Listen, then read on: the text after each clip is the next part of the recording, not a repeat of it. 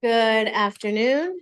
Today is February 26, 2024. Welcome to the bill hearings for the Ways and Means Committee. Folks, you either have to be in the room or out of the room for security purposes. And you might see Trooper Rachel back there instructing you, but please either be in the room and shut that door to my left. And it looks like there's some empty seats.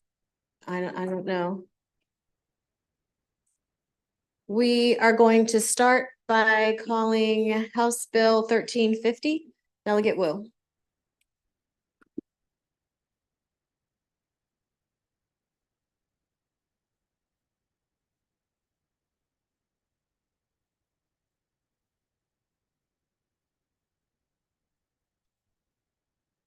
Good morning, Madam Chair. So I'm Delegate Wu. On behalf of Howard County delegation, I'm presenting Bill 1350, Howard County Board of Education Board Member Terms and the Compensation Commission. The bill is to create a framework for some board members to have a 6-year term. Second, to create a school board compensation committee. So for the record, I voted no on this bill.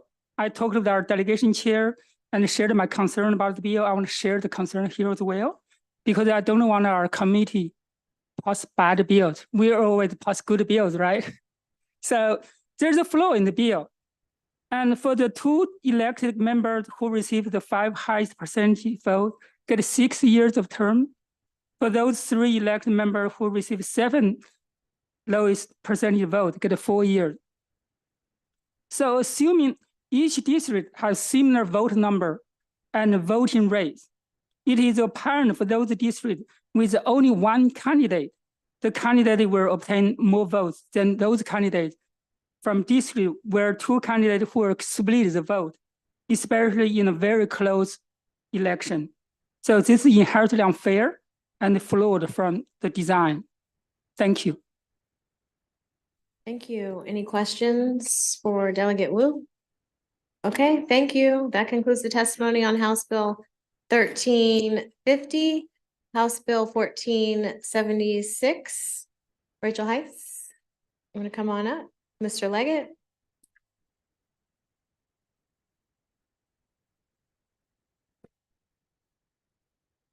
I have 3 other people. Do you want to just, bring them up too? Okay. Dean Collins, Laura Wheeldryer, and Clarence Crawford, please. How are you? Good morning.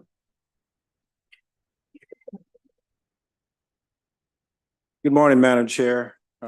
Let me first of all say that the AIB and the Maryland State Board are working in harmony.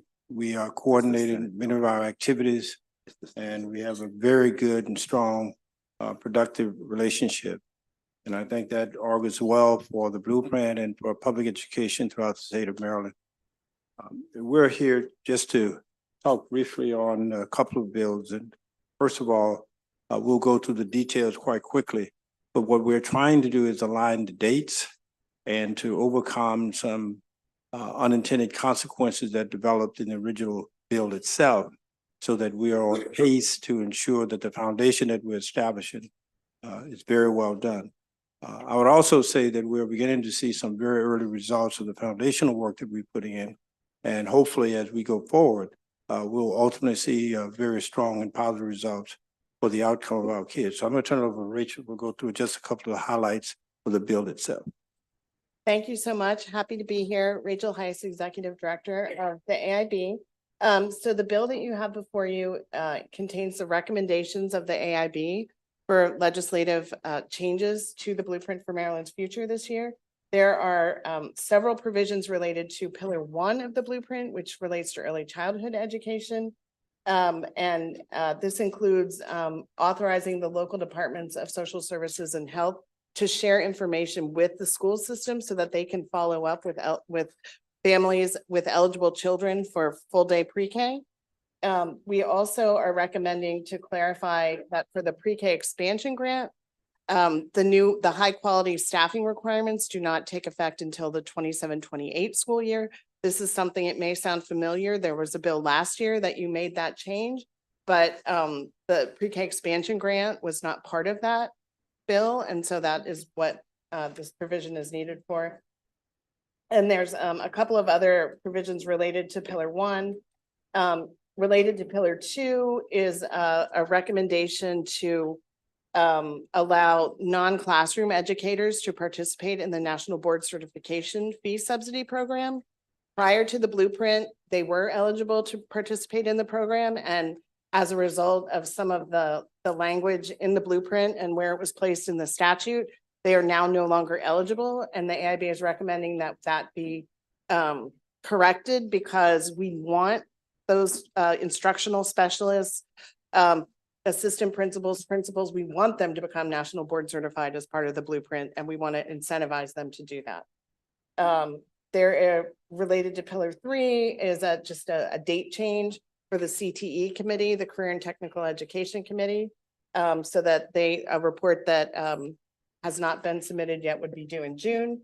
And then finally, something else that will probably sound familiar is a recommendation to extend the interim evaluation date to 2026. This is something that both the Senate and the House had agreed on last session, but it just didn't quite make it before midnight on Sine Die. Thank you. Yes, I'll go next. Thank you very much. Good morning, Chair Atterbury and Vice Chair Wilkins, members of the Ways and Means Committee. My name is Clarence Crawford, and I serve as President of the State Board of Education, and I'm here on behalf of the board in support of the bill. We appreciate the opportunity to have collaborated with the AIB in advance. And on the bill, the State Board and the AIB have established a strong working relationship. In fact, we will have a joint meeting on tomorrow in Baltimore. The State Board and the department support changes that improve the implementation. And we're happy to work with the AIB stakeholders and members of the General Assembly to do whatever is necessary for our children. To achieve the goals that we have, we again must hold ourselves and everyone else accountable. We must be all in, and again, we recommend favorable committee report. I'd like to, at this time, turn it over to Dr. Deanne Collins, who is our Deputy State Superintendent for Teaching and Learning. Dr. Collins.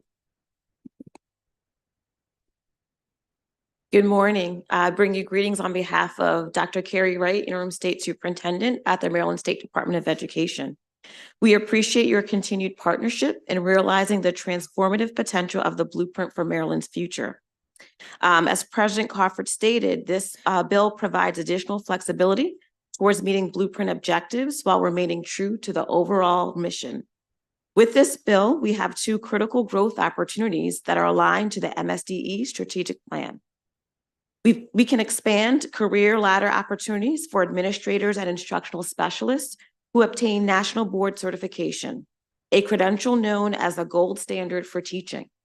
We also have the opportunity to increase the teacher pipeline in early childhood education with a critical eye on pre-kindergarten expansion growth by program by hiring non-traditional educators who are pursuing state certification. This bill also allows for careful planning in how we work towards our goal in career and technical education of 45% of high school CTE students completing a registered apprenticeship by the 2030-2031 school year. This bill would allow the CTE committee an additional 2 years for coordination and planning. Most importantly, we have a chance to give families of our youngest learners the strongest start possible by informing them of their eligibility for publicly funded pre-K programs. This is what we need to build strong schools, strong learners, strong families, and stronger communities. We thank you for your support and continued collaboration. Thank you. Good morning, Madam Chair. I'm Laura Wheeldryer. I'm the Executive Director of Maryland Family Network, which is a statewide nonprofit organization and children's advocacy organization. Thank you so much for the opportunity this morning to express our support for this bill. We are grateful for the early childhood provisions in Pillar 1 of the blueprint. And as Rachel has already shared, this bill contains several provisions related to Pillar 1, and one of them is related to family support centers or PADI centers. As you may already know, family support centers provide comprehensive preventive services to pregnant women and families with young children. The goal of these centers really is to support a two-generation impact for both children and families simultaneously. Maryland Family Network operates the Family Support Center network under contract with MSDE. We have 17 family support centers currently operating and more in the works under the generous expansion opportunity afforded by the blueprint. This bill will clarify that the first year of these multi-year grants to family support centers can be used for planning. With adequate time and resources to plan, we can ensure these centers hit the ground running from the minute they open their doors and maximize their positive impact for children and families. Thank you so much for the opportunity, and we urge a favorable report. Thank you. Any questions from the committee? Delegate Wu? Thank you, Madam Chair. So I have a question about the National Board Certificate. And I heard about, for example, in Howard County, we're paying extra $10,000 for teachers to obtain the certificate, another $7,000 for going to a low performing school. So if we consider teacher salary is $60,000 per year, that is 28% salary increase, right? So for $80,000 teacher salary, that's 21%. That is significant in terms of the compensation or school budget. Is there any concern in the future if we got more and more teachers certified with this? Because that's the kind of extra budget in terms of the salary and teacher salary steps. Well, let me address that first of all. This is a core tenet of a couple of things. One, we're also asking a great deal more of the teachers. We're requiring additional certification. Forget what you've just described in terms of the ability to get to the 10,000. In addition, we are in competition for teachers, and we have to, one, grow our own. We have to compete with other states throughout the region. And thirdly, we need to incentivize teachers in a career ladder. All of this is part of preparing teachers, recruiting teachers, more diverse teachers, and a greater number of teachers. And so this is needed in order to ensure that we have all of those things simultaneously. I agree that part, right? So my point is, we are pushing so much on national teacher certificate. Do we have other counterpart, other certificate which had similar purpose, serve a similar purpose, or will that eventually come back to really burn our budget for the school for some counties? Well, I think the General Assembly took approximately 2.5 years to look at this before. And based on all of the analysis and studies they made, they concluded that this was really something that was significant, that would increase the quality of teachers and provide us with the kind of rigor that we needed in our classroom. We could go back to review that analysis, but I think clearly they've concluded, and I agree with them, that that was something that was sufficient and needed in our system. Thank you very much. Thank you, sir. Delegate Henson? To the panel. My question is about Pillar 1, the early childhood education. One of the things that I'm hearing from our private providers, which I think we envisioned would be a large part of being able to implement that pillar, is that there's inconsistencies in the requirements for teachers in their classrooms and the requirements for teachers in, I guess, a public school setting classroom. And that they're having a hard time with recruiting professionals who can give them even the boxes they need to check to qualify for the expansion grants. I see that there's some flexibility in here, but do you, I guess my question is, taking one step back, how effective have the expansion grants been at getting us the number of seats and providers that we need to implement Pillar 1? So thank you for your question. I think the pre-K expansion grants have been effective in bringing private providers into the publicly funded system. They actually predate the blueprint and have been continued sort of as a transition to the mixed delivery system that the blueprint envisions for Pillar 1. As you noted, the bill does provide more time for the pre-K expansion grantees to achieve the high quality standards. What AIB has been focused on with MSDE is providing additional support and additional pathways for existing teachers and teaching assistants to earn the high quality credential that they will need beginning in 27-28 or begin pursuing it. So we're very focused on how do we expand alternative pathways, more flexible pathways, utilize the prior work experience provision that was in the Educator Shortage Act last year to really build better pathways so that all of our teachers and teaching assistants, can meet the high quality requirements, and the private providers are able to participate in the program, because that's the goal of the blueprint is 50%, half of the slots for full day pre-K are provided by private providers. Thank you. Some of the feedback I'm getting from private providers is that the standards are misaligned, that they don't have teachers with a classroom certification teaching in their facilities for a number of reasons.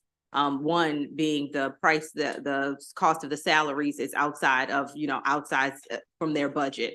What are we doing to make sure that good providers, because as I'm getting the feedback, good providers, they don't qualify for the expansion grant because they don't have the certified teacher in their facility on staff? So this bill includes a Okay. provision that fixes that. How, can you talk me through how it fixes it? Under current law, in order to receive the pre-K expansion grant, the teachers had to have their early childhood certification or be pursuing it now. What the bill does is it extends that deadline to 27-28 so that it is aligned with the public school teacher requirements. So are you saying that if a center doesn't have a certified teacher there, but they want to apply for the expansion grant, that they would be, if they're eligible in all other ways, that not having a certified teacher wouldn't disqualify them? Correct. And is that a feature of this bill? Yes. Or are you saying that's, got it? Thank you so much for tackling that issue and taking that on. As I understand it, that's been a huge barrier, and it sounds like this has the potential to open up the opportunity to a lot more providers. Thank you. Thanks, Madam Chair. Delegate Ebersol.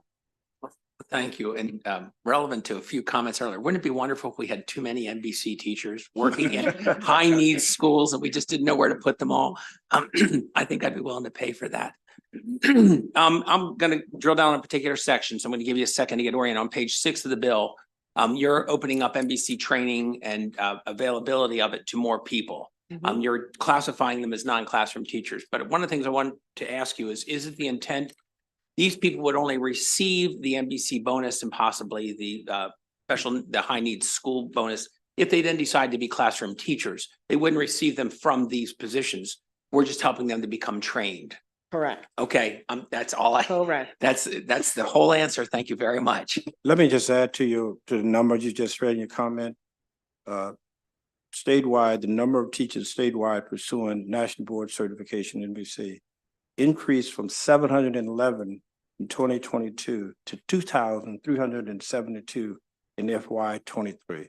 Over 700 additional in 2023 received the NBC. So what we're doing and what we're looking at is in fact work.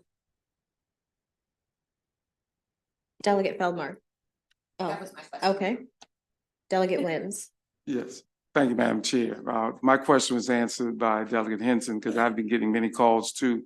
But I would be remiss if I didn't say that I'm so happy to see our former county executive, Ike Leggett, here, because not only was he a mentor to me, and that's why I'm here today, I want to say thank you for your great work you're doing for education. Thank you, Madam Chair. Any further questions? Okay, thank you. Thank you. Very much. That concludes the testimony on House Bill 1426. I'm going to call House Bill 1387 and ask the following, ask if Lauren Lamb is here, if she could come up, please. And I'm going to turn it over to Madam Vice Chair.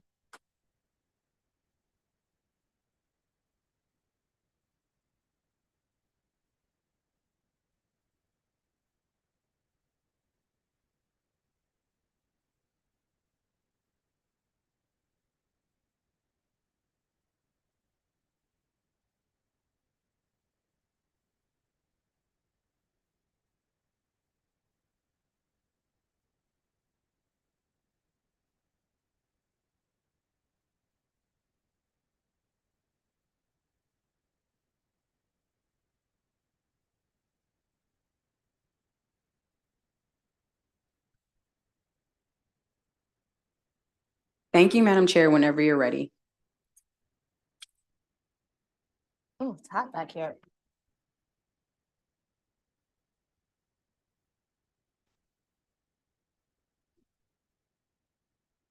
Thank you and happy Monday, committee. Thank you for coming in today. I know we are not normally here on Mondays. I am here first on House Bill 1386 to ask for your favorable report. And what I will say first, as this bill has been amended, I believe the amendments are at your table. So this is one of these amendments that I generally don't like because I'll say strike the bill. And what it does is create a more inclusive approach to anti-bias teacher training. So essentially what the bill would do would require MSDE in consultation with the Professional Standards and Teacher Education Board to develop guidelines for anti-bias teacher training program that will be implemented in each county school system by the county board. It sets guidelines for the program that include raising awareness of biases, prejudices, intolerances, and discrimination faced by historically marginalized racial and ethnic minorities, including African Americans, and combating prejudices faced by historically marginalized religious minorities, including anti-Semitism and Islamophobia. The guidelines are required to be updated based on lessons learned from real-life incidents of bullying, harassment, and intimidation. The bill also requires MSDE to contract with a consultant to conduct an independent study and assessment of Holocaust education in elementary and secondary schools. In 2019, if you were here, you may remember that MSDE made assurances to the General Assembly it would implement a comprehensive Holocaust education curriculum, and it's 5 years later, and there's documented anti-Semitism on the rise in our schools, so we need to start tackling this issue. I also would like to note that this legislation is part of the Speaker's 2024 decency agenda. And with that, I will turn it over to Lauren. Thank you. Members of the committee, thank you for having me today. My name is Lauren Lamb. I am a former teacher, and I'm here on behalf of the Maryland State Education Association, which represents 75,000 educators across the state. We are here in strong support of House Bill 1386 as amended. As educators, we know that students learn best when they feel safe, seen, and supported. As our state has seen a sharp rise in hate crimes, it's more important than ever that educators are prepared to play their critical role as school and community leaders.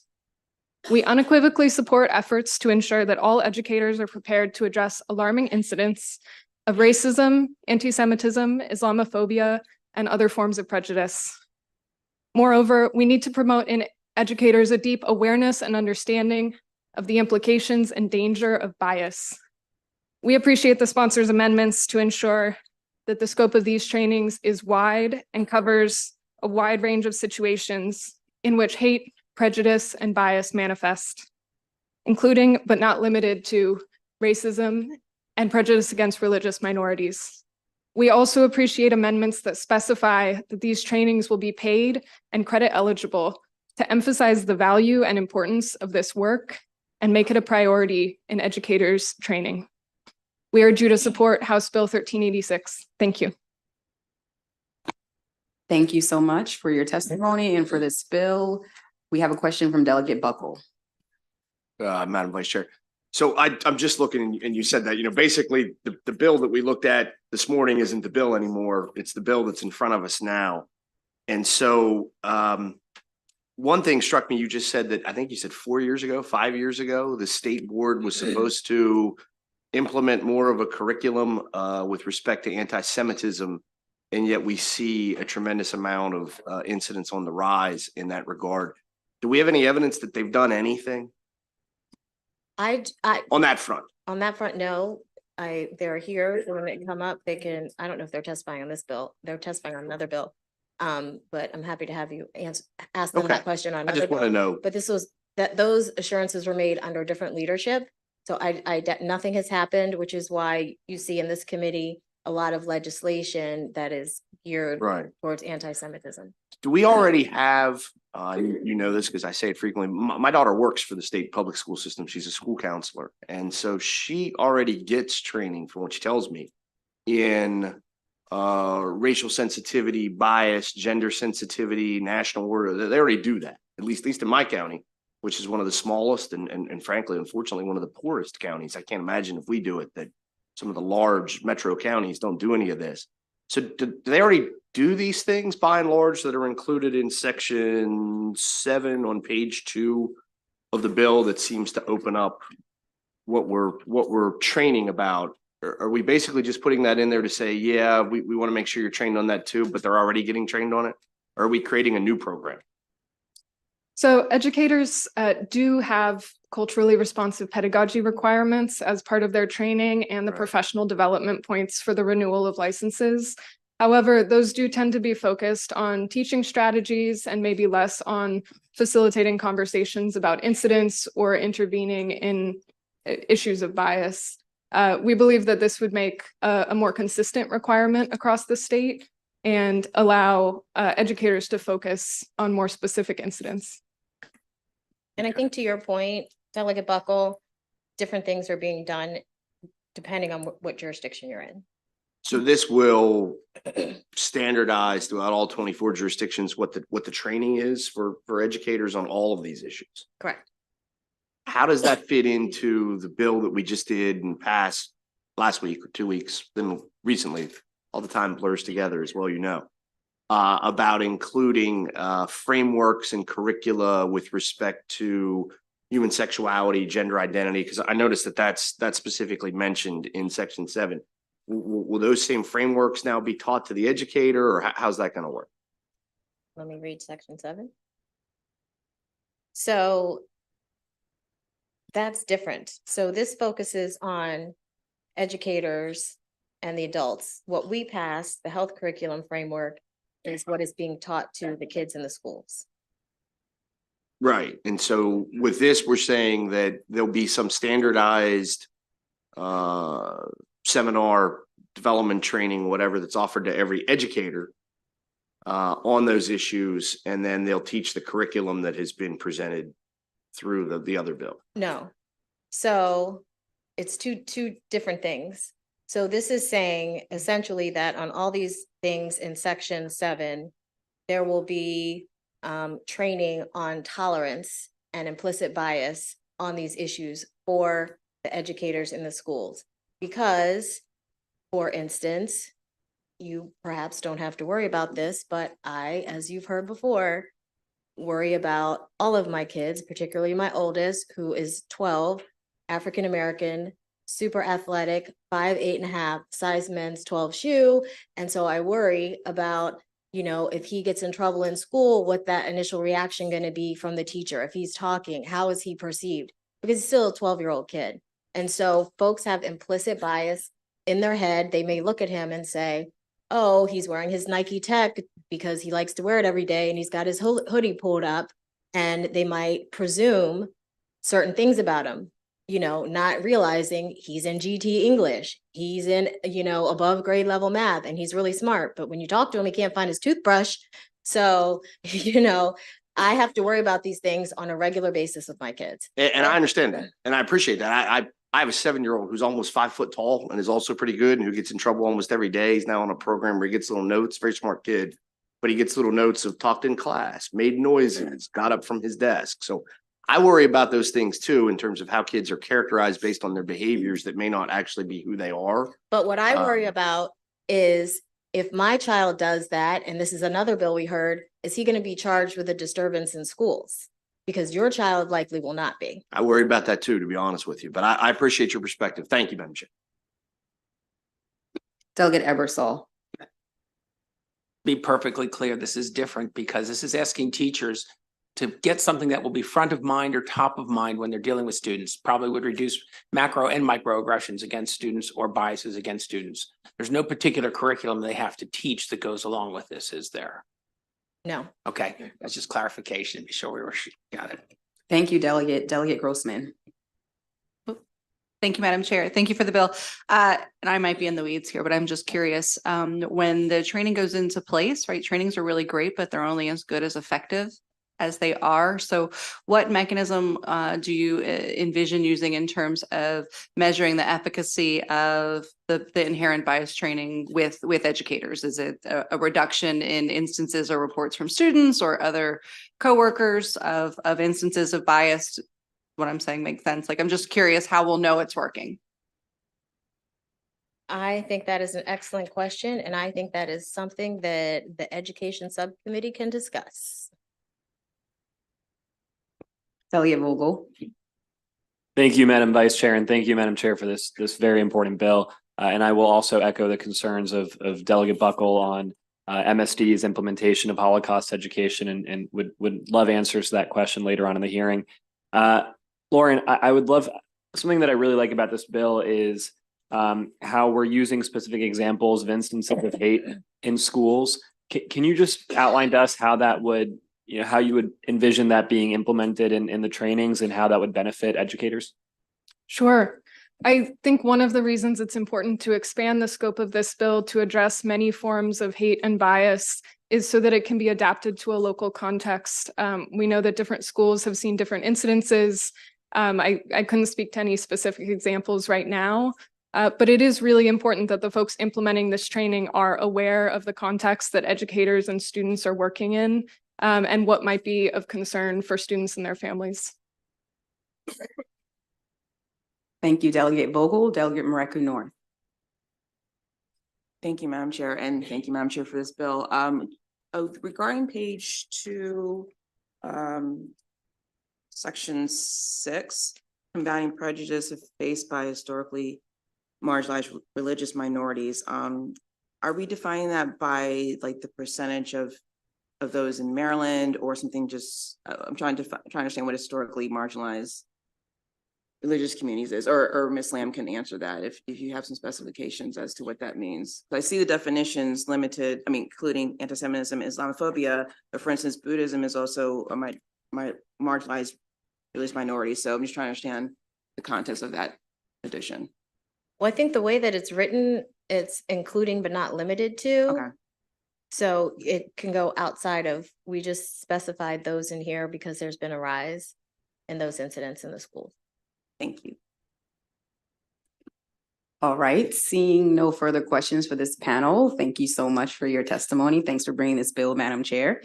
I'm going to now call up our next set of witnesses in favor of the bill, Sarah Meek, and also favorable with amendment, the NAACP of Maryland, Reverend Kobe Little.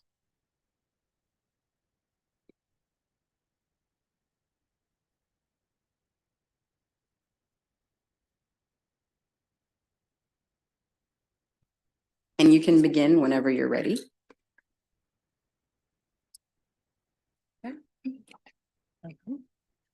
Good morning, I think still. Madam Chair, members of the committee, I'm Sarah Mirsky-Mickey. I'm the Deputy Director of the Baltimore Jewish Council, which represents the Associated Jewish Community Federation of Baltimore and all of its agencies, as well as the organized Jewish community of Greater Baltimore. Here in support of House Bill 1386. I just received the amendments this morning.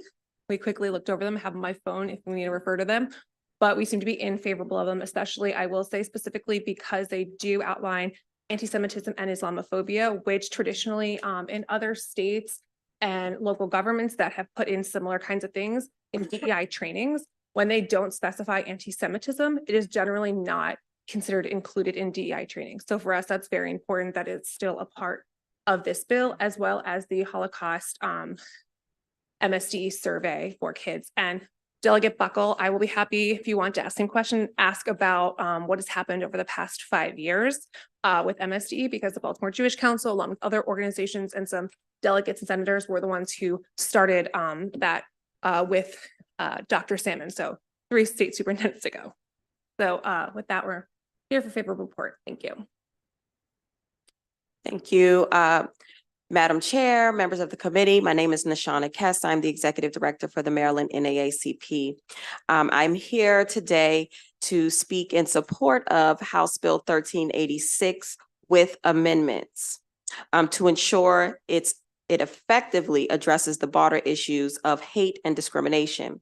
House Bill 1386 seeks to address the vital issues of anti-Semitism and Islamophobia through education and training initiatives. And we commend the efforts of the bill sponsors to promote understanding, tolerance, and respect within our communities.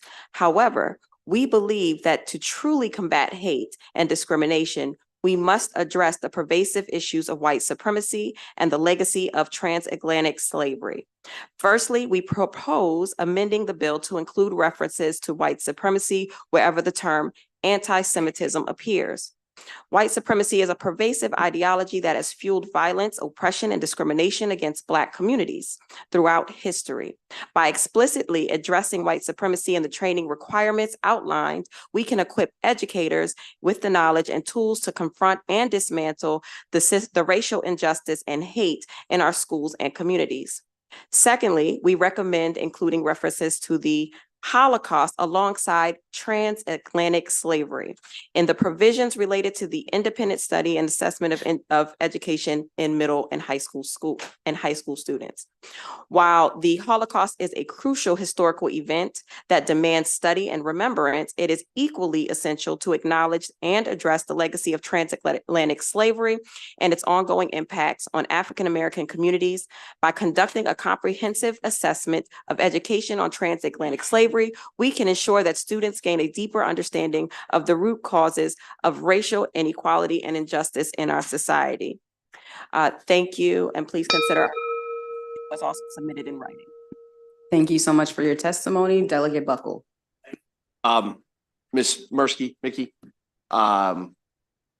you had said that you had some background. I mean, we've had a lot of bills the last couple of years. We had a lot of bills today that talked specifically about Holocaust education and how tremendous, how insane it is. But a very, very high percentage of Maryland high school students either don't know what the Holocaust was or don't believe that it happened or believe that it's somehow fabricated.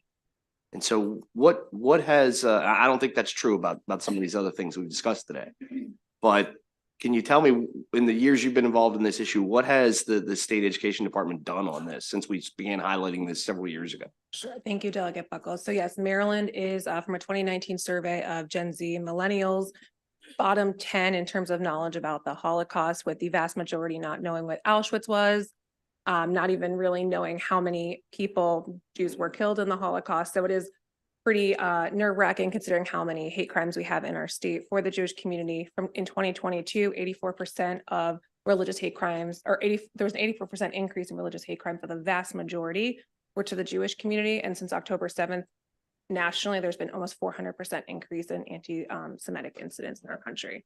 Around MSDE, so in 2019, there was a Holocaust education bill that essentially mandated some Holocaust education training and required students to learn certain things about the Holocaust. MSDE basically told us that, we're going to work on this with you guys. We wrote a letter to them after session with some other organizations, some senators and delegates, requesting certain specified changes to their education standards. COVID happened. There were some delays. We reached out several times, and until last spring, there had been some curriculum standards changes that you can find online related to the high school and the middle school curriculum, and they just changed in January. So they put some curriculum changes in. However, I will say that us, the ADL, JCRC, weren't really involved very much in what these changes would be. And while there are some minor changes, I think given the epidemic that we are seeing, that they're not strong enough around Holocaust education. That's why there are several different bills around anti-Semitism in schools. Delegate Wells. Thank you, Madam Chair. I was curious, so if from the NAACP, if for folks that are listening, if we can talk a little bit more about some of the nuance. So we obviously know that Holocaust education, things around anti-Semitism are very important, but can we provide a little bit more nuance around why it's important for us to also have the conversation more broadly about racism and hate and how that is framed from as you regard it with regard to the history of white supremacy and the terror of white supremacy. Can you talk a little bit more about that, please? For those that I think maybe are trying to understand the connection with your sister to your left. Thank you. And so as we know, transatlantic slavery was something that occurred here in the United States and is deeply rooted in the American history. We also know that at this current time, there has been a lot of conversation centered around whether or not slavery should be taught in schools and some of the historical basis around what that looks like and how that affects the African-American community. And we're certainly, always advocating for education around this topic, because African-Americans are always subject to racial incidences, hateful speech, and just historically has been marginalized in many of those areas. And so when we talk about the Holocaust, it is something that has affected, or rather the effects of the Holocaust in the same ways that it affects the Jewish community. These same racial incidences that occur with African-American communities do affect Black students in those same ways. And especially in some of the more rural communities, I've heard from many students, as well as I was a student over in the Eastern Shore, and there are many, many hateful incidences that occur among, or rather towards, the African-American community in many of those communities. Thank you. Thank you so much. And I'm going to dismiss this panel, and thank you. We do have some virtual witnesses, so we're going to hear from our virtual witnesses and then close out. Meredith Weisel, Paula Benenfield, and Zainab Chowdhury. I'm not sure that Zainab is in the wait room. You can proceed.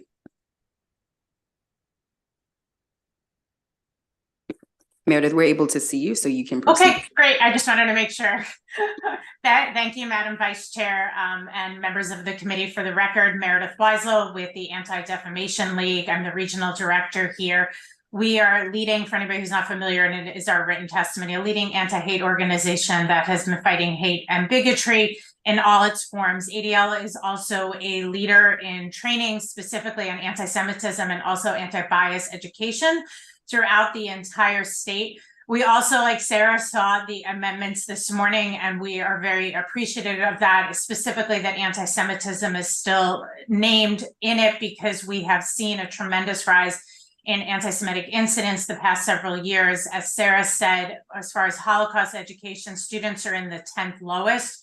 Anti-Semitic incidents in 2022 in Maryland were actually the 10th highest.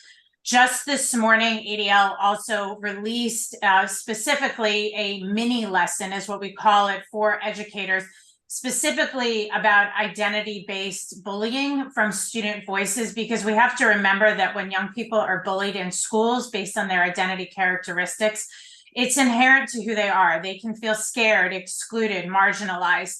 And this type of mini lesson is really a way to develop resources for our educators, for students to have the critical conversations we need to related to things like anti-Semitism, anti-Muslim bias, racism, anti-LGBTQ+. So for all of these reasons, with the bill as amended, the ADL strongly supports House Bill 1386. We thank the Speaker, we thank the Chairwoman Atterbury for introducing the bill, and we're happy to answer any questions. You do have my written testimony as well that has a little bit more details, but in the interest of time, I will stop now. Thank you very much. Thank you so much. And Ms. Paula, you can proceed. Thanks. Hi, good morning, Madam Chair and members of the committee. I'm Dr. Paula Bienenfeld, representing the Montgomery County Jewish Parents Coalition and the Parents Coalition of Montgomery County. We support the bill with our proposed amendments, and I apologize, I didn't see the new amendments this morning. This bill, if passed, signifies a crucial step forward, yet there remains an important consideration that requires attention. The current definition of cultural diversity in the bill reads, in this section, cultural diversity means inclusion of those racial and ethnic groups and individuals that are or have been underrepresented in higher education. We find this definition incomplete. True cultural diversity should not only ensure representation at the table, but also guarantee that every voice at the table is heard. Given the alarming rise in anti-Semitism in our schools over the past few years, including from the teachers, we propose amending the bill to include a second definition of cultural diversity, focusing on implementing initiatives to combat bias, discrimination, and hate against historically targeted groups. This amendment aligns with our commitment to fostering inclusive and equitable educational environments for all. Additionally, we urge transparency and accountability in the implementation of training programs and consultation processes outlined in the bill. It's imperative the public have access to these programs, and consultants are hired through an open and transparent process akin to those used by the federal government. Furthermore, we are concerned about the short-term nature of certain provisions in the bill, particularly Section 3, which suggests a limited duration of effectiveness. Anti-Semitism and other forms of bigotry require sustained efforts over the long term. Our proposed amendments are in our written testimony. In closing, we emphasize the fight against anti-Semitism is not just about protecting one community, but safeguarding the principles of equality and justice for everyone. Thank you very much for the bill and your consideration. Thank you so much for your testimony. We do have one additional in-person witness from JCRC. Please proceed. Thank you.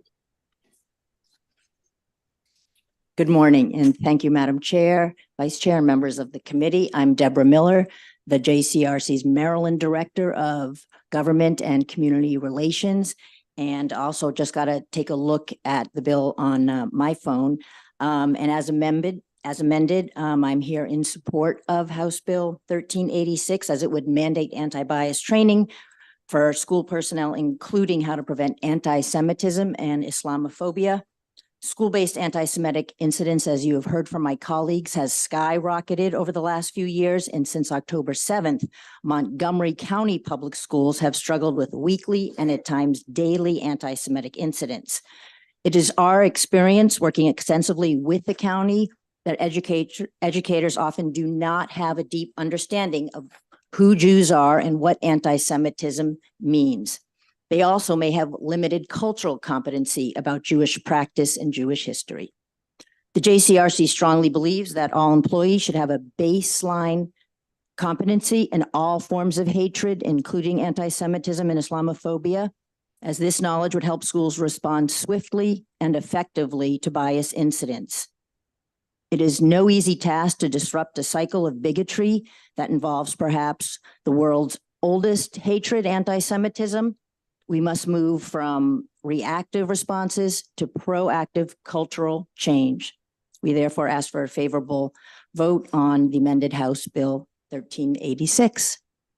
Thank you so much for your testimony. Seeing no additional questions, that ends the hearing on House Bill 1386. I will now call up Madam Chair's next bill, which is House Bill 1441. And this is a bill that is jointly assigned with the Appropriations Committee. So we're pleased to be joined by Delegate Carl Anderton representing Appropriations. He's holding it down for the committee. Great job. Madam Chair, you can start whenever you're ready. Did you call up? And I'll also call up Ellie Cowan, Evelyn Owens, Christina Bush, and Laura Wheeldryer if you're here. And she's there. Okay. Thank you.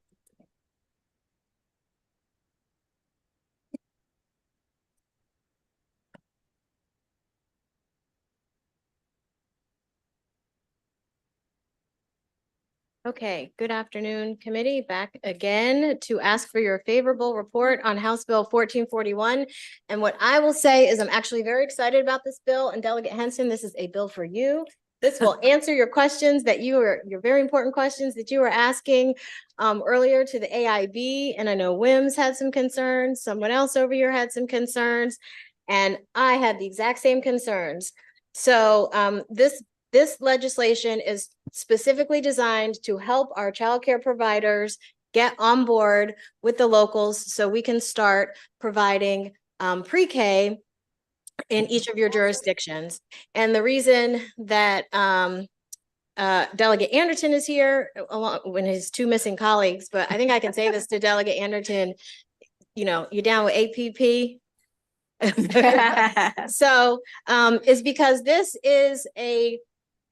bill stems from joint meetings with members from appropriations that are involved in childcare over there, and members from this committee that are involved in childcare, specifically our subcommittee chairs, Delegate Ebersol and Delegate Plakovich-Carr, myself, Chair Barnes, and Delegate Stephanie Smith, and a couple others. And so you all are aware, so I'll ask for a favorable report if I didn't already say that. You all are aware that in 2020, the Maryland General Assembly passed the Blueprint for Maryland's Future. This called for a $3.9 billion investment in Maryland's educational system, including early childhood education. And I just want to take a quick moment to tell this quick story because I am very, very proud of it. Before I was on this committee as chair, when I was just a lowly delegate over in judiciary with my 3 kids that were in 2 in diapers and 1 in pull-ups, I had them in a childcare center, and I thought to myself, every child should be in a childcare center, learning the things that my kids are learning. I thought to myself on a daily basis how expensive it was, but I also thought to myself how important it was and how loving and dedicated those teachers were that were taking care of my kids and teaching them how to read and potty train and all that. I went to Delegate Ebersol and we worked with actually Rachel Heiss, who is now on the AIB, and developed the work group that made the recommendations to universal pre-K. So I want to thank Delegate Ebersol for that because I just grabbed him and was like, help me, please. So thank you. Pillar 1 of the blueprint requires publicly funded pre-K for 3 and 4-year-olds via a public-private delivery system, as you are all aware. By FY23, private providers were to provide at least 30% of pre-K slots, which is not happening. Waivers are being obtained from by the locals. And as you heard from Ms. Heiss, by FY25, 50% are supposed to be provided by the private providers. I've heard, you all have heard from your private providers that this partnership is not occurring. Specifically, the private providers are unable to fill their obligations to supply slots because they cannot meet the well-intended but extremely too stringent standards that are set forth in the blueprint. So this legislation gets us back on track towards the expansion of pre-K and the promise that we made to all of Maryland's children. We removed the barrier in this legislation of obtaining a 4-year degree and say that you can obtain an associate's degree or your CDA within certain time frame. This helps get the private providers ramped up so that they can not have to have these qualifications at the onset, but give them a window to obtain these qualifications. The professional development program is established in the legislation to help private providers obtain a CDA. The legislation provides a mentor teacher for their programs. The legislation also helps out the localities by saying that they can lease space for pre-K programs. And also what is, I think, really interesting in the legislation is that a list of providers and available programs has to be published through certain avenues so that folks know where they can place their kids. I do want to say a couple things that we mistakenly did, because although this had an amazing bill drafter, there were a couple of mistakes that we made. And so recognizing there were some concerns about the language that we used, we will change that.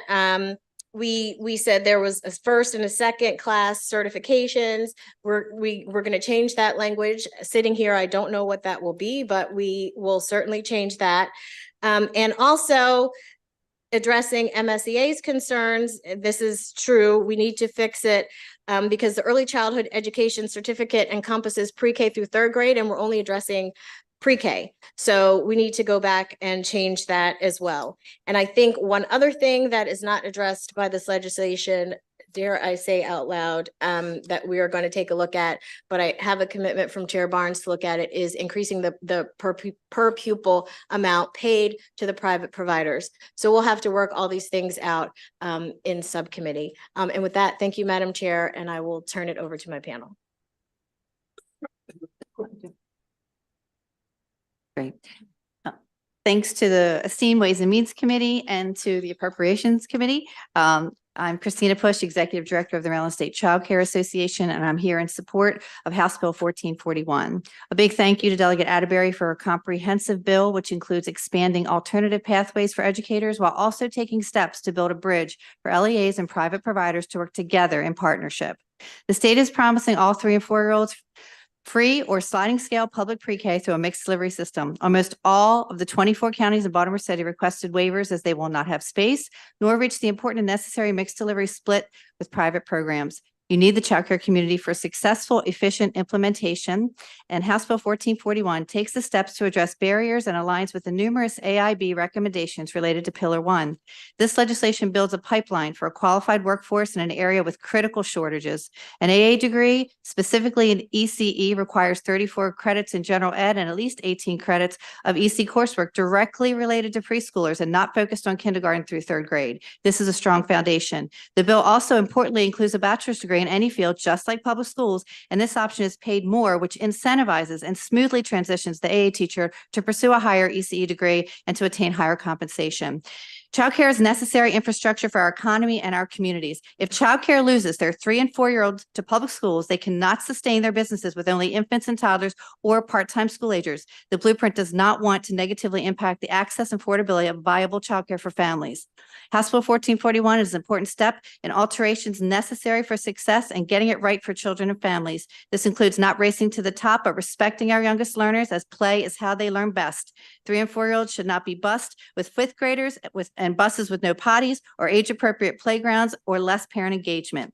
We must, with our 40,000 diverse experienced childcare workforce who understand the importance of social and emotional foundations, play, inquiry-based curriculum, family engagement, and appropriate practices, and parents that don't work 6.5 hours a day. So please support House Bill 1441. Good morning, Laura Wheeldryer again from Maryland Family Network. I want to thank the chair and the members of this committee for continuing to recognize the importance of early childhood education.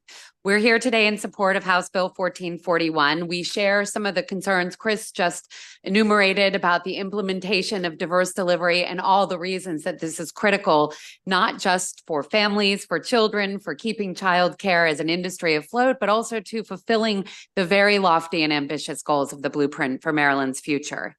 So in essence, what we want to say is really that we support this provision that would establish an AA in early childhood education is the criteria to be a lead teacher in pre-kindergarten. We applaud the chair's intent to do 2 things at the same time: remove barriers and maintain quality. Both are critical to the success of pre-K expansion and positive outcomes for our youngest students. And we understand that this change may be controversial in some circles, but the promise of mixed delivery will not be realized without some creative problem solving and innovative thinking. And to be honest, no piece of paper, whether it's a degree or a certificate, is an absolute guarantee of quality. We do have some concerns over the provision in the bill that would remove the requirement that LEAs partner to deliver 50% of the public pre-K in childcare settings. But you have my written testimony, and we're looking forward to continued dialogue. Thank you so much.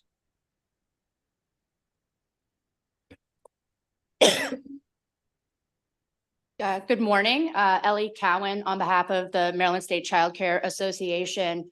Thank you so much for your time hearing this bill today, and thank you so much, Chair Atterbury, for bringing this to the committee. I don't want to repeat what my colleagues have already said about the importance of ensuring that our private providers can partake in the public-private mixed delivery of pre-K. One thing I did want to highlight is that this bill is the logical next step from legislation that this esteemed body passed last year, House Bill 1219, that acknowledged that there was a need for alternative pathways for private providers to be able to participate in the high quality public pre-K system laid out within the blueprint. And this bill, I think, goes out of its way to remove a lot of the barriers that we've seen in practice with our private providers. So everything from allowing for associate's degrees in early childhood education or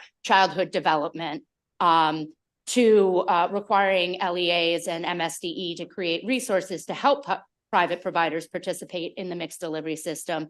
And it also creates a pathway to credit private providers for prior experience. I think, as Chair Atterbury mentioned before, we've had private providers teaching pre-K for years and quite successfully. My son is one of those beneficiaries right now. So I think that we all look forward to working with all of the other stakeholders that you'll hear from this morning to make sure that we end up with a bill that helps not only our private providers, but also our students, because we're at a point now where public seats are not enough for all of the children that we need public pre-K for. So we need to come up with a solution that gives true mixed delivery for, thank you.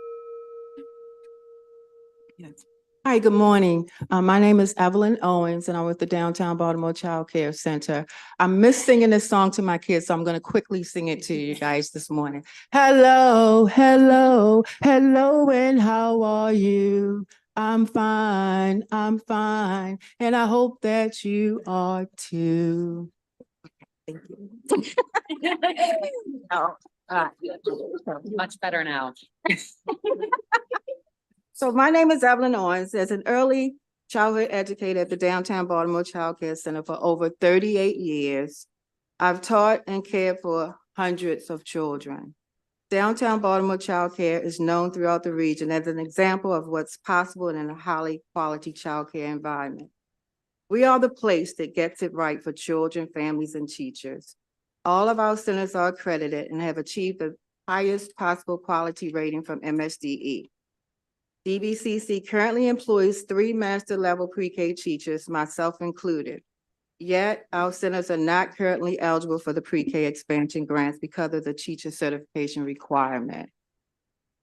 As someone who has devoted my life to early childhood education in the private sector, I've never pursued an MSDE teaching license, but I have demonstrated my ability to foster growth in children. To get certified at this stage in my career would require me to complete an approved MSDE program that requires field experience or student teaching. In other words, to become certified in a job that I already excelled for decades, I would have to leave my job. And that is something that I really don't want to do because I love children. This requirement is inequitable, unnecessary, and places an undue burden on quality early educators and programs. The opportunity for mixed delivery is technically here, but the gates are still closed and keeping out experienced and talented teachers. DBCC is in favor of HB 1441 because it recognizes quality child care providers and expands Maryland's ability to serve children and families. Madam Chair, if I may, Ms. Williams, this is exactly what this bill is for. She is who we want teaching our children. Yes. We do not want to push her and her colleagues who have decades of experience, love and experience. The Yes. most fearful thing you can do is to drop your child off for the first time at a childcare center because you're like, oh my gosh, what's going to happen? We want her in the classroom teaching our children. Thank you, Madam Chair. And that's what I do best. Thank you so much, and Ms. Owens. We might have to take that song and sing it in committee.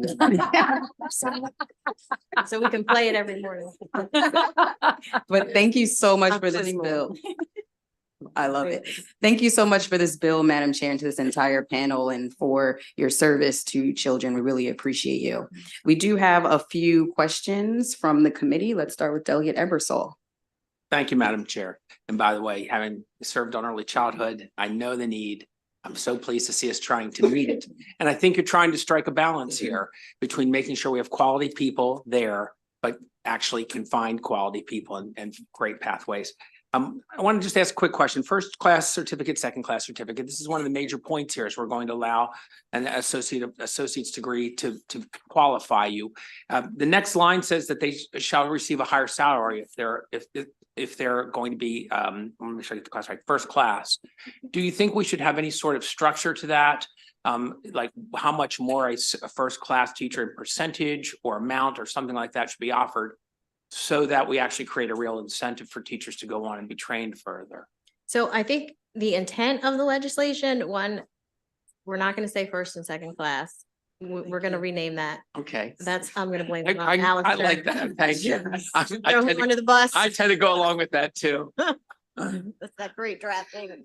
But the intent Esther was and- to say, look, we don't want to say we want to discourage anyone from getting a 4-year. If that's what you want to do, then go ahead and do that. But we don't want to force individuals like Ms. Williams to go and do that. Right. So there was no other parameters put around it. You know, the subcommittee takes a look and thinks that there should be, but it was really just to not disincentivize individuals from getting a 4-year degree if they want to. Right. If- Go ahead. And if yeah. I may, there is already a precedent for this currently in the pre-K expansion grants, because if you're not certified and you have a bachelor's degree, you don't receive the same amount of pay as a certified teacher. You know, So but my question is, are those pays laid out, or does it just say you don't receive the There's- same amount? It's 85% right now. Okay, so it's in percentages. There is a percentage right I like now. percentages. Okay, Thank you. well, I know you do, and it's 85%. Very fond of them.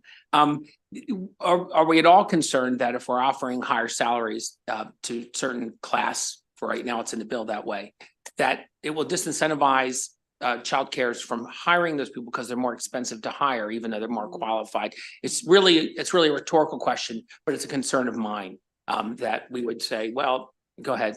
No, I actually think it incentivizes. Okay. In order to have either or, it expands the opportunities and the workforce for us. So. Good. And the last question is this: we do honor those who have taught a long time. And usually if you teach a long time, and I'm an example of this, you think you're pretty good at it. That's why you keep doing it. Okay. Nobody wants to work a job they don't think they're doing a very good job at. Most people drop out if it's not working out for them.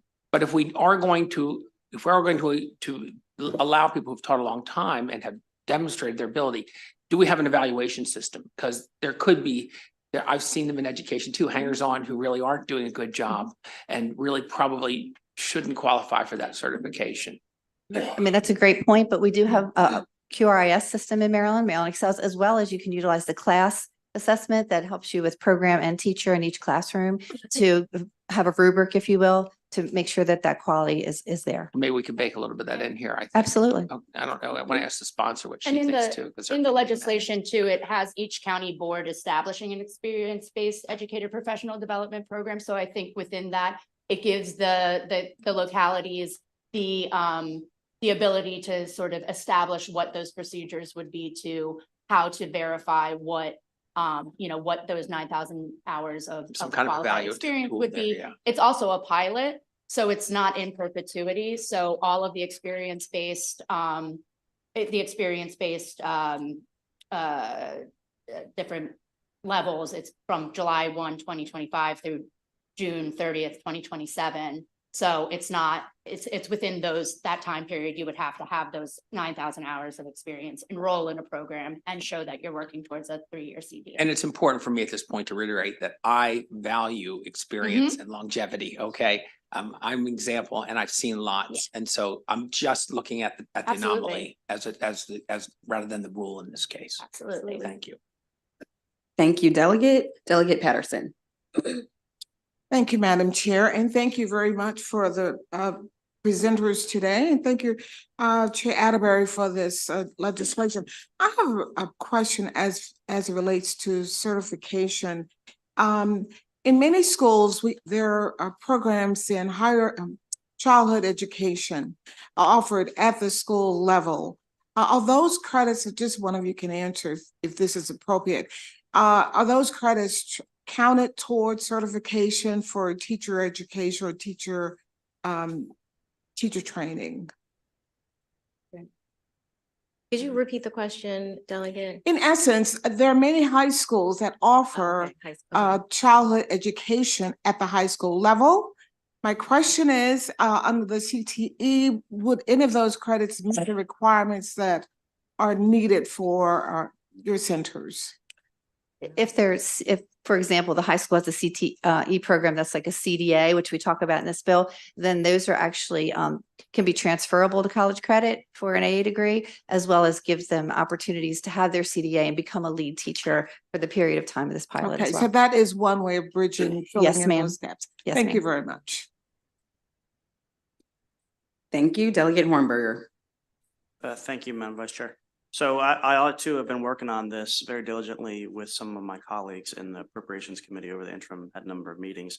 It's a very large issue. It's sometimes difficult to fix these things via legislation.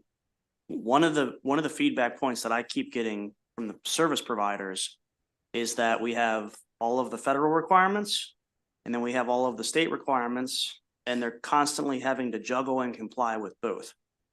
So my question, and maybe this is for council, is are the federal requirements an absolute mandatory? Does the state of Maryland have the ability to override or tweak those? So that's question one. If there's federal requirements for example, for the CDF, or is it for the Head Start? Because Head Start can participate as well in the pre-K expansion grants. So Yep. Most of these are state imposed State requirements. These are state imposed requirements that are the biggest barriers that. Okay. So the question that I had was, why aren't we de facto just looking at the federal requirements? I think Head Start has a bill exactly related Okay. to that, I think tomorrow. Okay, great. Great. That's it. Thank you. And keep up the good work. And this is something that needs to be resolved. I totally agree. Thanks. Delegate Wu. Thank you, Madam Vice Chair. Thank you, Madam Chair, bring forward the bill. I think that's definitely needed in terms of really the reality we're facing to change the requirement, and even for the space lease, I think that's to be a concern. I remember the early discussion, private provider are kind of just worried about it. They may lose business because of the requirement, right? So I have a question, kind of weird question, but I just want to see, I never thought about that before. Because private business provider, they still need to make a profit somehow. First, I want to say I really appreciate the private provider. My both children went to private, like daycare, the same as the childcare, right? Yes. Okay, exactly. so they enjoy the time there. They learn a lot. They grow a lot. They're prepared to go to kindergarten. So, but at the same time, private daycare is still private business, and at a certain time, what a percent, like state provided funding, eventually, is there any threshold we treat them a private like provider or the public institution? What's the percent you were thinking about that? 1%, 80%, we're providing funding for them? And is there still private business or like mixed business, private, public partnership? So I think you're asking with the amount of eligible children within. No, it's a business, right? You're Yes. still a business. It is a private business. Yeah, providing a we are public- providing public money. public good, right? Is there, like in the future, if, for example, if the state provided 100% funding for you to run your center, but that's still a private business or public business? Still a private business. They So- can choose. This is voluntary and they can choose to participate. Agreed, but I mean, I think you're raising a long-term core question here, which is childcare is a public good, but we've left it to the private market.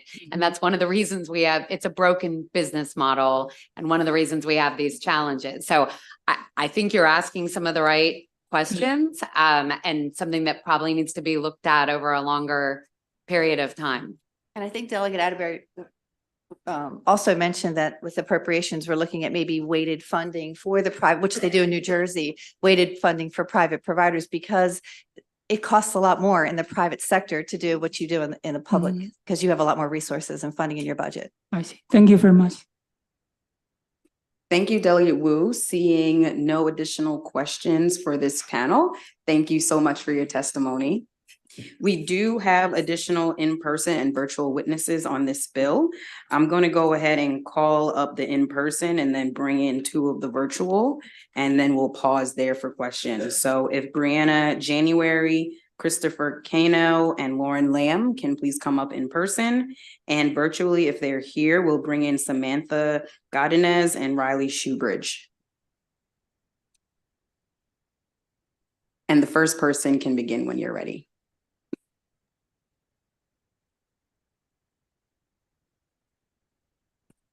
Good afternoon, Madam Chair, Madam Vice Chair, esteemed committee. Brianna January with the Maryland Association of Counties in strong support of HB 1441. And we thank the chair for bringing this forward and for engaging counties on early childhood education.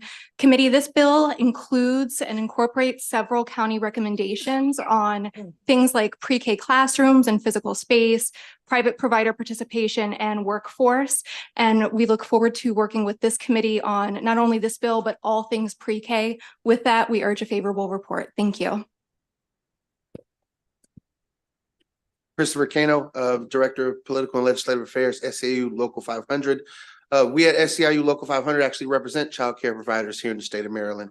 And the fact is that our members have given us much feedback on the fact that they want to be a part of the expansion. They want to be a part of the goals of the blueprint and the existing programs that they're going through to achieve their education, like Aspire.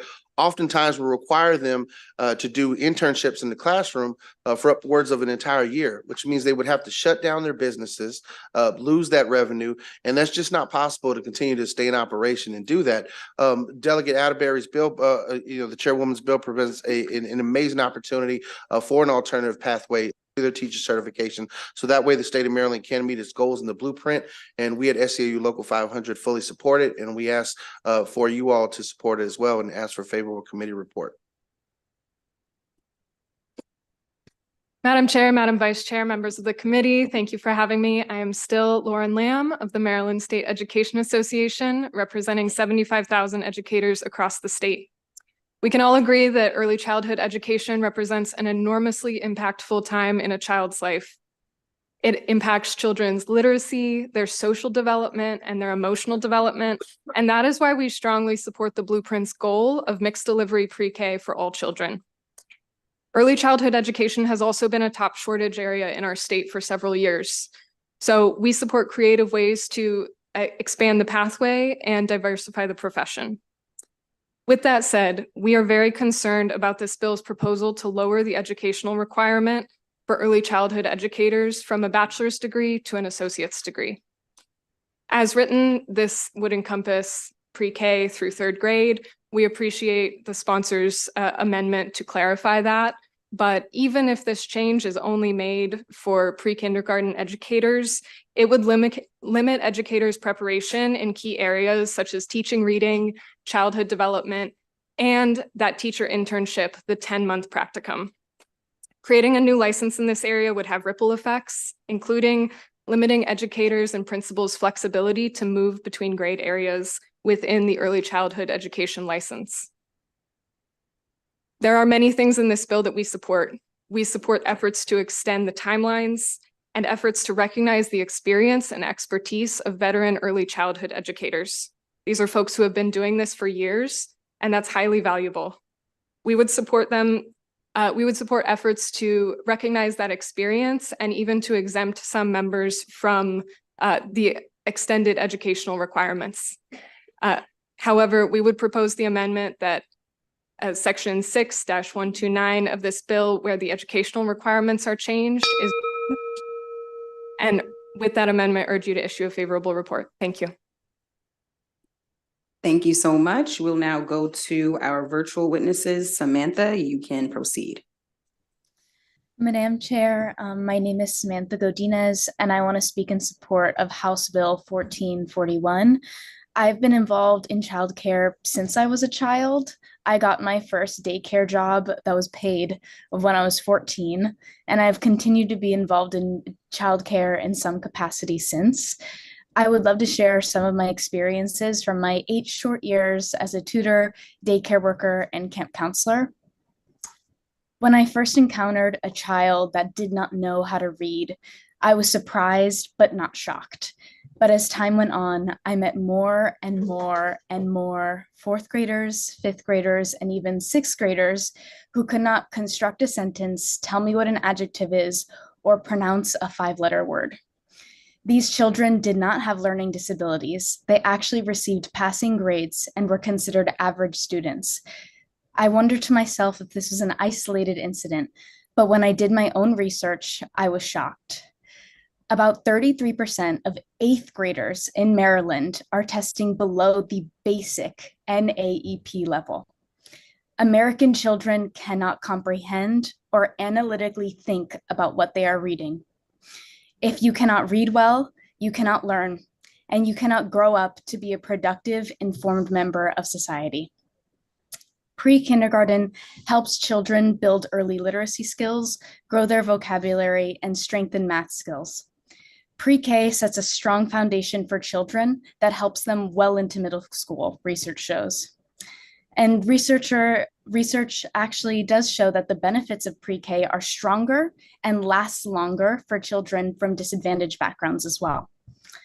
This all tells me that anything that will increase pre-K enrollment and accessibility will help us have a future where adults are literate, productive, and informed. Thank you so much for letting me speak. Thank you. Riley, you can proceed. Good afternoon, Madam Chair, Madam Vice Chair, and members of the Ways and Means Committee. For the record, my name is Riley Shoebridge, and I'm speaking on behalf of KinderCare Learning Companies in support of House Bill 1441. KinderCare operates 35 child care centers and 16 before and after school programs throughout Maryland, currently serving over 4,700 children and employing over 900 individuals. House Bill 1441 provides many recommendations to support the goal of increasing accessibility and affordability of care, including expanding the eligibility of individuals within the childcare workforce. Adding pathways for qualified pre-K teachers will directly help alleviate childcare workforce shortages and, more importantly, aligns credentialing standards with qualified individuals who have studied child development and are trained to support our youngest learners. In addition to supporting the workforce, this legislation is intended to promote mixed delivery preschool involving both public and community-based providers. This directly increases access and provides more options for families to choose a setting that best meets their child's unique needs and fits their unique work schedule. HB 1441 would also increase transparency and assist county boards in implementing best practices to efficiently and effectively achieve the overall goal of the blueprint for Maryland's future, increasing accessibility for our youngest learners and supporting working families. KinderCare respectfully requests your support for HB 1441. Thank you, Riley. Ms. Laura Jerome, we'll go to you next, and then Dana Barnhart. And actually, I'll go ahead and dismiss this panel and also the virtual witnesses who just spoke. Unless there are any questions, I don't see any from the committee. All right, thank you so much for your testimony. Thanks. Hi, my name is Laura Jerome, and I am Manager of Strategic Initiatives for the Montgomery County Children's Opportunity Alliance. We are a new nonprofit designated by the county to bring community together to create a more equitable system of accessible, high quality, and sustainable early care and education for families with young children in our county. Over the last year, we've been engaging families, childcare providers, and many diverse stakeholders to understand the perceptions of and ideas around Blueprint Pre-K expansion. Families want and need state-funded pre-K in community-based settings. We believe that to serve all eligible Tier 1 and 2, 3, and 4-year-olds in our county while meeting the 50% ratio goal, we estimate we'll need over 6,500 seats. Right now, we have 208, and our current ratio is 90-10, so we have a lot of work to do. We are overwhelmingly hearing that the model as it exists today does not work for providers in our community because A, the current eligibility requirements are unrealistic for them to be able to meet, and B, the reimbursement rate per pupil does not cover the true cost of quality care, but that's a conversation for another day. The eligibility requirements around teacher certification is the largest barrier to getting the pre-K expansion grant. Post-pandemic, the childcare workforce is in crisis in a way that it wasn't while the Kirwan Commission was forming its recommendations. One large NACCE accredited center in our county has a capacity for 560 children from birth to 5, but only 63% of their seats are filled, even though they have a waiting list of over 1,000 families. And this is because they can't hire teachers to open 40% of their classrooms. They want to apply for the pre-K grants, but none of their current staff possess the current requirement of a P3 certification. nor are they willing or able to go back to school to get it by 27-28. But they do have staff that meet the qualifications as listed in HB 1441. Thank you. Thank you so much for your testimony. Randy Albertson and Carrie Usey. Thank you. My name is Randy Albertson. I'm an early childhood consultant and trainer in Maryland. I am testifying in favor of House Bill 1441. There are many components of this bill that support the early childhood community, but I'd like to focus on the teacher qualifications. It's imperative that the legislature adopt modifications to current blueprint teacher certification requirements for pre-kindergarten.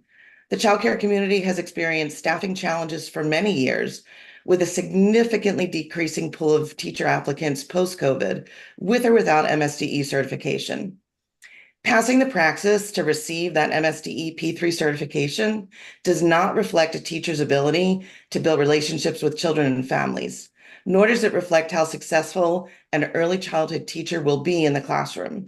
It's only a measure of test-taking ability on a particular day. Successful pre-kindergarten teachers need a host of soft skills not measured on standardized tests. This includes nurturing children, building trust with families, utilizing developmentally appropriate guidance and supervision, and creating trauma-sensitive classroom environments. Building trust with families and utilizing MSDE's Family Engagement Toolkit is a big component of the Maryland pre-kindergarten grants. It is rated, ranked, and scored in a similar fashion to a pre-kindergarten program's budget, to their teacher certifications, all of those components. That Family Engagement Toolkit is a huge part of those grants and implementing them successfully.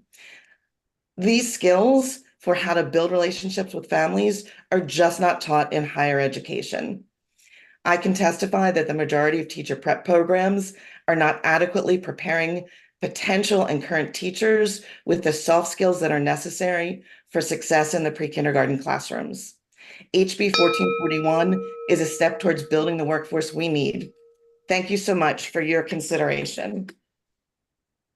Thank you. And Carrie and Randy, you can stay on in case there are any questions. Carrie, you can go ahead. Hi, my name is Carrie Yelsey. I am testifying on behalf of Community Action Council of Howard County, Maryland, in favor of House Bill 1441.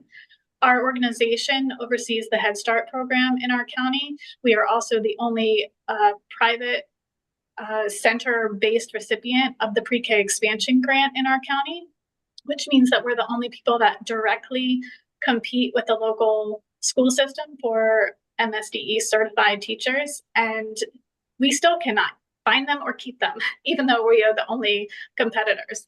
The reason for that is, well, there are a couple. One, we operate year-round, which the majority of families who need childcare need year-round services.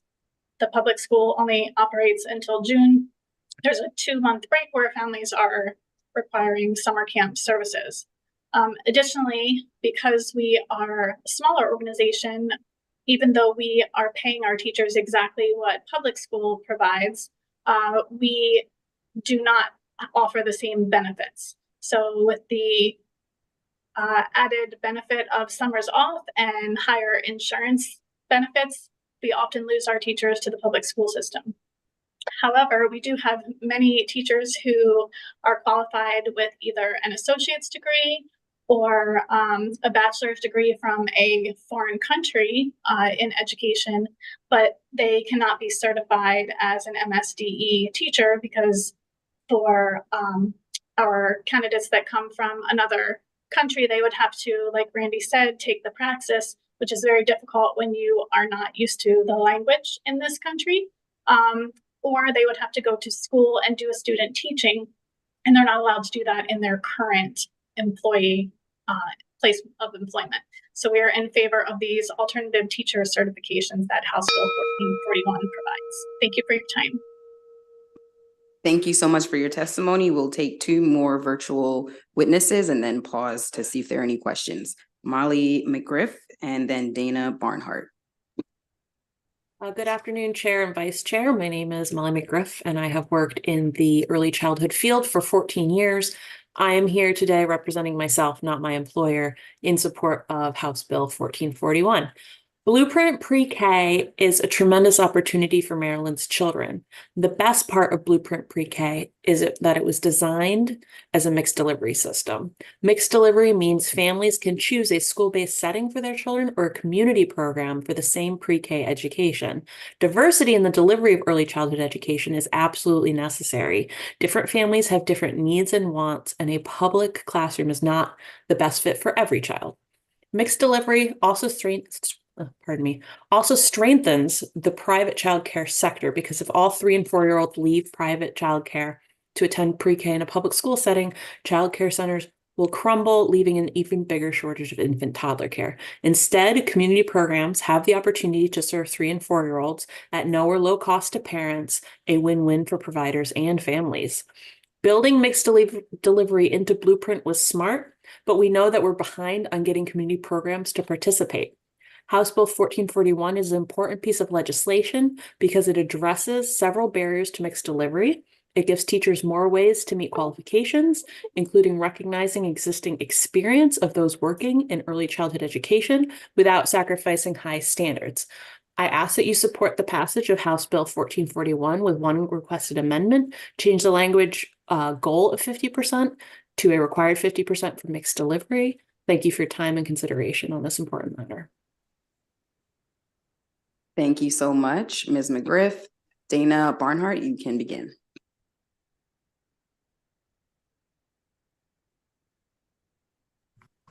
Thank you for giving me the opportunity to speak today. I am Dana Barnhart, the owner of Kitty Academy of Kent Island. I am representing schools on the shore.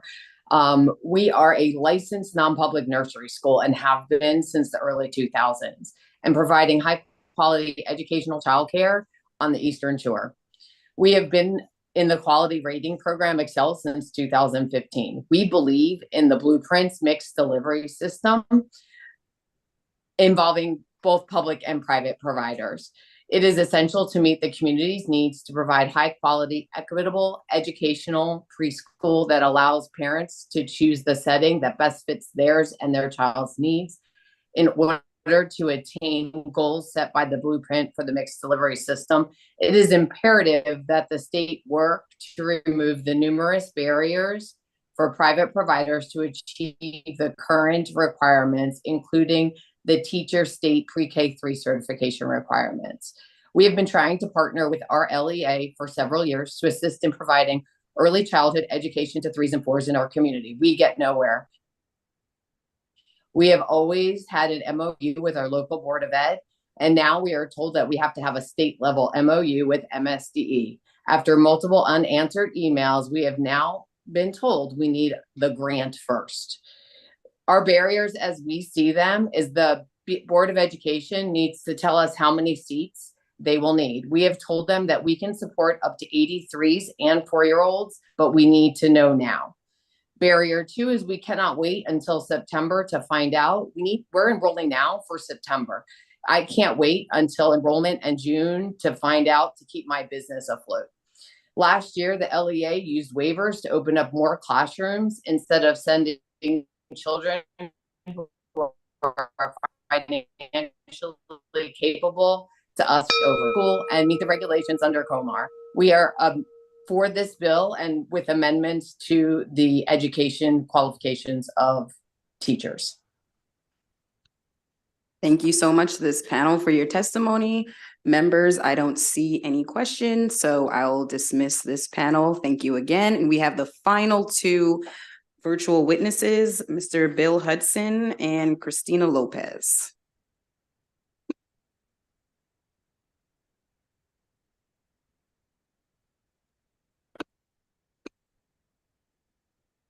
Good morning, panel. I wasn't sure if we want to go next or Ms. Lopez. You can proceed, Mr. Hudson. Thank you. Thank you. Good afternoon, Vice Chair Wilkins, Chair Atterbury, members of the committee. My name is Bill Hudson. I'm the Executive Director for the Family Child Care Alliance of Maryland and the Project Director for the Aspire Pre-K program, which supports 50 pre-K programs in family child care homes across 16 of Maryland school districts. On the organization's behalf, I want to thank Delegate Atterbury for sponsoring the bill. It brings a lot of important changes to the forefront. I've submitted written testimony, so I'll add a brief comment. We support the bill with amendment. The bill offers numerous changes we think are really necessary to expand pre-K in Maryland. Some we strongly support, some we can live with to expedite the bill. One change we cannot support. We urge you to reconsider the proposed language regarding the distribution of seats between community partners and the LEAs. While we're sympathetic to the possible reality that in some LEAs there's a long-term dearth of community partners and that needs to be addressed. However, given the potential damage to the health of the private childcare market and the communities in which they exist, we would hope that you have to take a more measured approach, tweaking the legislation as the blueprint unfolds over the next several years. With that, I hope you will give the bill a favorable report with amendment, and I thank you for the time, and I'm happy to answer any questions. Thank you so much. Ms. Lopez, you can begin. Good afternoon, everyone. My name is Christina Lopez. I am the president of the Maryland Association for the Education of Young Children. I'm here to express our support for with amendment to House Bill 1441, which addresses critical aspects of the publicly funded pre-K program in our state. First, I want to emphasize the urgency of acknowledging the workforce crisis facing early childhood education. The crisis has significant implications for the quality and accessibility of pre-K programs. This bill recognizes the need to address this challenge by aligning teacher qualifications with the Maryland Child Care Credentials, levels 5 and 6. We believe this adjustment is necessary and pragmatic. The shortage of qualified childcare teachers poses a significant challenge to meeting the requirements set forth in the blueprint pre-K standards, but if we align the qualifications with existing credentials, we can bridge the gap between the current workforce capabilities and the long-term goals of the blueprint. We support this provision as a phased approach towards enhancing teacher qualifications, acknowledging the realities of the field and the need for sustainable transitions. Furthermore, we appreciate the bill's efforts to provide flexibility and phased approaches in addressing the workforce challenges. The provision for phased implementation and a sunset clause until 2030 demonstrates a thoughtful and sensible approach to overcoming barriers while working towards creating a mixed delivery system that offers choice for families and opportunities for children. We do want to bring attention to the provision in the bill that strikes out the requirement for 50%, as many of my colleagues have here. We recommend retaining this requirement rather than relegating it to a mere goal. Community-based programs play a vital role in delivering pre-K service, and their inclusion should be upheld as a priority. Thank you. Thank you so much for your testimony. Seeing no questions from the committee, that ends the bill hearing on House Bill 1441. We are now going to begin the hearing on House Bill 1319 by Chair Atterbury, Internet Gaming Authorization and Implementation.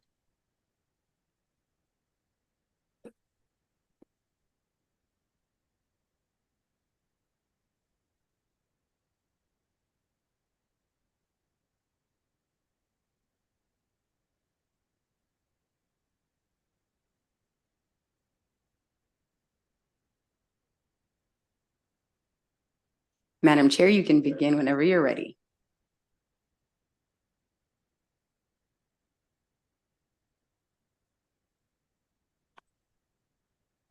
I will start off by saying, committee, to thank you all for your time today. After the hearings today and before we vote, I'll have some food for you all in the back.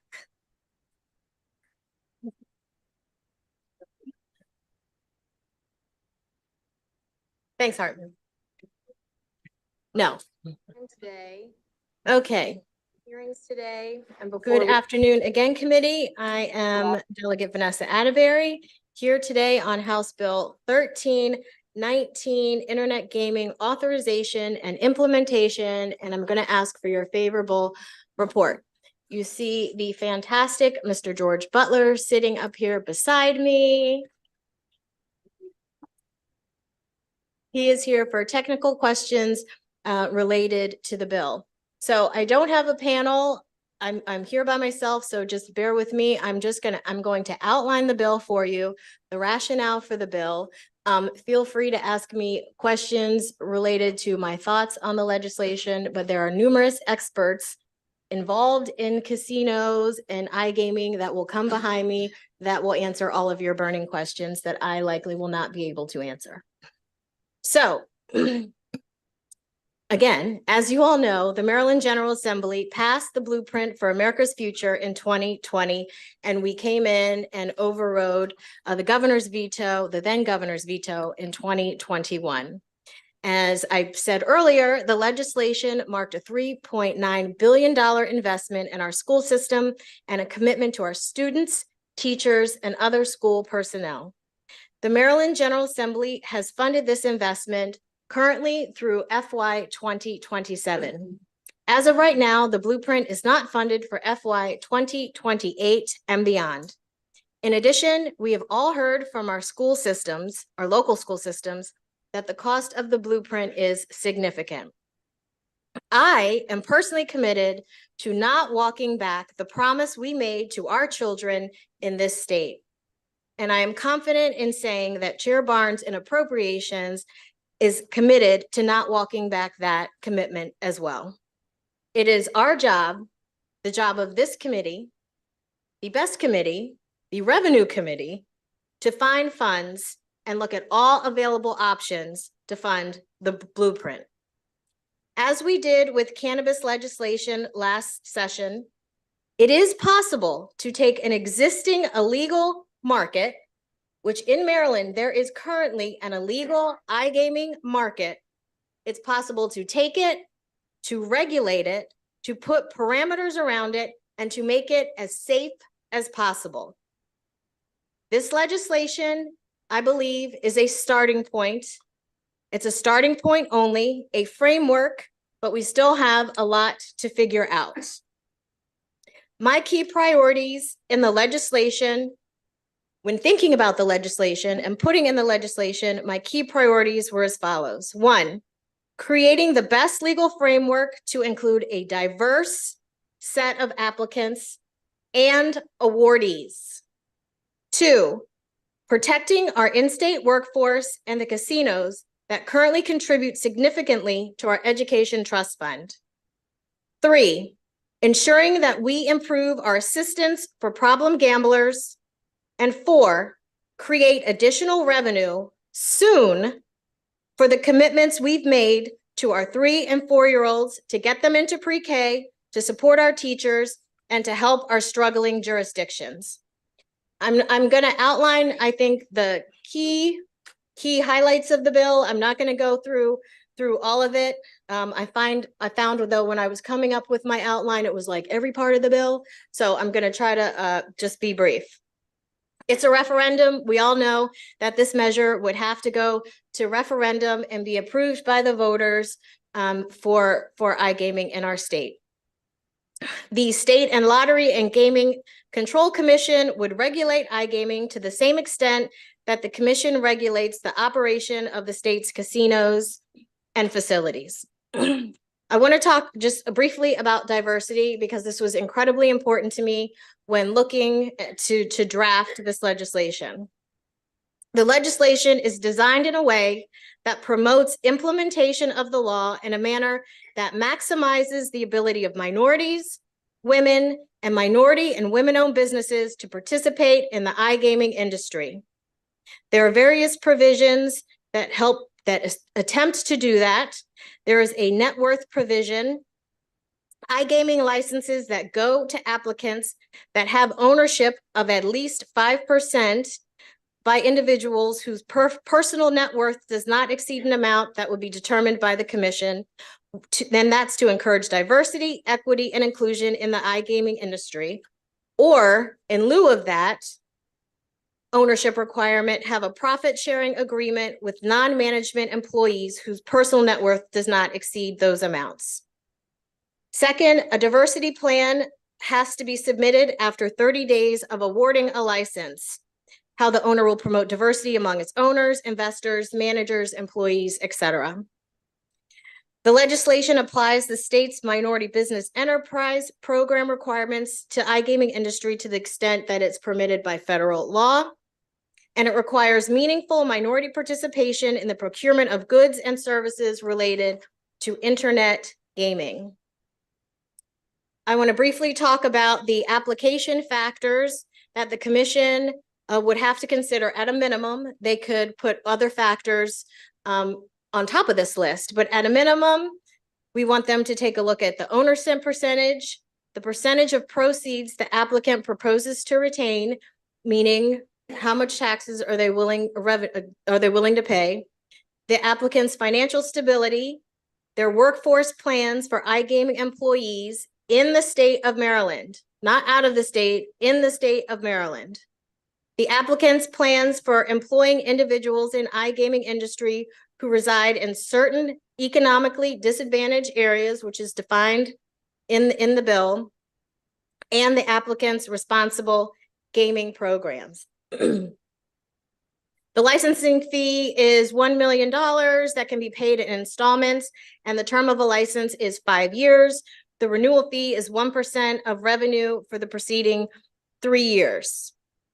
The proceed distribution, 1% to the Commission for Administrative Costs, 1% to the Problem Gambling Fund, which was not done in sports betting, 1% to the local jurisdictions for funding education based on the jurisdiction's school age population. Since the money is going directly to the blueprint that the state retains, we thought that that was the best way to give a kickback to the local jurisdictions to help them pay for their blueprint responsibilities, and the balance to the blueprint for Maryland's future. The tax rate. The tax rate at a minimum 55% or 20% if an operator or a licensee has live dealer games. There are privacy protections built into the legislation requiring iGaming licensees to protect a user's data and prohibits licensees from advertising to prohibited and at-risk individuals or engaging in false or deceptive advertising. There is a robust section. There is a robust section of the bill that deals with problem gaming. It imposes specific responsible gaming measures to protect at-risk players, including controls on an account holder's gaming activity. Other things that it strives to do, the legislation strives to do, a iGaming operator can limit money that can be deposited to play, suspend an account, so there would be no play. And I would like to point out, neither of those things can be done at a brick and mortar facility. And I believe you'll be hearing more about that from some folks coming after me. It requires the Maryland Center for Excellence on Problem Gambling to submit annual reports to the General Assembly on the impact of iGaming on problem gamblers, and requires data sharing with the data analytic programs at Morgan State University and Bowie State University on iGaming activity, and when that's already being done currently for gaming. The legislation authorizes live dealer games and authorizes live gaming studios within the state and gaming tournaments. So a couple of final points. I've already mentioned that illegal iGaming is already happening in our state to the tune of $200 million. This should be a concern for everyone on this committee and everybody who is interested in the issue of problem gaming. It is already occurring. It only makes sense for this committee and the General Assembly to regulate iGaming and capture that revenue we need and earmark it for the blueprint. Problem gamblers are going to find a way to gamble, as we have already seen. It is our job to create the appropriate protections, increase supports and funding for treatment for those individuals. Currently, 6 states offer iGaming casinos: New Jersey, Michigan, Pennsylvania, Delaware, West Virginia, and Connecticut. Rhode Island is going live this year, and Nevada has online poker only. You will hear from industry experts and operators of iGaming and brick and mortar casinos today that one, there has been no cannibalization of brick and mortars where there has been iGaming implemented in a particular state. Revenues have in fact increased, even if slightly, and the projected revenues for Maryland, should iGaming pass, is somewhere estimated between $300 to $6 million. Online gaming has an opportunity for safer protections against problem gaming than gambling in a brick and mortar facility. Contrary to what you may have heard, the sky will not fall if iGaming is implemented in the state of Maryland. Prior to any of us on this committee, I think even becoming a member of the General Assembly, this body and the General Assembly determined that gaming was not a detriment to our state, and casinos have already been brought to our state in the form of brick and mortar facilities.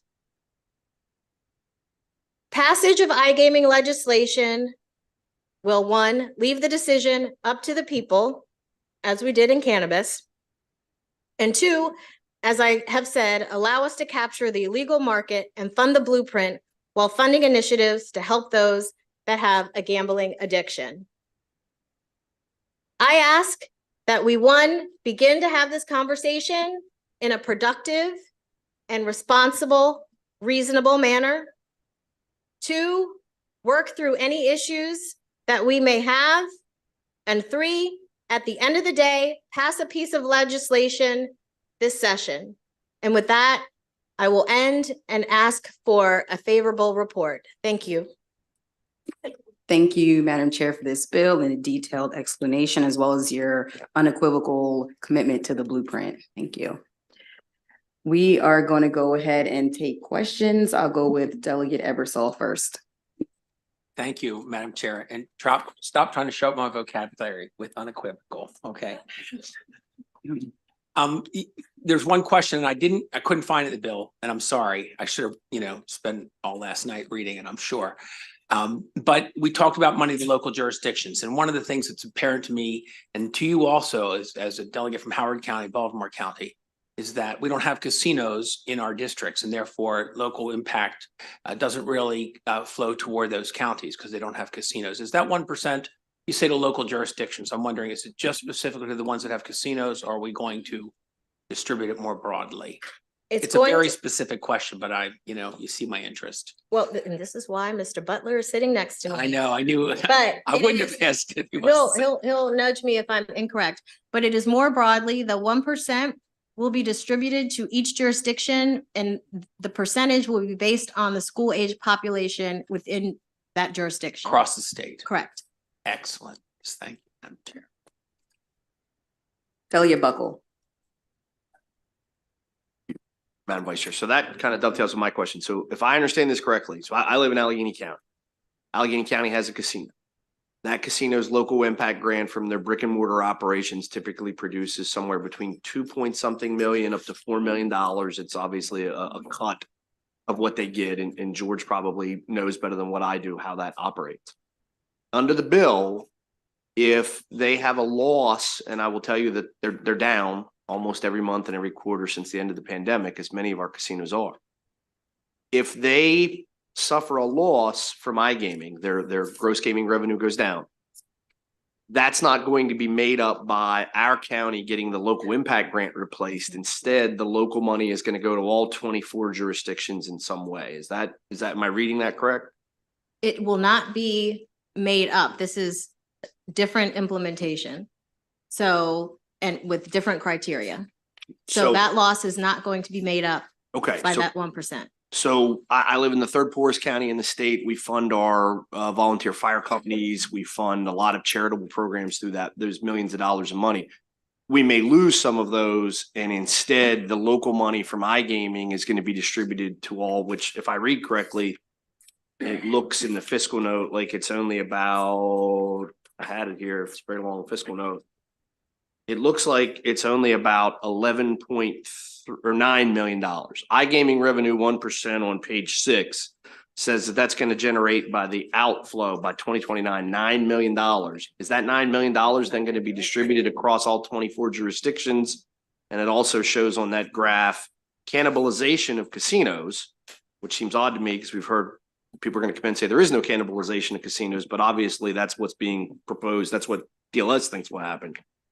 There's $11.3 million in losses on the out year to the local impact grants. That's the 6 counties that get them now. What page are you on? I'm sorry. 6, where the long exhibit 1, where the long revenue effects are. Okay. In the top part that says iGaming revenues, local jurisdictions, 1%, the max out that they'll get is 9 million, but that's not going to the 6 jurisdictions that have local impact grants now. That's going to be spread out statewide. But the 6 jurisdictions in the next section, cannibalization of casinos, the local impact grants, when you bleed it out, those 6 jurisdictions will lose $11.3 million. Am I reading that correctly? I want to make sure I'm understanding it fairly. That's what this says, yes. Okay, and is that your understanding or George's? I'm not trying to put anybody on the spot of what the bill would then do as opposed to just what they wrote. I'm just trying to figure out, my county can't afford to lose $2 or $3 million of how we support all of these other activities that we do. We can't afford to lose that. So I think, not to cut you Sure. off, sorry. yeah, I think the larger question revolves around cannibalization and what that loss would be. If there would be any loss, which I think there are people coming Okay. behind me that Yep, can answer you that said that. question. But to answer your direct point, if there was a loss, this 1% is not making that up. okay. Thank you for the clarity. Delegate Hornberger. Thank you, Madam Vice Chair. I have 2 questions, and they're in the posture if this passes, what the results will be. They're not on a posture of whether we should or shouldn't. So I just wanted to preface with that. So the first one deals with the illegal market. So the illegal market has basically existed since the dawn of the internet. It's had ups and downs. There's been attempts to regulate it. In your statements, you had said that this market needs to be controlled and taxed, and I agree with you. However, the illegal operators are able to give better margins to their players because they don't have tax rates and they don't have all these compliance issues. So my question to you is, what's the enforcement mechanism to preclude these illegal operators who can incentivize their players a lot more than the above board players? How are we going to curtail that? So I think what you'll hear from folks that come behind me is that the tax rate should be lower so that they can do exactly that and incentivize their players. And then that would help to push the illegal market out. So the tax rate is something that this committee would have to discuss. Okay. And then my follow-on question to that is why, from an enforcement standpoint, I don't even know what the model looks like for enforcement right now. I don't know if that's Maryland State Police, if it's a federal outfit. But why aren't we doing that currently? For illegal gaming, Yep, online. I do not know the answer to that question. Okay. The second question that I have deals with the off-ramps, and you show me that? Thank you. I don't have a printout in front of me, old school. Over the years, we've created numerous off-ramps for money, dealing with casinos. And some of the ones that impact my district, for example, are horse racing, RIFRA, disabled veterans, there's a purse dedication. There's a number of these pots of money that are carved off of the casinos, and for good reason. They impact a number of programs that we have in our districts. They keep horse racing viable. Are those same percentages, and because they will have a loss from the casinos when iGaming comes on, are those same percentages going to be reflected in the iGaming carve-out? If I'm understanding your question, the iGaming carve out as proposed is a 1% just distributed amongst the county. So it's different. So it's not reflected. So all those little individual funds that we've prescribed over the years, they won't see funding in a similar posture for the iGaming pot of money. Is that accurate to say? What was carved out over the years for the brick and mortar casinos is not being reflected in the iGaming. The iGaming funds are specifically for the blueprint, and the kickbacks to the jurisdictions is based on your school age population in that jurisdiction. Okay, so in line with my colleague who also shares a small casino, and is this much like mine, just on opposite ends of the state, will the decline aggregate revenue that is seen from the implementation of iGaming be less than or more than that 1% for the county? So in other words, the delta that's projected to be lost in this table you have here, will that delta be less or more than the 1% that they'll see from the iGaming? The table in the fiscal note? Yeah. That's a question for George.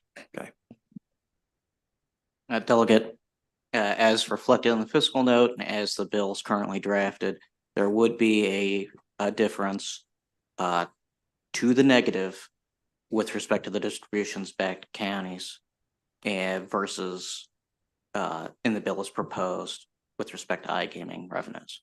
Okay, thank you. And then my last and final question is, would you have an appetite for virtually a what I'll call a hold harmless clause that basically says for those districts that do have casinos, 3 large and 3 small, a hold harmless to say, even though we're implementing this iGaming and there's the proposed 1%, if the aggregate monies drop below the loss that you're incurring for your normal formulas for the casinos being in your district, then we'll basically make you even.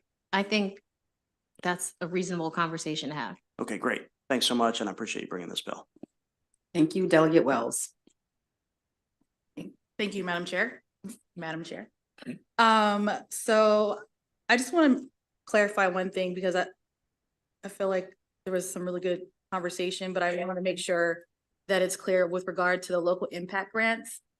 So basically local impact grants would still exist, but they would still be based off of the video lot, like the current formula, correct? Yes. And so there's nothing in the iGaming aspect that would add to the local impact grants, except for there's this 1% that goes to all jurisdictions, but I keep those separate. Yes. Okay.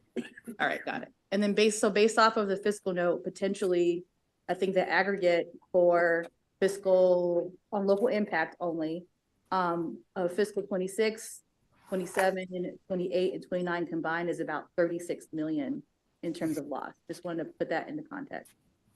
And so definitely concerned about that, but anyway, I just wanted to clarify that process.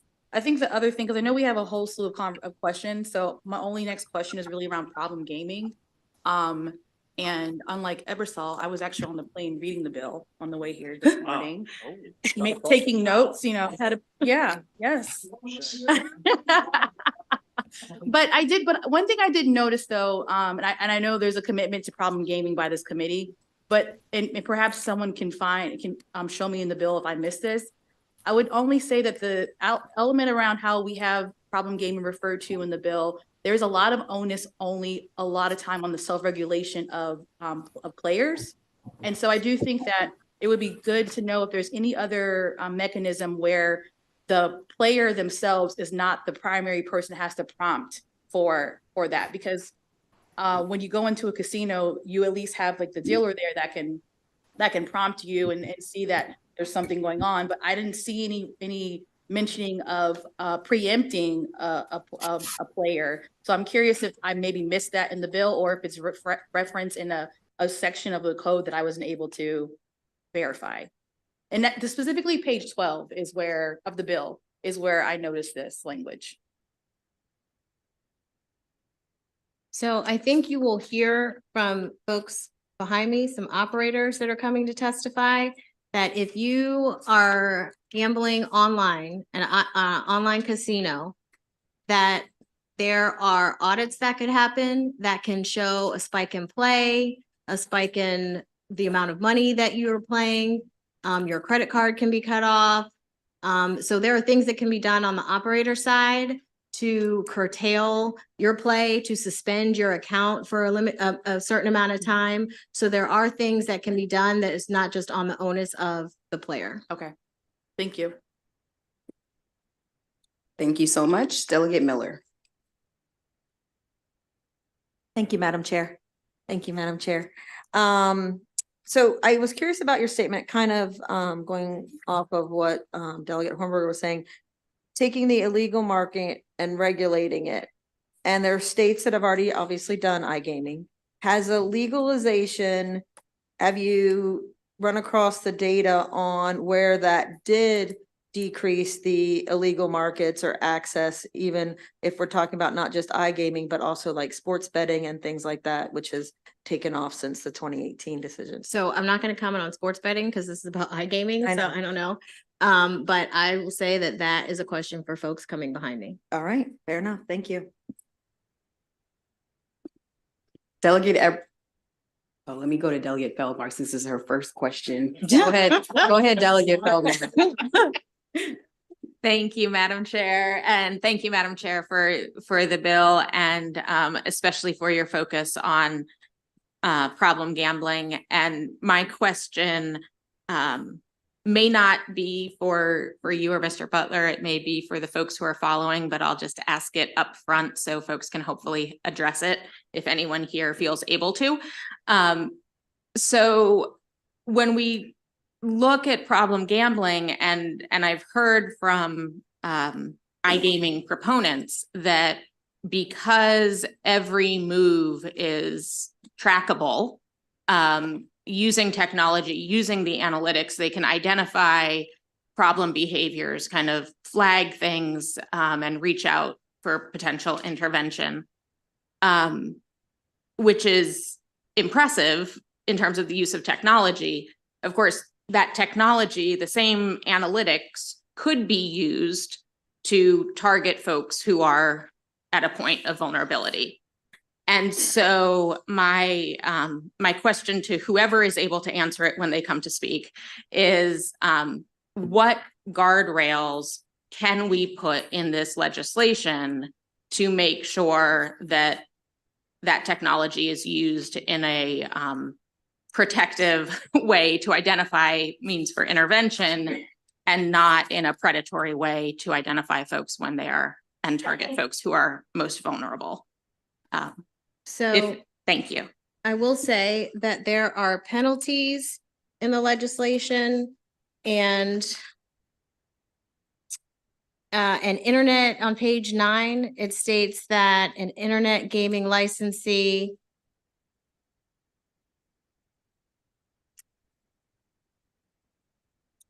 cannot, under section A2, Roman numeral 2, target advertising to individuals who are prohibited from participating in gambling activities under this title or other at-risk individuals, or engage in any false or deceptive advertising.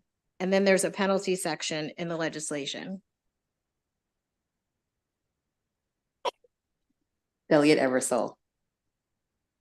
Appreciate you giving me a second chance. First of all, this is, since I have the mic, this is commentary. Local impact grants were originally invented because it was felt that the casino in the community would be a negative impact. And so they were to balance that.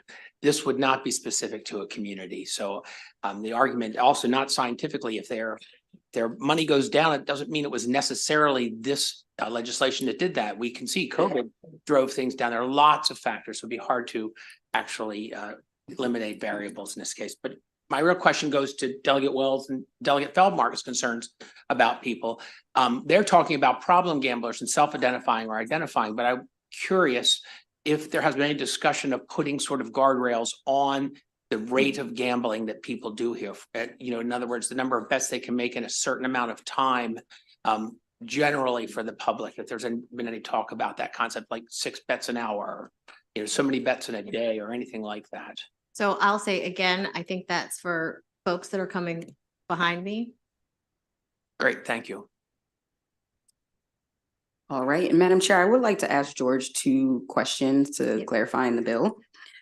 George, on page 7, where the bill talks about the commission being able to waive some or all of the requirements of this subtitle for certain licensees who have a valid license in this state or another state, can you clarify exactly what would be able to waive, and that if that would include some of the diversity and promotion of MBE and inclusion provisions that we have in the bill? I do not believe that the waiver would extend to those provisions. However, if an amendment is necessary to clarify that, I can certainly prepare something at the committee's request. Okay, thank you, George. Just one other thing. On page 5, where the bill talks about the 5%, the indirect ownership of 5%. Is that tied to any of the MBE or women provisions in terms of that 5% stake? Or is that just like, what are the parameters around who that must be? The 5% ownership. Is not necessarily tied to MBE provisions. However, as noted in the legislation, the commission is charged with setting the amount at an amount determined by the commission to encourage diversity, equity, and inclusion in the industry. Wonderful. Seeing no other questions, thank you so much. Oh, I'm sorry, Delegate Young. One additional question, Delegate Young. Just one. Thank you, Madam Vice Chair. Madam Chair, quick question. Looking at the bill, and obviously there's a lot of concern about the impact on brick and mortar. Just wondering if we have any provision in the bill that would review over time if there is an impact, particularly around job loss. And if we could get a report on that, would that be something that y'all would be open to potentially? Certainly. Thank you, Madam Chair. Thank you. Am I missing anyone? No additional questions. Thank you so much, Madam Chair, for this bill. And thank you, George, for your help and support. That concludes this panel. And as Madam Chair comes back up, I'd like to call up our next panel of witnesses, Caitlin McDonough, Randy Conroy, Nick Manis, Brian Kurtz, and Antonio Jones. And Ricardo Lamardo, if there is room.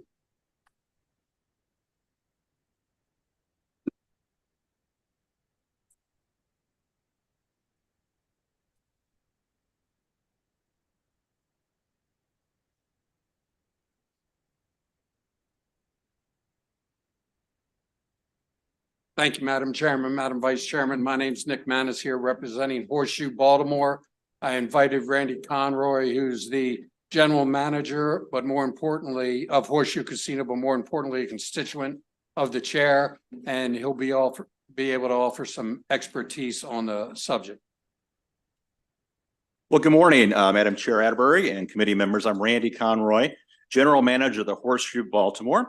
In August, the Horseshoe celebrates its 10th anniversary. Since opening, we have contributed over $1 billion in gaming tax revenues.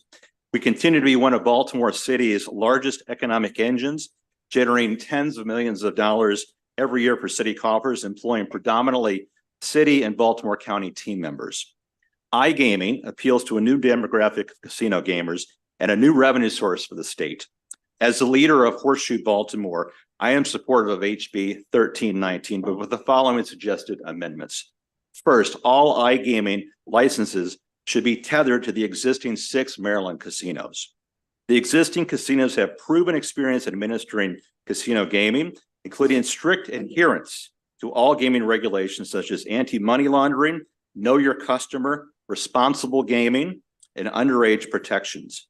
Moreover, Maryland casinos have the unique ability to cross-market iGaming with bricks and mortar businesses. We can run a promotion online with fulfillment at the Horseshoe Casino, having a slot tournament with an awards ceremony at our Brew Brothers restaurant. This would result in more traffic at the Horseshoe, more jobs at the Horseshoe, more tax revenues from the Horseshoe. Second, iGaming should have a reasonable tax rate of 15%. You should demand the best iGaming experience in the country, which will require significant technological investments by the operators. iGaming is a fast-changing landscape with a different expense structure than traditional casinos. At a reasonable tax rate, iGaming will be demonstrably a better experience. I'm happy to answer any questions you may have.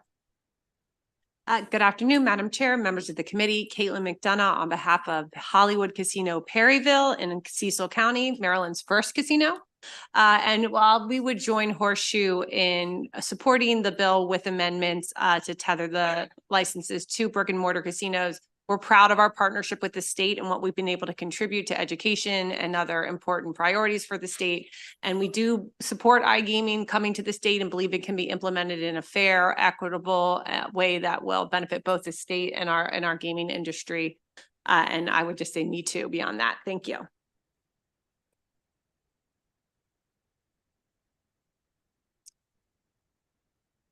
Thank you. Good afternoon, Madam Chair and distinguished members of the Ways and Means Committee. For the record, my name is Antonio Jones, Managing Partner, Riverboat on the Potomac, and I'm testifying today to express our position of favorable with amendments on House Bill 1319. Which seeks to authorize and implement internet gaming in Maryland. As a small 100% minority-owned business, we recognize the potential benefit that iGaming could bring to the state, both economically and recreationally. Our support for House Bill 1319 is contingent upon incorporation of amendments that address the following items. Item number 1, inclusion of B2s and mobile licensees.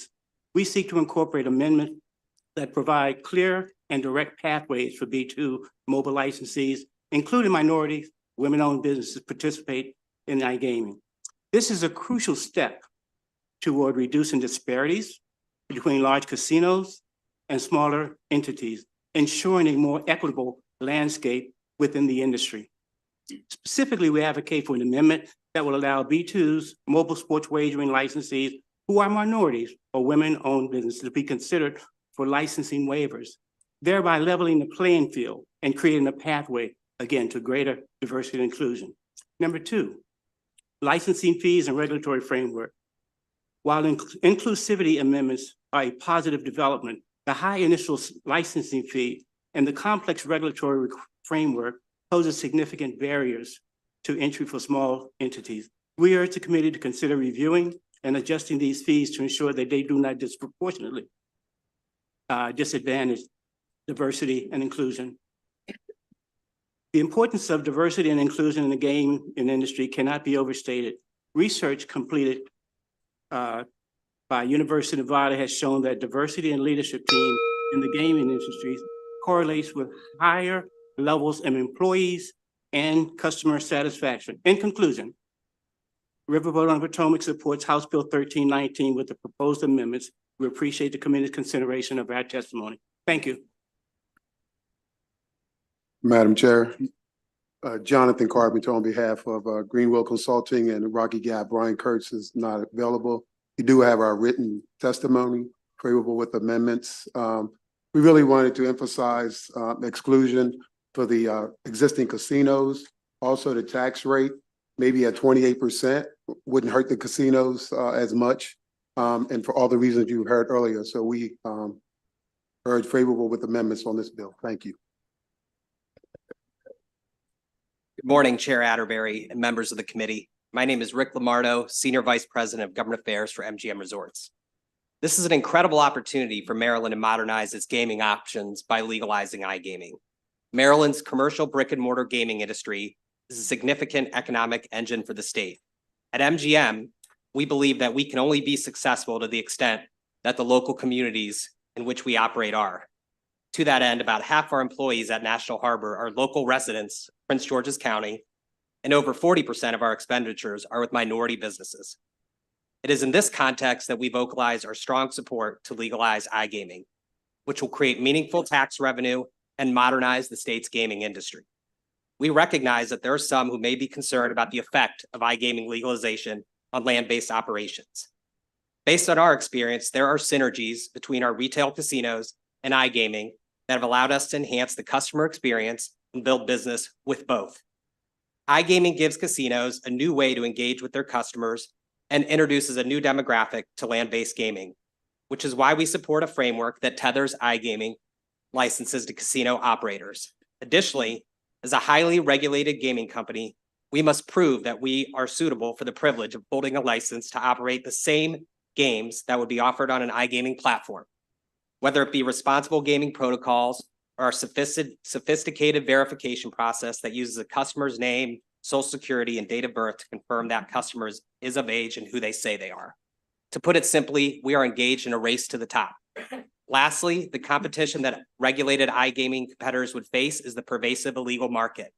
We believe that a reasonable tax rate is critical to stamping out unregulated online offshore operators and to recognize the already significant tax revenues that incumbent gaming casino operators produce for the state. In closing, we have over $1 billion invested in Maryland and would not jeopardize that investment if we thought iGaming would compete with or negatively impact our business. Thank you, and we look forward to working with the committee. Thank you. I'm going to start off with a couple of questions.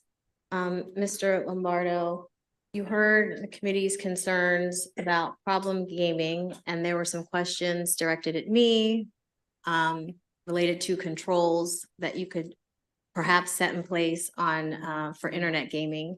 Could you discuss, if you can, what are some things that if iGaming were offered in the state of Maryland, what kind of regulation tools that a licensee could use to help in that area?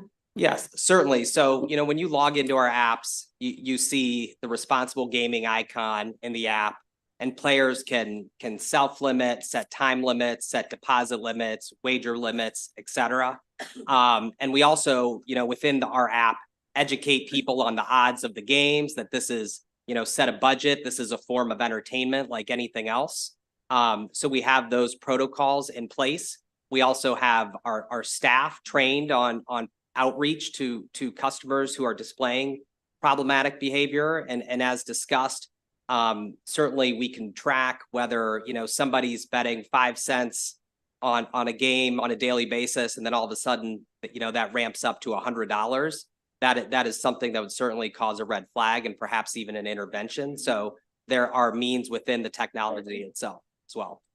Is there a difference between identifying someone who might have an issue gaming online versus a brick and mortar? Is there different opportunities there? Yeah, if I may, Randy Conroy again. The issue of responsible gaming is exactly why this needs to be tethered with the casinos. This is what we do. My team is trained every year on responsible gaming, affirmative outreach. When people say certain things, that triggers an alarm system that elevates, ultimately it could be an exclusion from the casino. So tethering the same types of protections online with the casinos, all of a sudden, Randy Conroy at the Horseshoe is responsible for responsible gaming online as well. And that you don't have that when you broaden this to other operators outside of the casinos. The protections, however, this is a fairly new business in the country. We're learning every year how to protect our customers better, but we have been on the forefront of responsible gaming, not only within this industry, but specifically with my company, Caesars Entertainment. And I would add to that, Chair, the illegal market doesn't have those protocols in place that we have, right? So when we are restricted, there is no checks on responsible gaming through the illegal market. My last question. So for those operators who have an iGaming license in another state and also operate a brick and mortar, could you discuss what, if any, impact there has been on jobs at your facilities? Yeah, I can take a little bit of that. It is fairly new. There's only a few jurisdictions. New Jersey is probably the best example. Jobs have increased in New Jersey in certain areas. My company, after the advent of iGaming in New Jersey, just spent $400 million in brick and mortar casinos to bolster those casinos. So I think there's some probably a mixed bag. It's early in the operation. I will tell you, as an operator for the Horseshoe Baltimore, I work for Caesars Entertainment. My job is to manage this team of 750 great team members. I would not be up here if I thought there was a job loss for Horseshoe Baltimore. Yeah, and we've invested similarly in Atlantic City and redeveloping one of our hotel wings. We've been hiring dealers in Michigan and New Jersey. We think you cannot this is complementary to what we offer at a brick and mortar casino. And so somebody behind their computer cannot get the experience that they get to one of our properties. That made me think of another question. Does the online gaming help, or does it facilitate new folks coming into your casino? Absolutely. So, in those states, we've seen people who hadn't been to the brick and mortar casino in several years be reactivated and now make land-based visits before that. So certainly through BetMGM, we have seen that our overall customer base has grown. Yeah, and I would just say we've seen the same thing. We had a recent promotion with a slot vendor that started a new slot machine online. The finale of that tournament, however, was our brick and mortar casino to have the same game in the casino. So we agree this is going to add to our ability to market Horseshoe Baltimore. And I would just add to there are different types of players, right? That play online versus that play at a brick and mortar, but it also gives you the opportunity to create new customers through those channels and cross-sell what we call kind of this omni-channel customer experience and create a whole ecosystem to bring them in to the brick and mortar property, have dinner, go to the sports book, go to a show, and then try the actual table games or slot machines in the property as well. Thank you.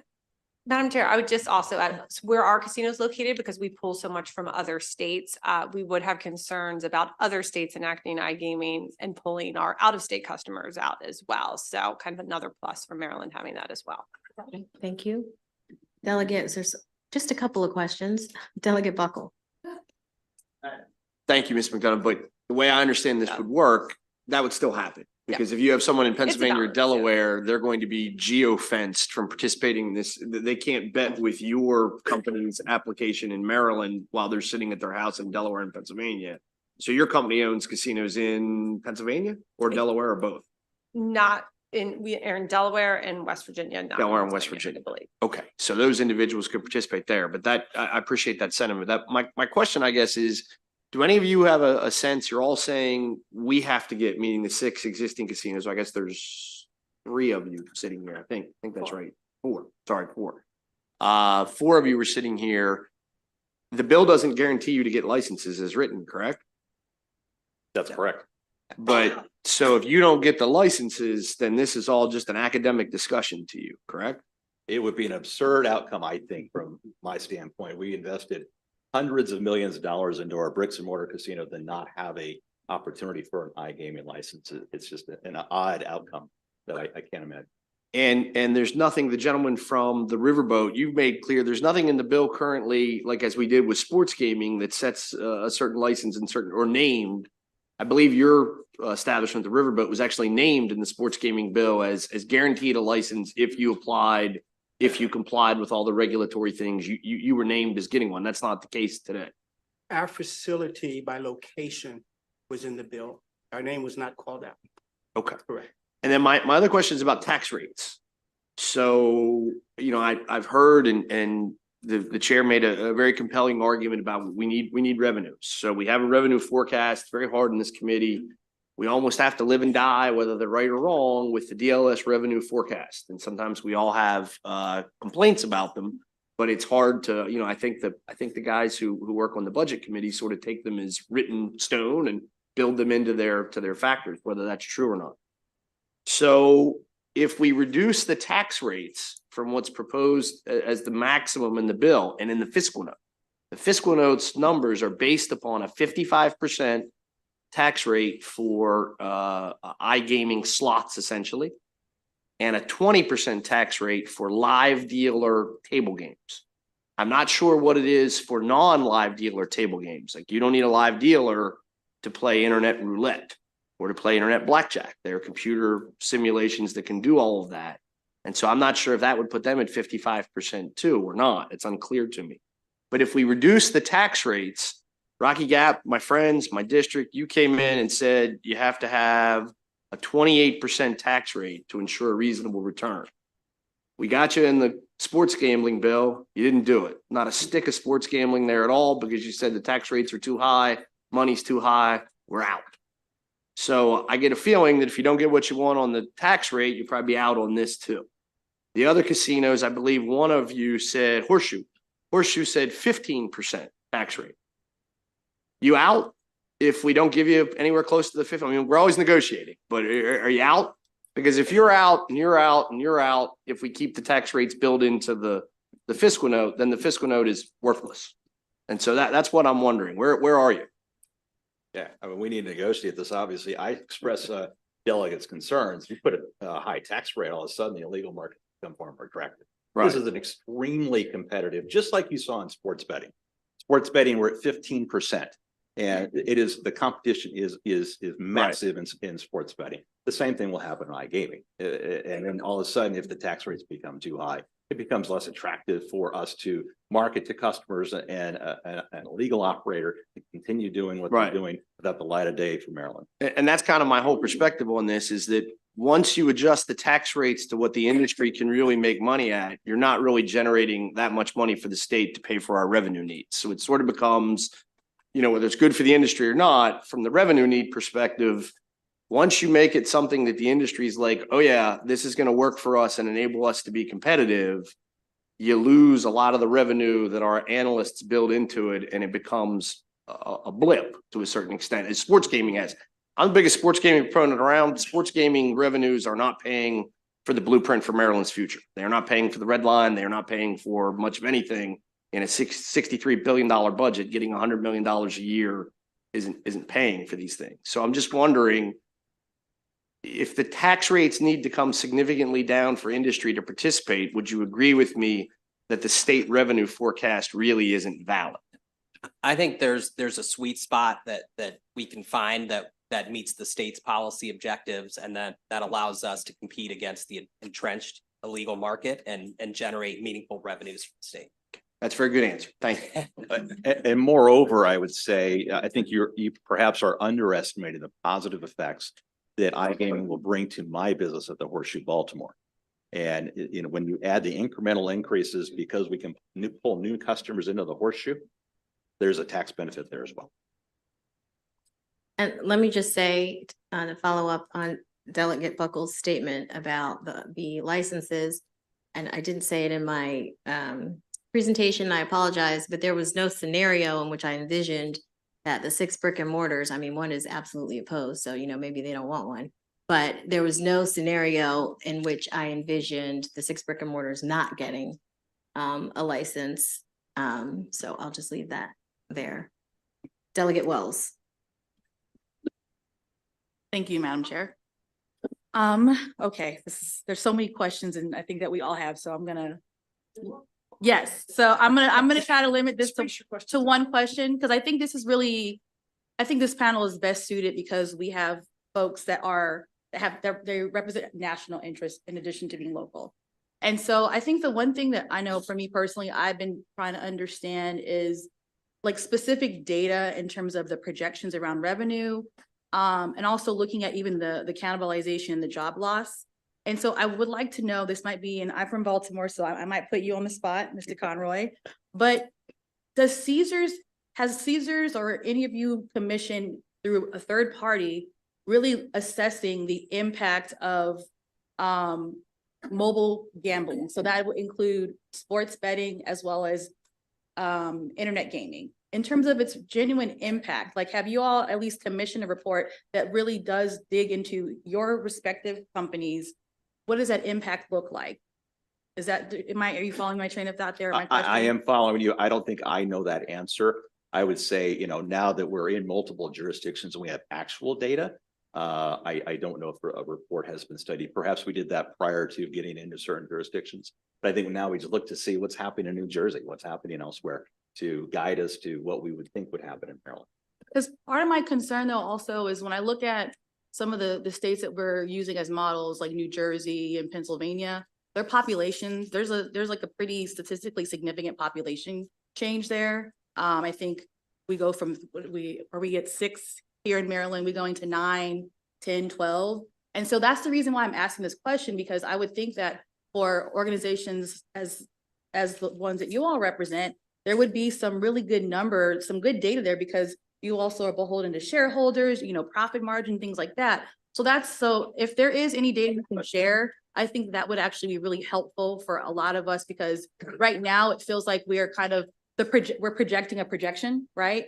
And so when we look at the losses that we have potentially on the brick and mortar, it's like not a guarantee that we're gonna necessarily make up those losses with iGaming. We hope we will, right? But we don't know. And so I feel like I'm a little bit amazed that there's not more data from your respective organizations on its impact. So I would say that there was one study that was released last week that has some more data that somebody coming behind me will highlight.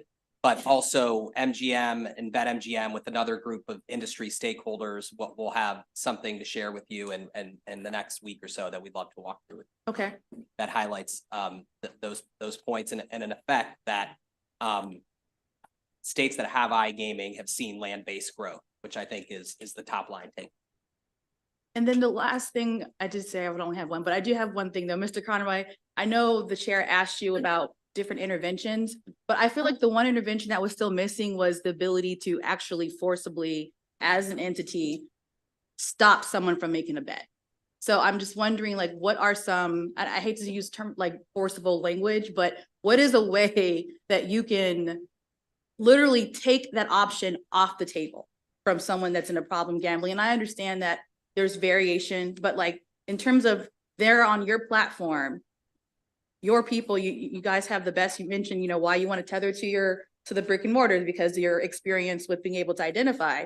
So give me an example. You can give it to me if you have it right now or later of where one of your platforms managed by MGM, by Caesars, literally said, we cannot let this bet go through.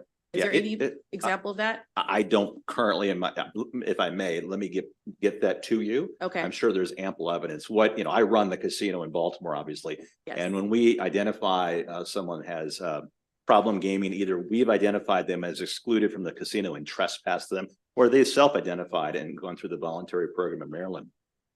Examples, we confiscate their money. Someone hits a jackpot, a $1,200 jackpot that becomes a taxable event that we have to get their ID. We confiscate that money and contribute that to local charities.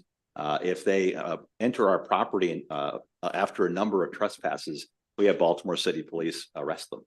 So it's a very severe impact to the bricks and mortar operation. And I'll follow up with you, if I may, on the iGaming restrictions as well. Delegate Hornberger. Thank you, Madam Chair. Two questions. And one was asked by another one of our colleagues that couldn't be here. I know when I go to your casinos and I visit all of them that they have very strict protocols on ID. Every time, and I'm no youngster, I get carded. And it's probably same here for my colleagues. So tell me how the process looks for if I'm logging on and I'm engaging in iGaming. Is it 100% mandatory verification of ID, age? What does that look like in comparison to the brick and mortar? Yeah, so we have kind of the multi-factor identification process, which is, if you've ever set up, an E-Trade account, right? So in many cases, you'll have to give your social security.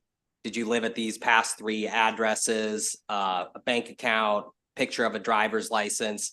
In fact, it can be so rigorous. Like I've heard from a lot of friends who call me and complain that they're having a hard time setting up their own accounts, which I know can be frustrating, but the point is that it is hard to get onto these accounts and appropriately so. And it requires, again, similar things that you would require to open up a trading account or a bank account, et cetera.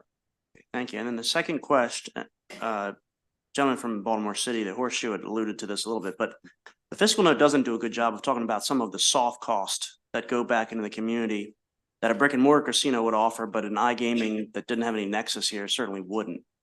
So do you guys, how much money you give to charity, local charities, involvements in the community, number of jobs? It's difficult to ascertain what those total costs are, but do you in any way have figures that maybe you think got omitted from the fiscal note that would be helpful to us as committee members? I like to review the fiscal note, honestly, to see if we can understand, what information we can provide to support that. All right, thanks. Delegate Patterson. Thank you, Madam Chair. My question is directed to Mr. Jones regarding inclusivity. I appreciate your proposal. Is there a framework or a model that you can share with us a little bit more information about how this would work? Is it based upon size or the ethnicity? I know that's one of them, but do you have some idea that you can share with us? That's an interesting question, Delegate. It's not a trick question. No, didn't call it a trick question, but I think there are measures that can be put into place to create what I've termed as a balanced playing field for folks who look like me and others to get into this industry. The framework will probably be something that lottery will put together, but until I see it, I can't, it's difficult to tell what it's gonna look like. Okay, was this done before For gaming, sports betting, with any other entity that you can think of?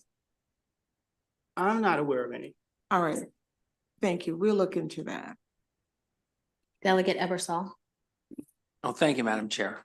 I got two things, but they're all along the same line. It's betting addiction. And so you've talked about a number of things. And one of the things, say self-limiting, self-budgeting, that was right at the top. We talked about people who do that. That's good for people who recognize their problem and can and have the temerity of their own soul to tell them that they can't bet anymore, just like someone who drinks alcohol or any other addiction. And I think it is an addiction scientifically. I asked the chair this question, and I want to ask you too, has there been any discussion or do you have any taste for the idea of generally limiting the amount that someone can bet? I say this carefully because it's not entirely true, but with regards to sports wagering, frequently someone has to stop and wait for a result before they can place the next bet. Here, the result is in front of you nearly immediately. And so someone could bet a great deal. So has there been any talk about limiting the number of times someone can bet in an hour or a day, or limiting an amount? Has there been any discussion around that, not just for people who self-identified, but generally? I think it's a good question. I think the challenge is then those people, as the chair mentioned, you know, there's an illegal market and they'll just pivot to that to do what they'd like to do. So if they're in the regulated system, we can at least have our processes in place where we can try to identify that behavior, or at least give them the tools or the reminders on the app that they've been playing for a while, et cetera. So probably not a good flavor for being more specific like that at this point, because it would just cause people to pivot away, is what you're saying. Mm-hmm. The other question is, you talked about red flags going up for somebody who's betting a lot of money or betting very often. Do you need our permission, or would you be willing to, without a permission, I don't know what's legal here, to actually close someone's account temporarily if they're doing that? In other words, say, okay, you know, you're over our limit for what we think is reasonable. And you have to, you know, you put them to, what's that? Bill said you can, and your flavor for doing that, like actually closing an account for a period of time for someone. Absolutely. Okay, great. That's good. Responsible gaming is in our DNA in this industry.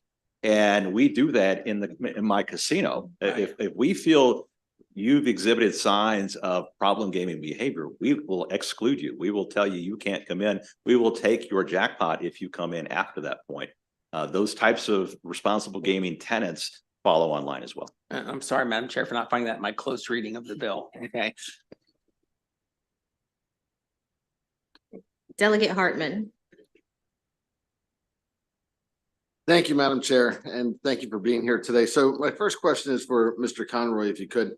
And I appreciate what you were saying about the casinos being aggressive about stopping someone, even calling the police if necessary. You know, we heard we can lock out somebody from iGaming. How do you find a problem gambler? Aren't there like facial recognition things like that? So how do you find a problem gambler in your facility even before they hit a jackpot?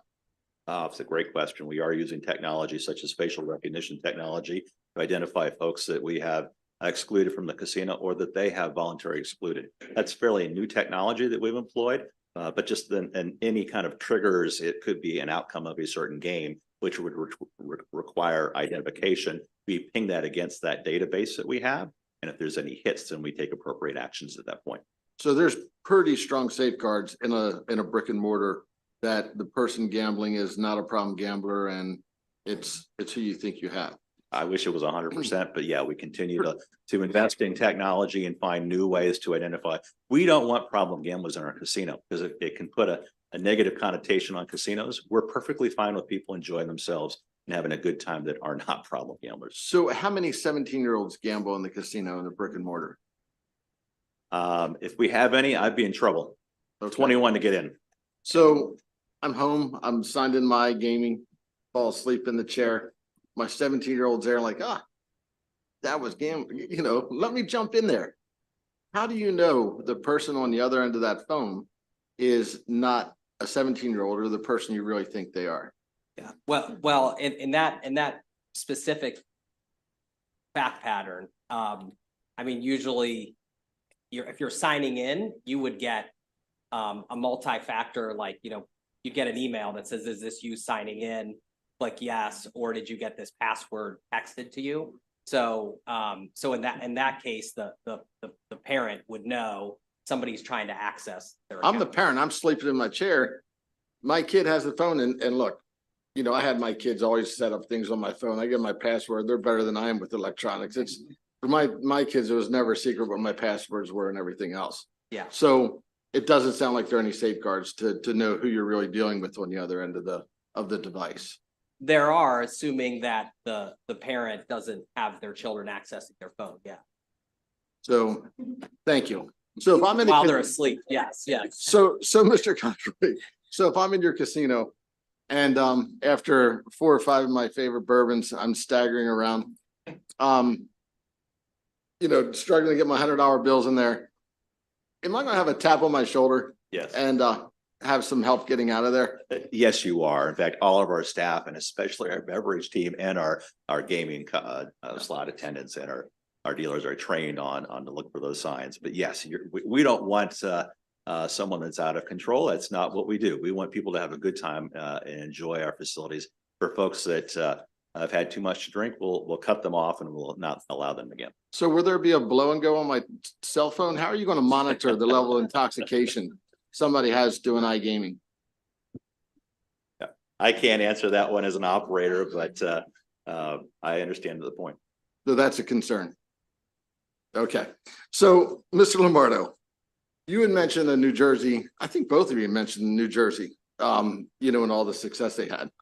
So the IDA Maestro report, pretty strong, billions of dollars in revenue, thousands of jobs, all this kind of stuff.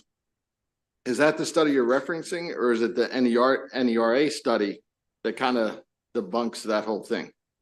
The Eilers and Krychek IDA. The IDA. Yeah. Hopefully we'll get a chance. Are you familiar with the other study, the NERA study? I'm not. Okay. Hopefully we'll get a chance later to talk about that. And then while I have you, the last question. So MGM has brick and mortar and iGaming. Mhm. What's bigger for MGM right now? Brick and mortar. Brick and mortar bigger Yeah. than iGaming? Yeah. Okay, that's interesting. Do you with iGaming, if it passes in Maryland and other states, do you still see a need for brick and mortar if iGaming is so prevalent? Absolutely. I mean, there are two different audiences. For us, we're trying to create this ecosystem where we can expand our customer base, bring more people into the casino to experience that and across our property. So absolutely, we think there is an opportunity to create kind of this ecosystem, this omni-channel marketplace where customers engage with us through multiple mediums. And right in whether there's a weather incident, whether there's COVID, we had to shut our doors in the state of Maryland. We had to shut our doors across the country. So it is about kind of diversifying the portfolio that we have. And last question was just brought up because you said the different customer. So I think 60 Minutes and the Wall Street Journal just had some interesting things on the new look of the problem gambler, because I think it's because of all the iGaming. It's a younger crowd now in the iGaming. Do you have any comments on that? As far as what you're seeing is the problem gamblers, is that true? Are there more young problem gamblers now than there were a few years ago? I can't speak to that specifically, but certainly look, we take problem gambling seriously. And that's something we've talked about quite a bit at length today, and we'll continue to focus on that going forward. Yeah, thank you. Delegate Feldmark.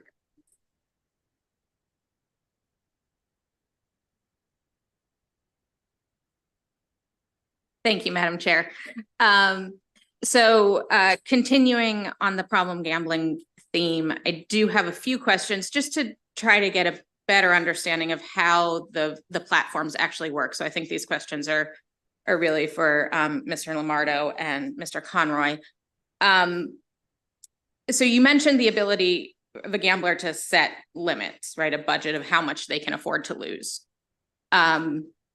Is that just optional? Like if I click on the responsible gambling icon or however it's set up, that I have the option of setting a limit, or is everyone required to set a limit? You're not required to, no. Okay.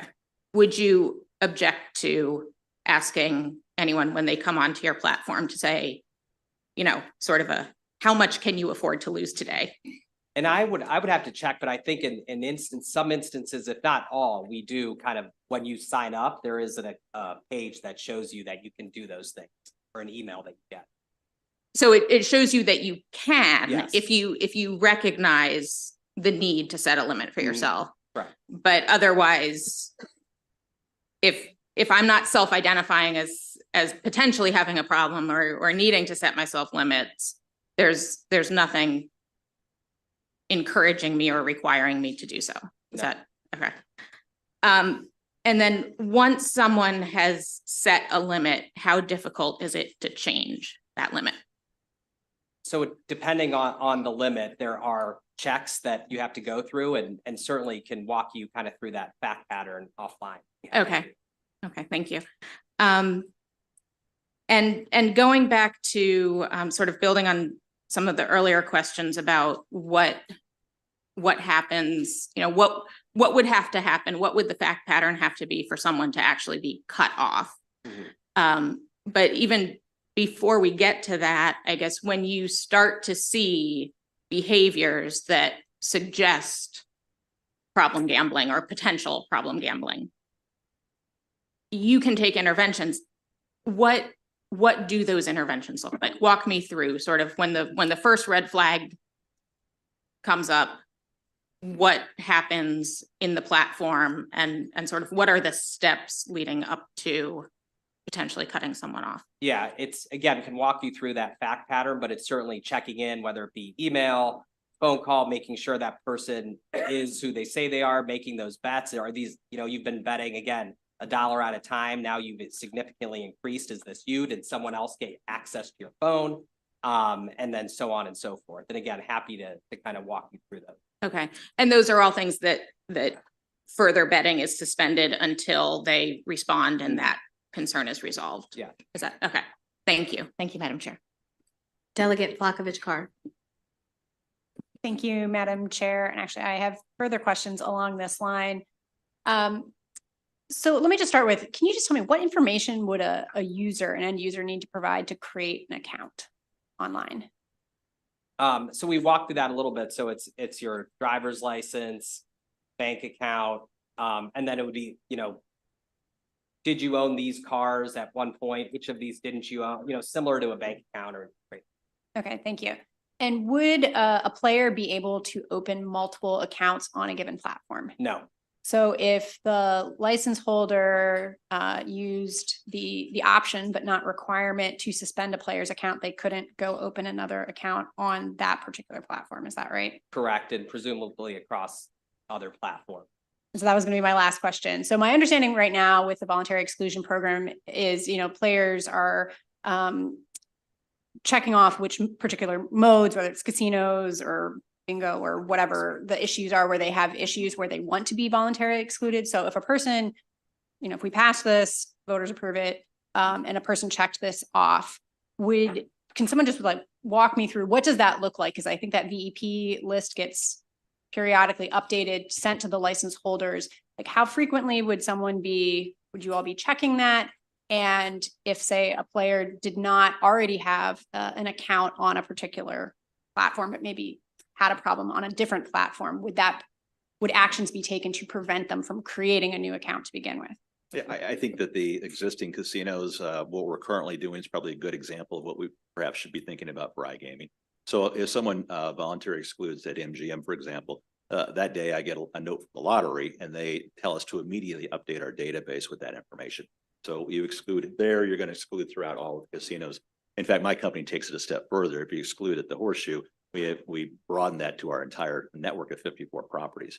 So I would think that would be a good example that the committee should consider as an example of how to broadcast that information very quickly through the lottery. Delegate Roberts. Thank you, Madam Chair. So a lot of a couple of my questions have already been answered. So my question, I will ask MGM and Tony Jones. Hello, Tony. Do you see iGaming? I thought I heard, there's been so much information here, so it's kind of like, forgive me if I've missed anything, but my question is about jobs. Is this going to create more jobs? And if so, what's the potential? Yeah, I think it will. Again, I represent my casino bricks and mortar in the Horseshoe in Baltimore. I think this will increase our employment because it's going to draw more customers in that I currently don't have in to experience the casino. Now, if we go down the path of live dealers in the state, well, guess what? I have a dealer training academy at my casino. I would think we would have our live dealer studio at my casino, which would increase more UAW dealer jobs. Getting people from cross-referencing is, as mentioned, the omni-channel, bringing them into the casino will support my job growth at the Horseshoe. I view this as nothing, similar to the other investments we are continuing to make in Baltimore City with the entertainment corridor. We do these things to pull more people into the Horseshoe Baltimore, which creates more job opportunities and frankly, more tax revenues for the city and state coffers. How about Prince George's County? We agree with that statement. And like I said, certainly in the states of Michigan and New Jersey, we've hired more dealers, and I wouldn't expect that to change here, especially when you add the live dealer component to it. And I think kind of bringing in the new customer base to experience all our property has to offer. So I think it would benefit us across all modes of the property, whether it be entertainment, gaming, hospitality, restaurant. And then I would suspect that also means for identifying problem gamers in that area as well. Or is that going to be more like AI type stuff that? No, absolutely. With that expanded customer base, you're going to have more attention to that as well, and people handling those situations as well. Or looking. And then just similar to my colleague Delegate Wells, I am very much interested in data and information. But if you could, and I'm really I'm pointing this question at MGM. If you could just give a brief statement about the positive versus the negative impacts that you've had in our communities. And then if later on I could see some of those reports as well. Yeah, so and when you speak about the positive impacts as far as being partner to Prince George's County, yeah, absolutely. I think over 46%, almost 50% of our employees are from Prince George's County. We volunteered over 30,000 hours. Almost 40% of our business partners are minority business enterprises from the county. And so I'm happy to walk you through or share with our 2022 report, but also our 2023 report is coming out, which highlights all that in detail, and we'll certainly come in and brief. Thank you. Thank you, Madam Chair. Delegate Young. Thank you, Madam Chair. A few questions having to do with margins. For a typical Friday night, you may have a certain amount of tables, certain amount of staff.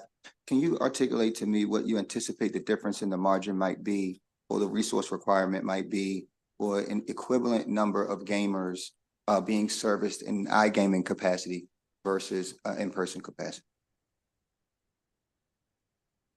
Again, I think business will dictate what kind of staffing increases we have. I'm thinking about the dealers that we'd have in a live studio environment. If we had a massive influx of customers, we would likely need more dealers to satisfy that customer base. I mean, but certainly some of you have national portfolios in jurisdictions that already have iGaming. Do you have any information on what might already exist, any data that you already may be experiencing?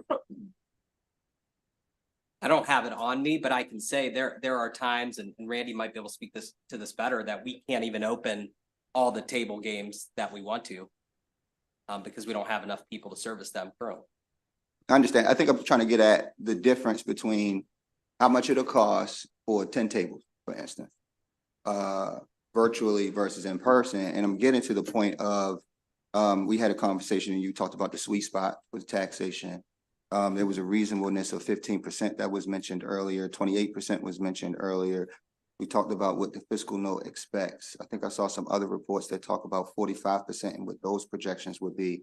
So I'm trying to get a sense, particularly because 15% was, identified as reasonable, and I know we're taxing already at 20%, you know, why was that 15% determined to be reasonable, particularly when I'm expecting that it should be cheaper for you to service the gamers that you would be capturing? Yeah, Delegate, I think I know where you're going, and I'd like to follow up with you on some information around the cost structure of the differences between iGaming and the bricks and mortar that I operate in Baltimore. I think there's some vast differences there. So if I may, can we follow up with some information that would justify and support what the different types of costs are for iGaming as opposed to what you would see at the Horseshoes night? I appreciate that. And secondly, I wanted to ask you, you know, you heard a little bit about AI, and I've been digging in on that a lot, but also when it comes to like virtual gaming, VR, I put a headset on and I'm in the casino. Are you all looking at any of those technologies as it pertains to this? Are you using it in any other places as well?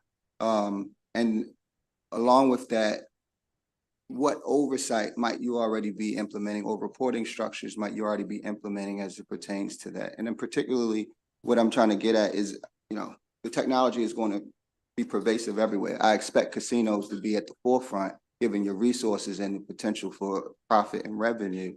So I just want to get a sense on, are you using it in gaming, A, and B, when we talk about problem gaming, are you using it in that front as well? And then what oversight and reporting is associated therein? Yeah, some of the newest technology, some of the VR things that you might be referencing, you know, we looked at those as an industry. We've been doing that for 5 years now. You know, how can you monetize, you know, the simplest and a simplistic form of Pac-Man game to make, you know, the industry hasn't gotten very far in that regard, and it's kind of moved away from it lately. But I think you're right. I mean, this is going to be a change in industry. And I think the iGaming experience, the platforms that will come out of the gate with in Maryland will be far different than in 5 years than they come out of the gate with. And that's where I think some of these investments in technology are so important. But we're going to learn together on this, and, you know, the things that will become apparent down the road, which we'll need to, you know, tackle and put regulations behind. It's an exciting territory, but it's something that will work hand in hand with obviously the legislature and our regulators. Yeah, I think your point about it changing over the next 5 years is critical. Yeah. What we see today won't be what it is in 5 years. Last question, Madam Chair. We talked about, again, finding that sweet spot when it comes to taxation. Too much taxation, y'all are articulating that might have a negative impact on what the business could look like. But we also know, and of course, because I think was referenced that too much taxation would essentially maintain the illegal market, but certainly there's going to be a capture of folks who would not be participating in the illegal market. I might play, right? I don't do illegal market, but I might do legal market. Do you have a sense on what that illegal market capture would look like, A, and then B, additionally beyond that, what the new market would potentially look like as well? So the question being, how much are we going to capture, you think, from the illegal market? And I mean, the goal would be to capture 100%, right? And so that's kind of, you know, when we launch and we do that advertising to make sure people know that now this is a regulated legal form of gaming. And so our hope is to extinguish the illegal market. I think it's next to impossible because they have no regulation, but that certainly would be our hope. And then the revenue that can be captured anywhere from, depending on the tax rate, from couple $100 million to I think what Chair Atterbury said, about $340 million, give or take. Let me clarify briefly. I think what I'm trying to get at is there's going to be a measure of a market that's going to be captured that would not be captured if it was to remain illegal. And so I would expect that revenue would surpass or outweigh what the illegal market revenue might look like. Would you, for Maryland? Yes. Would you agree with that? Yes. Okay, that's what I was getting at, and thus, and you don't have to answer. I think that's part of what the question is with regard to what the fiscal note says. What does that measure look like based on what our taxes are? And I can think that's a question we all know we got to figure out. Thank you, Madam Chair. Delegate Miller. Thank you, Madam Chair. So you said something kind of going on with Delegate Young is saying, you hope the illegal market gets decreased. Well, we've had legalization in other states. There's been other countries, obviously, that have done iGaming. in those states that have done it, is there data that shows that the illegal market has been decimated, suppressed, gone down at all, not increased? Yeah, absolutely. And, there's a study from the American Gaming Association that they put out every year around the Super Bowl on the amount of illegal gaming that takes place, even in sports betting. But the same would happen with iGaming. And I think even in sports betting, one of the illegal operators completely pulled out of the state in New York. Can you get me those Yeah. studies, please? And the other ones as well. That would be great. Thank you. And then obviously another huge concern of mine is access to under 21-year-olds, because I know it's not a sports betting bill, and I know that's already legalized. Sports gambling is already legalized, but I think we need to learn some lessons from it. So my concern is there's been a huge increase. We heard last week at our high schools with kids gambling in class, on our college campuses. The New Jersey, if you look to them, 3 times more calls to their helpline of people that are underage, 17. So how is that happening? I'm assuming that sports betting would have the same rigorous controls on setting up an account. So how is that happening? Probably because of the awareness of the 1-800 number now that's out there, and people are perhaps betting illegally, but using that number then to report that they've seen in the legal market. No, these are people seeking help. Yes. Yeah, they're so now they're seeking help because they were underage gambling, which they weren't underage gambling before. No, the Help me follow that? prevalence of seeing the notifications that there's a 1-800 number to call, whereas before they weren't seeing those numbers reported because of the lack of advertising. Oh, okay. That doesn't seem to make sense with me, but we'll let you go with that. Everyone's gonna remain respectful. That includes everyone that is a member and everybody in the audience. I wasn't trying to be disrespectful. I was, sorry, Everyone's Madam gonna Chair. remain respectful. So you said responsible gaming is in our DNA. That was your quote. So do you consider iGaming to be responsible gaming? We will hold the same standards of what I'm gonna operate tonight at my business on the iGaming. Okay. I've told you guys I'm gonna send you what the provisions are that my company uses. I understand all my provisions that I use in my business, but the online gaming as well. But that is, it's an imperative that is successful. Okay. But if it doesn't work that way, then this won't work. iGaming won't be successful. Do you consider, so like a lot of things when I use my phone, and again, I'm pretty tech challenged too, like different ads will come up, you get different notifications. So it seems that my phone knows what things I like and don't like just by tracking things. So would you consider it to be responsible to follow someone's likes and dislikes based on what promotions they respond to? Do you think like push notifications, tracking someone's data points up to, some studies show about 93 data points on what they're looking at? Targeting them with ads? Do you consider that to be responsible gaming? Because that seems to be part of the whole iGaming push, and the access to someone's data is very concerning. Whether or not they consent to it, I'm not sure they understand how much they're being tracked and how much they're being targeted. So is targeting someone responsible gaming? Is basically what I'm getting to. Through their own data, through their individualized use, is that responsible to do that? Yeah, it's a very fine line, obviously.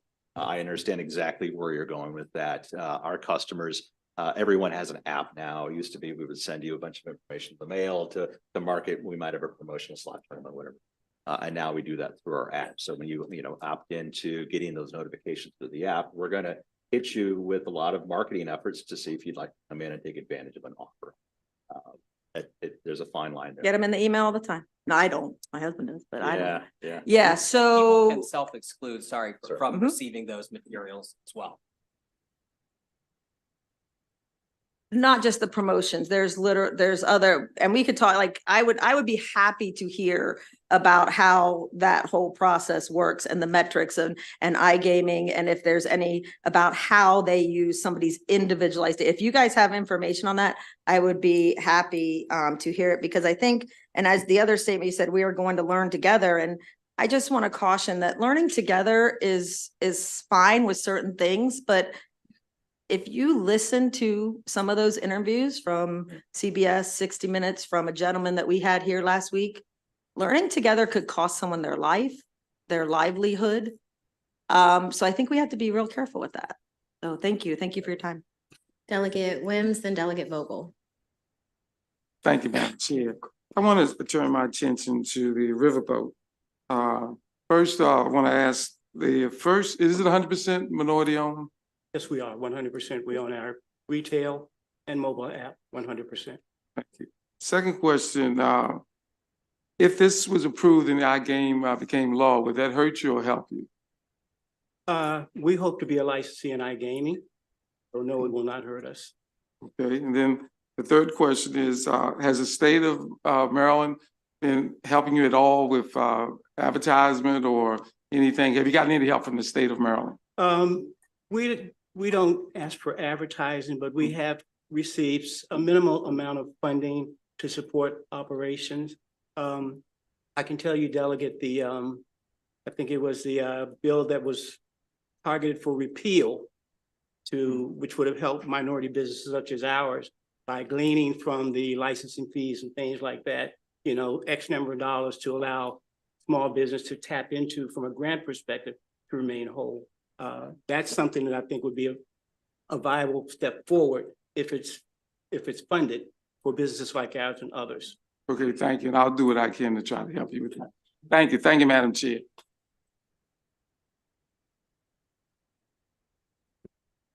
Thank you, Madam Chair. I have a few questions for the gentleman with MGM. And one thing I love about big companies is that you're really good at capturing consumer data. So as we talk about the illegal gaming market, iGaming market, I'm curious, do you have any numbers on VPN users, right, can potentially go into other states and play there? Do you have safeguards around that? And do you have a sense of how many people could possibly be exploiting those VPNs to play in other states? I don't have that data. Okay, I would love to see it if you can find it. And building on Delegate Young's question from earlier, I'm curious about the cost per dollar earned, right? So a dollar earned for MGM in a brick and mortar facility versus a dollar earned in iGaming. What's the breakdown of cost per dollar earned iGaming versus brick and mortar? I can circle back with you on. I'm sure that's easy to find for you also. I would love to see that. And do you have any data on income levels for those playing either in iGaming versus brick and mortar, how there's a difference and potentially a difference in income levels? There are studies that have that data that we can get to. Can you summarize that data based on what you've seen? Not off the top of my head. Okay.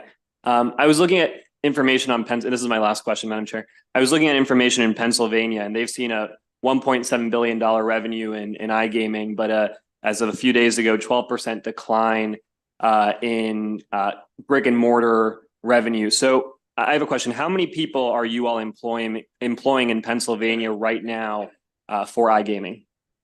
I can get back to you on that number. Okay, that'd be really helpful. And my last question, when you look at that 12% in reduction in revenue in brick and mortar facilities, when you have I'm not a business owner, so you might have to help me here. If you have a 12% decline in revenue, how do you reduce operational expenses?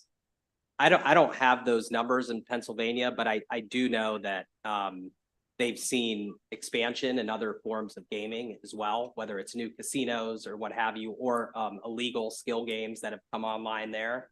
So I can't speak to Pennsylvania specifically. But just to follow up on that concept, right? If you have a 12% reduction in revenue at brick and mortar facilities, how do you reduce operational expenses?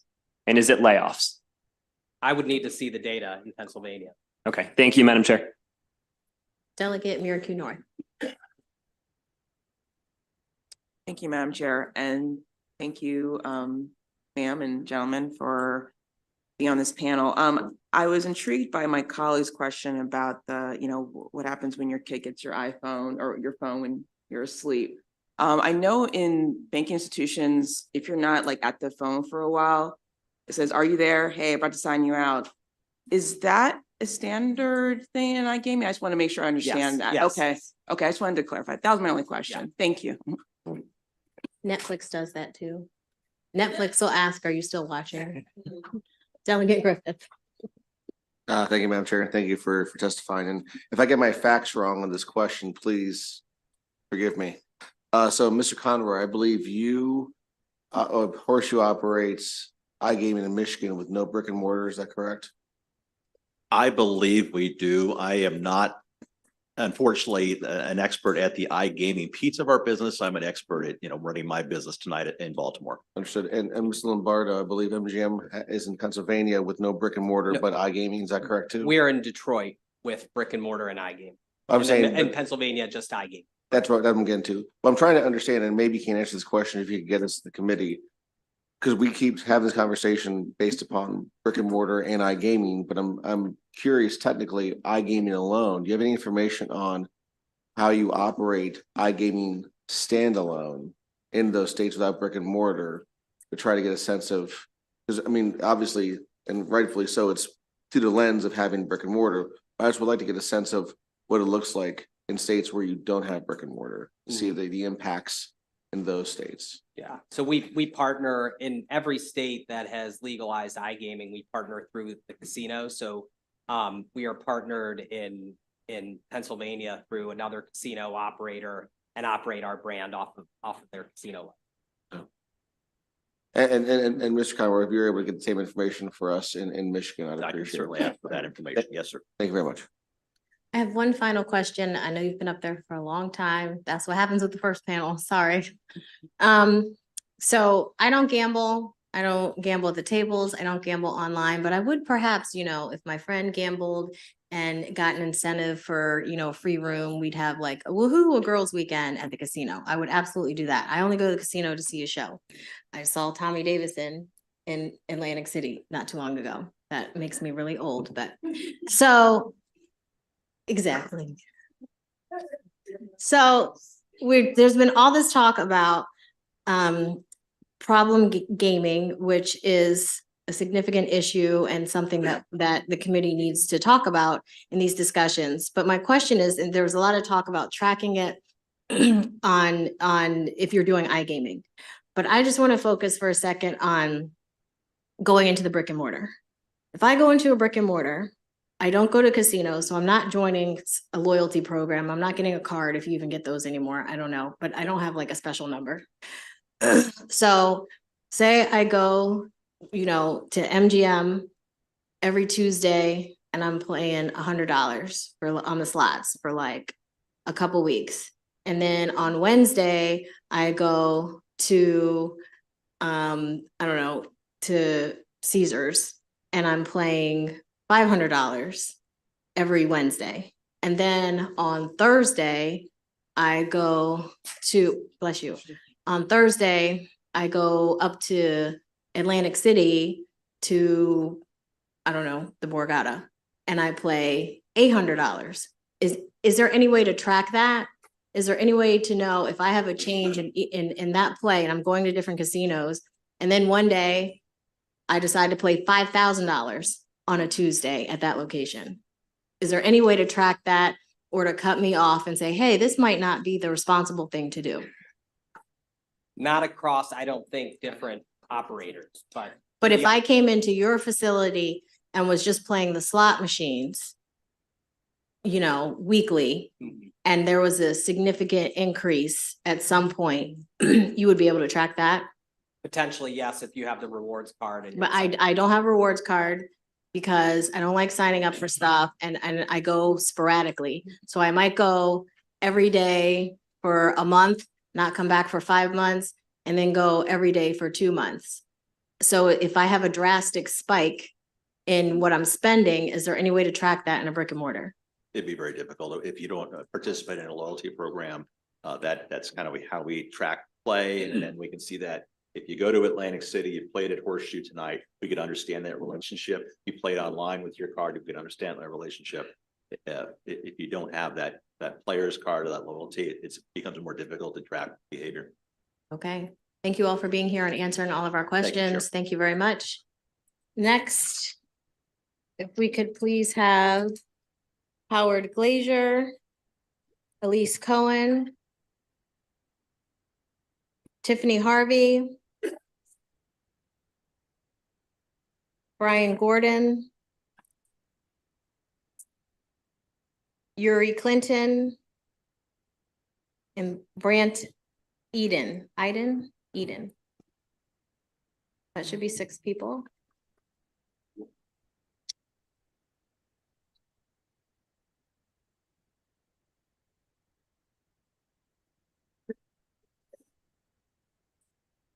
Right.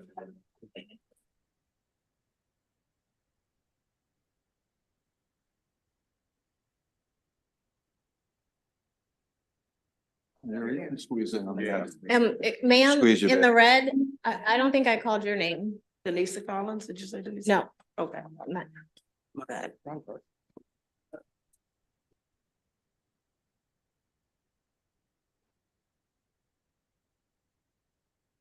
Okay, if we could just start. Make it simple for my right and work our way down. Can you pass him the mic? Thank you. Whenever you're ready, sir. Great. Thank you, Madam Chair, members of the committee. My name is Brian Gordon. I'm a principal with a company called Applied Analysis. We've been retained to take a look at the iGaming market and specifically address a few different topics for discussion. I have submitted written testimony as well as a full report that we've prepared on the topic. A couple of the key elements of my research and our firm's research relates to projections around iGaming revenue and going forward and what that might look like. We've analyzed 6 states that are actively operating, taken those data in terms of the average per capita spend as it relates to iGaming revenue, made significant reductions in those values and generated projections going forward in terms of overall iGaming activity. Those have been included in our written testimony and equates to about 0.21% of personal income across the state of Maryland. The second item that we focused our time and attention on related to the number of licenses. You've heard a lot about that. You're going to hear more from some of the operators here today. At the end of the day, our research would suggest that the increased number of licenses or skins ultimately translates into additional gaming revenue. The third component of our analysis focuses on the overall cannibalization of brick and mortar casinos. You've heard from operators from Caesars Entertainment. You've heard from operators from MGM Resorts. The data would suggest that in major markets like New Jersey and Pennsylvania, we have not seen cannibalization in those states as a result of iGaming activity. In fact, if we take a look at multi-channel approach to gaming products, revenue overall has increased across the industry and resulted in increased tax dollars. Those were my prepared remarks and appreciate the opportunity to be here. Thank you, Madam Chair, members of the committee. My name is Howard Glazier, and I admire your stamina at this hearing. Thank you. I work for Light and Wonder. We are probably the largest casino company in the world that you've never heard of. We're a leading provider of game content and technology, slot machines and table games and whatnot. Every casino in Maryland is our client. We drove $300 million in revenue to the state in the last 2 years. In fact, every casino on the globe on 6 continents is our client. So we have a lot of experience in this area. And land-based casino operations are our primary business. So we have a very big interest on this question you've been talking about today about the implications of opening up the iGaming market on land-based gaming. There's different reports, on both sides that you hear. And obviously people have concerns that, who have jobs in the industry as well. we have a stake in this. Our conclusion as a land-based company is that opening the digital channel is essential for brick and mortar casinos to thrive and compete in the long term, especially against other online entertainment channels. If you fast forward 5 years, 10 years, a casino that does not have the ability to be online is a casino that will be in trouble in competing in that market, we believe. So you have a very big investment in land-based casinos. The point here is to try to protect that investment. For that reason, we are now in the online business as well. We're in the online business in every location where it is legal. Unfortunately, it's only legal in 6 states. 4 of those states are on the border of this state. If you want to play online gaming today, maybe you're bored by my testimony, you can do it while you're sitting here and play illegally online. The point here is capture that tax revenue, regulate the industry, and offer consumers protection that they don't have in the illegal market today. Thank you. Thank you, Madam Chair. Members of the Ways and Means Committee, I'm Brant Iden with Fanatics Betting and Gaming. Fanatics is an online sports betting operator here in Maryland. And proud to say that we have 2 partners here in the state. We partner with the Commanders. We're the first of its kind retail sports facility at FedEx Field in an NFL stadium. And secondarily, we partner with Riverboat on the Potomac, and we are proud of those relationships. Today, I'm here to represent Fanatics Betting and Gaming, as well as the Sports Betting Alliance, which represents BetMGM, DraftKings, ourselves, of course, and FanDuel. All 4 of our members are proudly operating in the very successful online sports betting market here, which generate $44 million in tax revenue for the state in 2023. We are here today to testify in support of the effort to further modernize Maryland's gaming operations through the addition of online casino gaming, or what we're calling today iGaming. iGaming stands to benefit Maryland in a number of significant ways, and we want to thank the Chair Lady for her leadership in pursuing this opportunity for your great state. First off, iGaming would be a major new source of revenue to the state. We can discuss the tax rates, but we know it's going to produce hundreds of millions of dollars for the state. Secondarily, it'll help shut down the illegal market. According to the American Gaming Association, roughly $4.8 billion was bet in Maryland illegally. And we want to make sure that we cut into that, and we can again discuss that and how that gets done, but we do want to make sure we cut into that. The SBA, Sports Betting Alliance, supports legislation to authorize iGaming in Maryland that incorporates the hallmarks of a successful iGaming market established in other states. A tethered model that promotes competition among licensed operators, reasonable tax rates, common sense regulatory framework, and measures to protect consumers and promote responsible gaming. We thank you very much for your time and hearing us out today, and look forward to questions. Thank you. Madam Chair and Committee, thank you for having me today. My name is Elise Cohen, and I'm the owner of Long Shots OTB and Sportsbook. I also have the proud distinction of being the only 100% woman-owned sportsbook in America. That said, I'm in favor of House Bill 1319. As we look forward to the future of gaming in Maryland, it's important to remember that diversity is paramount to the success of any industry or company. As Maryland decides how to best legislate iGaming, I would urge the committee to set an example of how to promote women and minority-owned businesses. There are 3 OTBs and 1 bingo hall named in the original sports betting bill who successfully obtained B licenses. All of these businesses are woman and minority owned. I'm here today as I'm deeply concerned that these sports books will fail if not given the chance to offer iGaming and in turn compete on an equal playing ground. There is no surprise that the major sports books have dwarfed the rest. As it stands today, mobile makes up 96% of the total sports betting handle. Of that number, 97.4% are the 6 largest players. Retail for diverse sports book owners like me is in peril. I like to underscore that retail and mobile gaming cannot be viewed as separate entities, but as 2 equally important aspects of the same business. Both build upon the other players to look for dynamic ways to engage in gaming. To help minorities and women, the committee should consider a reduction in retail gaming as well as a promotion for B licensees. Reducing such costs and creating a more sustainable business model enables companies to employ more Marylanders, build infrastructure, and ultimately contribute to their local economies. In conclusion, Maryland has been and continues to be a leader in social and economic diversity. iGaming should be no different. With that in mind, please consider not only adding B license holders to the iGaming initiative, but also sustaining small retail sports books. Thank you. Good afternoon, Chair and members of the committee. My name is Yuri Clinton. I am the General Counsel for Boyd Gaming. We are a multi-billion-dollar publicly traded casino company. We do not operate in Maryland. House Bill 1319 would give us an opportunity to make an investment in Maryland.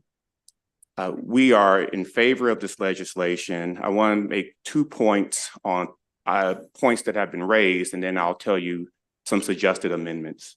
The first is a poster board that just simply shows in Pennsylvania that iGaming, at the introduction of iGaming, you've seen an increase not only in the overall taxable gaming revenue, but also in the brick and mortar. The light green at the bottom is the brick and mortar revenue. The dark green is the iGaming revenue. There was a comment earlier, and there was other round, about Pennsylvania seeing a 12% decrease in gaming. What we understand is that that decrease in January was a national trend. It was not specific to Pennsylvania. In fact, New York, Mississippi, Louisiana, Indiana, Michigan, and Maryland all had some decrease in their gaming revenue, national headwinds. The next case study is with New Jersey. New Jersey was on a downward trend on its brick and mortar gaming revenue. But as you have heard here today, iGaming provides an opportunity for continuous connection with people who are interested in entertainment through gaming. Thus, it allowed for the brick and mortar retailers to start having an increase. In fact, there was an 8% decrease in revenue month over month. That reversed itself when you started adding the iGaming as a component. So with that being said, I would tell you that more licenses is better. The ability to compete from a license standpoint, if I may finish, Chair, just 1 point. The ability to compete with a license point, the bill currently has 12 licenses. We do think that there should be tethered licenses, but if you compare where Maryland would sit with the other states, New Jersey and Pennsylvania, more licenses are available. We would suggest 23. Thank you. Thank you. Good afternoon, Madam Chair, Vice Chair Wilkins, and committee. My name is Tiffany Harvey, and I'm with Cornerstone Government Affairs. My client, Idea Growth, they're still sitting back there, so they'll be the subject matter expert hopefully soon. But they're here, they're Gaming Trade Association, and we are in support of iGaming and the authorization of iGaming in Maryland. We appreciate the work of the chair and your leadership on this issue, Madam Chair. We look forward to working with you to ensure that Maryland's iGaming framework generates taxable income to help support the goals and the vision of Maryland's blueprint. Idea Growth has played an integral role in the legalization of iGaming in several states, and we look forward to continuing to be a voice and a resource to the chair as you consider HB 1319 with some amendments, and thank you for already considering our conversations around the tax rate in this. Thank you. Thank you. We have a couple questions. I'm going to start though with, this is directed at Mr. Clinton. If you could just finish your thought around the 23 licenses and skins and what your thought, why you think that is beneficial? Yeah, I think that what you'll see on the chart is that the gaming revenue per skin metrics, we would be at about $48 million gaming revenue per skin with 23 skins. More so than that, it allows for competition. It allows for companies like Boyd to make new investments, which actually benefits the consumer in the state of Maryland. The last point there is that if you only have 12 skins, then part of the legislative approach here, which is to provide opportunities to minority and disadvantaged businesses, you're essentially picking the lucky 12 minority or disadvantaged businesses. If you have 23 skins, what you're essentially doing is seeding into what could become a booming tech business here in Maryland, anchored by minority and disadvantaged businesses. Thank you. Delegate Buckle. Thank you, Madam Chair. So I had a question, I think, to the gentleman in the middle. I'm sorry. Yes, thank you. Can take down because I'm in the middle. Thank you. So yes, no, that's not why. I'm sorry. It's hard sometimes to get everybody's name when you all introduce yourselves. The largest state in the country with gambling revenue is Nevada, correct? Yeah, correct. By Yes. pretty wide margin. Yes. And the largest producer of jobs in the gaming industry, again, by a pretty wide margin, is Nevada. Is that fair to say? Yes. They don't have iGaming, right? MGM, Caesars, they all have very big operations there. No one's doing iGaming in Nevada. They have poker. They have live dealer poker or just They have internet poker. internet poker. Internet-based poker. Okay, thank you. And then the question that I had, I think, from the gentleman from Applied Analysis in the end, your analysis. So Delegate Griffith's not here. He looked something up. I looked something up. You know, we all know how to use the Google machines and you can get different data from them. Some of the Google machine data suggests that Pennsylvania has actually experienced a loss in brick and mortar casino gambling revenue as a result, maybe not as a result, there's not a direct correlation test, but after the implementation of iGaming. Your report suggests they experienced a somewhat similar overall gain as casino revenues hovered around 3.2 billion annually. But since iGaming, aggregate revenues reached 5.2 billion, with casino revenues increasing to 3.4 billion. So when you use that term aggregate, are you including what the casinos in Pennsylvania are getting from iGaming operations, if any, or from the fact that they're now maybe able to offer sports gaming, or is it just simply a comparison of, I walked into the casino in whatever year before they did iGaming, I could play all the games I could play. I walk in there now, what's the revenue from the same, sort of an apples to apples? Thank you, Delegate. With regard to what's happening in the Pennsylvania market, the overall brick and mortar casino revenues were hovering around $3.2 billion for an extended period of time, at least annually in the late 2010s. That now, as of 2023, that number's increased to $3.4 billion. Brick and mortar casino revenue has increased since the introduction of iGaming, and iGaming is layered on another $1.7 billion of gross gaming revenue to get to that aggregate of 5.2 billion. Does the 3.4 versus the 3.2, if you know, did any of the Pennsylvania casinos get sports gambling inside, you know, brick and mortar sports gambling licenses, that factored into their revenue distributions? This would account for anything that's taking place within the physical properties. So if Nemacolin, for example, in Western Pennsylvania or Rivers or some of those places, if they got sports gambling kiosks or operations and it's brick and mortar, that may have driven some of their additional number, perhaps. Perhaps that could be part of the contribution. Thank you. And the only other question I had, Madam Chair, thank you. Ms. Cohen's facility is a fantastic facility. It's near my neck of the woods in Frederick, not too close, but it's near. And so I appreciate your passion and your perspective about the issue. How would you feel about iGaming, for example, if your businesses didn't get a license? Because you said very clearly, if we don't get one of these licenses, we're concerned about our viability. Yes, because I think mobile and retail cannot be separated. I think the mobile aspect of my business contributes to the infrastructure, the way that I pay for my, greater complex. It's all an ecosystem, as I think we've mentioned, or someone else mentioned before. And so to say to someone, you can only have an online sports betting, but all of these other people have bigger options. It's like Walmart putting the small hardware store out of business. It's very akin to that, I would say. So DraftKings or FanDuel, and I'm not singling them out negatively. I think they're industry standards. They do probably a great job in their industry. But if they, for example, are operating on one click of your cell phone, a online sports betting enterprise, and then another click of, something that they're cross-marketing, you can click again and play slots on theirs. You think if you don't have the ability to compete in that field, eventually you're going to lose market share. Absolutely. Okay, that's my concern, is that the bill doesn't guarantee that these folks are going to get the licenses. And so everybody's perspective on whether we should do this or not seems to be based on whether or not they get a license. And so that's a concern that we had to pay attention to. I appreciate your perspective. Delegate Hartman, and I apologize. I had said I was going to call on you first, but he got buckled, he said. Sorry, Delegate Hartman. Thank you, Madam Chair. And thank you to the panel for being here. So my first question is for Mr. Glazer. So where are you based out of now, your operation? Based out of Las Vegas. How many people do you employ in Maryland now? It's not a huge number. Most of our Maryland employees would be servicing the slot machines, the video slot machines. So they do quality control. They're licensed by the state of Maryland.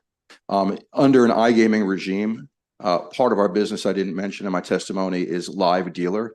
We actually operate the live dealer studios along with other companies. I think in the aggregate, those companies, if gaming live dealer is part of this, you'd expect several hundred to several thousand employees in each state is what we've seen, and several $1 million of investment in those facilities as well. So if iGaming passed and you had a license here, you're saying you would have thousands of jobs here of live dealers just under the camera. In the aggregate, not just our company, but the companies that do this. In New Jersey, for example, just over the border, I mean, there's one facility that's got 1,200 dealers in a studio, I think, at one of the casinos, and then layered on top of that, you have others. So part of it's market demand, but that would be the expectation. Those could very well be labor neutrality jobs as well. So, and there are several people here that I think can answer, and I touched on it earlier with the IDA report out of New Jersey. We keep talking about the thousands of jobs that would be created. The IDA report showed $2 billion in revenue, 6,552 jobs, 401 million in wages, 259 million in taxes. Then the NERA, which is a pretty respected research organization globally, came out with a report that said the tax revenue was overstated by $200 million in that report. It also said there was $180 million net negative economic output as a result of iGaming in New Jersey, 15,771 lost jobs in New Jersey, 902 million lost New Jersey wages, 350 million in social costs, addiction, welfare payments, homelessness, and criminal justice. It's clear that cannibalization occurred in New Jersey. Why wouldn't that happen in Maryland? Yeah, I mean, I'm happy to take a crack at it. Look, these reports they're confusing. They're funded by different groups that have their own agendas on it, and you got to sort through, what's what with them. I think if you look at the facts, which is Pennsylvania, New Jersey, West Virginia, Delaware, you're on the borders there. They all saw increases in their gaming revenue from their casinos, as you heard in the prior panel, investment in the brick and mortar casinos, as well as tremendous revenue growth for the state from the iCasinos. That is not speculative, that's fact. Everything in some of the other reports is projecting what might happen. You don't have to guess what might happen. You've already seen it happen on your borders. So I follow Churchill Downs pretty closely. They have a casino in my district. I think they also have one in Pennsylvania, correct? Churchill. I can't speak to that. Okay. I believe they have a casino there, and my understanding was that there was a revenue loss, but I'll verify that with the other group. So you're saying the data is confusing, but $200 million in overstated tax revenue, I think, would be pretty easy to differentiate whether it's true or not. So let me pose the question a different way. Sure. A different way. If iGaming operators still make money in Maryland with iGaming, if the brick and mortar casinos lost thousands of jobs and income from tax revenues that this job would report, would iGaming operators still make money? Even if our brick and mortars were losing money like this said? I'm sorry, even if brick and mortar. So this says brick and mortars are losing money, jobs, everything else. If that's the case, would iGaming operators still be making money? It's an interesting hypothetical, but respectfully, it's not the case. The case is that the casinos are growing and the tax revenue is growing. If you look at the figures, forget a report by a different third party on either side, look at the numbers from the gaming commissions in the state. If the governor of New Jersey and the governor of Pennsylvania were here today and the legislative leaders, they will tell you that they've realized significant tax revenues from the combination of iGaming as well as the growth in land-based gaming. $1.1 billion in tax revenue from the 4 surrounding states in the last 12 months on $3.7 billion in gross gaming revenue from those 4 states that surround Maryland. Okay, appreciate your answers. I'll be anxious to hear. May I add on to that answer? Sure. If the charts that we have were just simply gaming revenue reported to the state, so it's not an analysis that has any agenda associated with it. It's an illustration of the fact that as the licensees who sat here in the panel before this panel, you use the iGaming as a marketing tool and as a way to continue to connect with a client base that you might not otherwise be able to reach. So as was stated, it helps you drive foot traffic to the properties. And driving that foot traffic helps with the revenue. And in the case of New Jersey, the downward trend was actually reversed in brick and mortar gaming revenue by iGaming. So you're saying iGaming generates foot traffic to the casino? Absolutely, as was the testimony of the other operators who are licensed here in the state. Okay, thank you.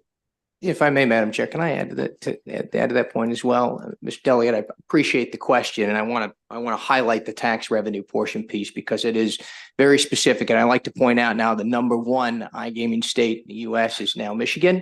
And in a former life, I sat where you all are currently sitting. And in fact, I was the Ways and Means Chair of Michigan. We passed this bill in Michigan. So, Madam Chair, we're in the same club. We're in the same club. I appreciate that. And if I may, Mr. Delegate, I will tell you that when we sat here and we debated the issue in 2019 in Michigan, every House fiscal and Senate fiscal report substantially underestimated the gaming revenue. In fact, it debated cannibalization. It talked about losses in Detroit. It talked about job losses in Detroit, none of which has occurred.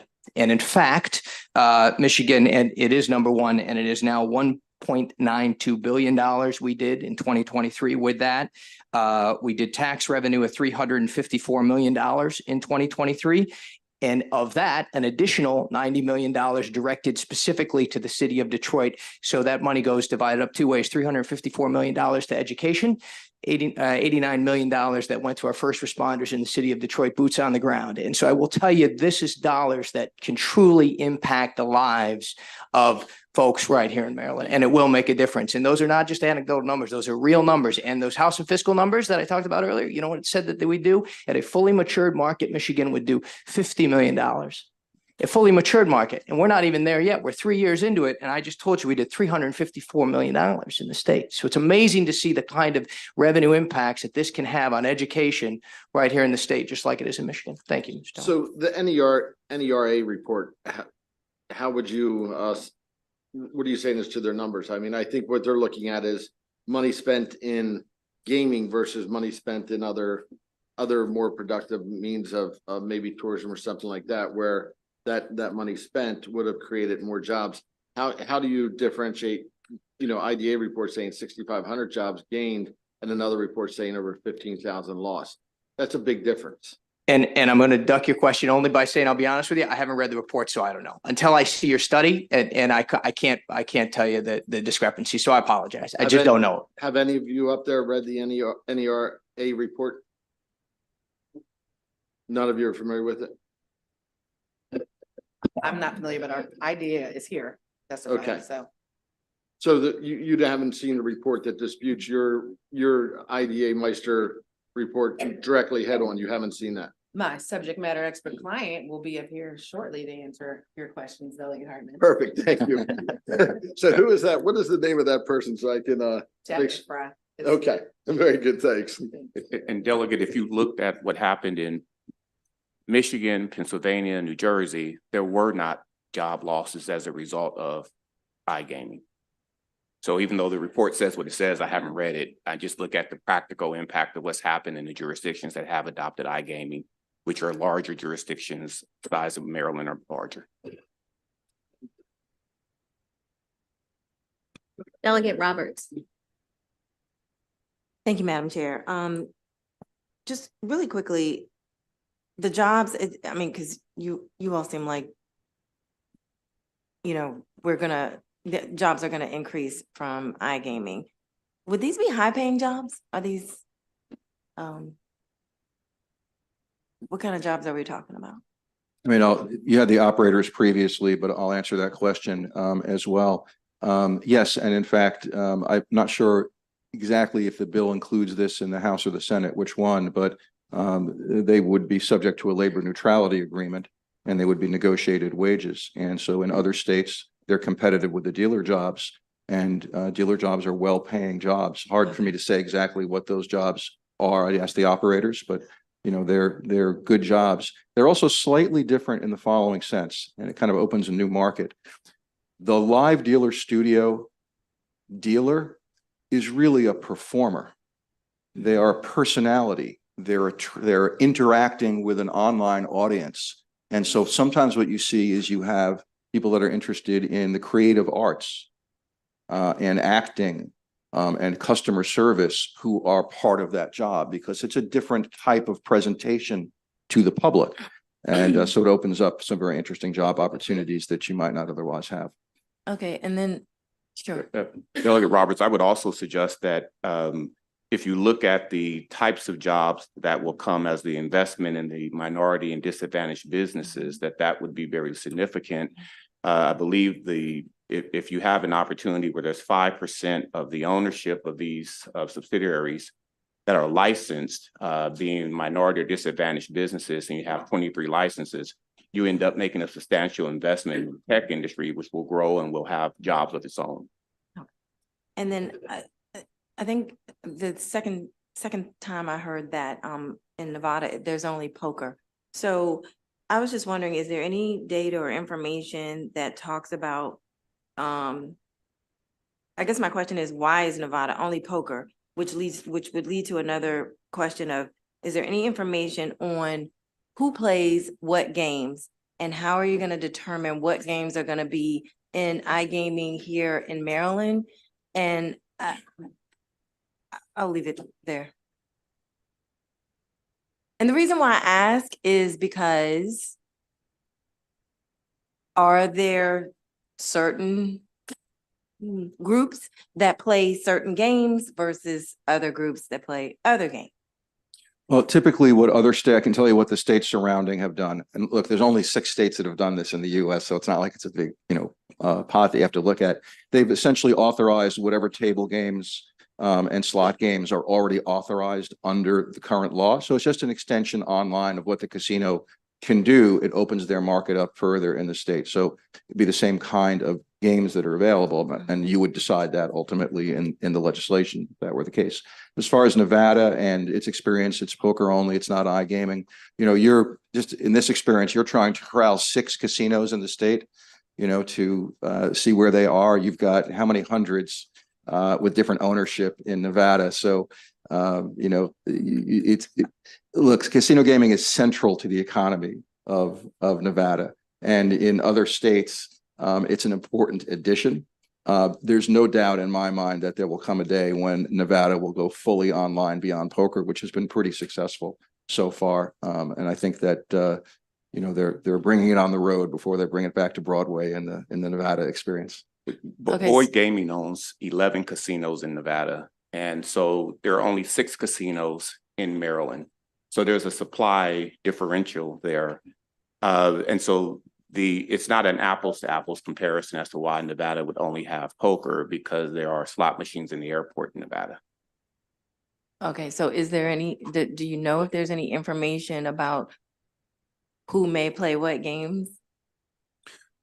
We only know this, that a younger demographic typically is playing online games. You see this in the sports betting side as well. And by younger, I mean the median is like a 35, than what you normally see in a regional casino.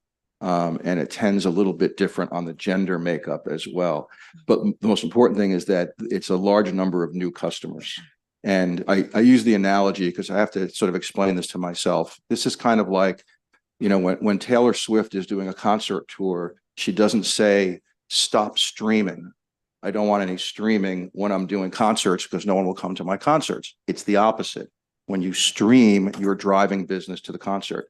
DoorDash, different. Taylor Swift is not my generation, but DoorDash is another example of that.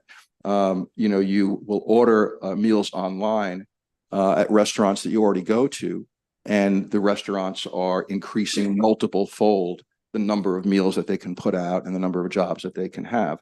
So, you're not just going 10 times a year to the restaurant, you're also ordering a number, a multiple of that.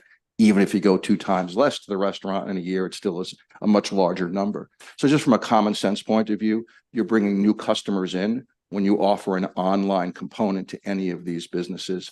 That's what we see in those businesses. That's what we see in iGaming as well. Brings traffic into the casinos. Okay, thank you, Madam Chair. Delegate Wells. Thank you, Madam Chair.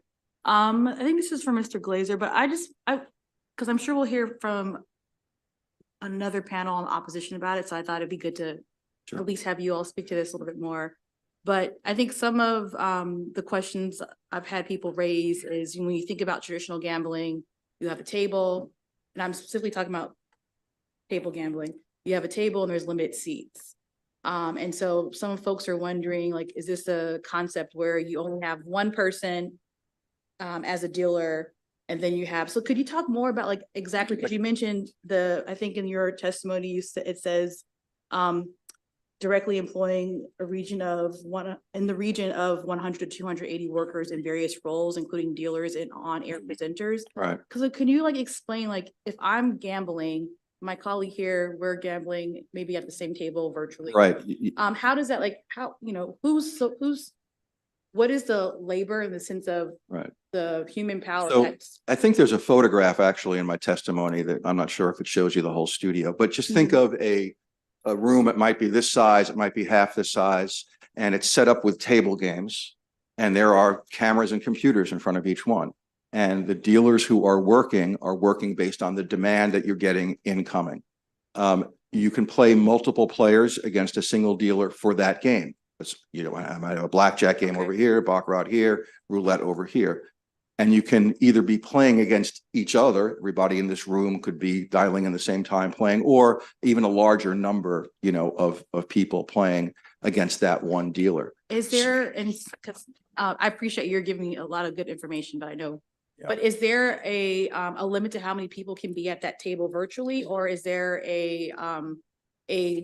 or is it based on how many dealers are in the room? Does that make sense? There is a room dealing that game, I should say. There is a limit, and I'd have to answer this question more specifically. I will come back to you, but you've got X number of slots that are available, and then it's going to flip over to the next dealer. And exactly how many that is, I'm not sure what So you the can get conditions would be. information back to us. Yeah, I mean, it's not like an infinite number of people playing against one dealer, Yeah. if that's the question.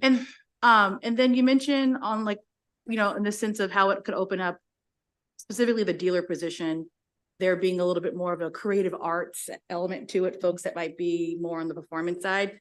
My understanding is that currently dealers, they go through pretty extensive training, and then oftentimes, I'm assuming tipping is also included. People can still tip their dealer in this scenario. I don't know. But I'm just wondering, I guess, what is the pay? Is there a pay difference between like existing video lottery terminal staff versus dealers currently? Help me understand. The average, dealers are what going to the be pay looks equivalently like. paid to, the casinos. So it's going to be, there's an equivalence to that. I think it's a practical matter. I would invite you to visit one of the live dealer facilities that's close by. You can go over to New Jersey or Pennsylvania. We actually don't have a live dealer, so I'm sending you to one of our competitors. But you can meet the employees there and see the operation. I think it's a very helpful thing. It's a relatively quick drive away. We're happy to help set that up if anyone's interested. Just last quick question, and is, I know we talk about labor peace, there's labor peace mentioned in the bill. Is it the contracts, do they vary? So if in any examples you give, I know labor, like all contracts, CBAs look different, but is it typical that the virtual dealer's contract looks different than the contract of the brick and mortar? So it's an interesting question. This is a new industry in most states.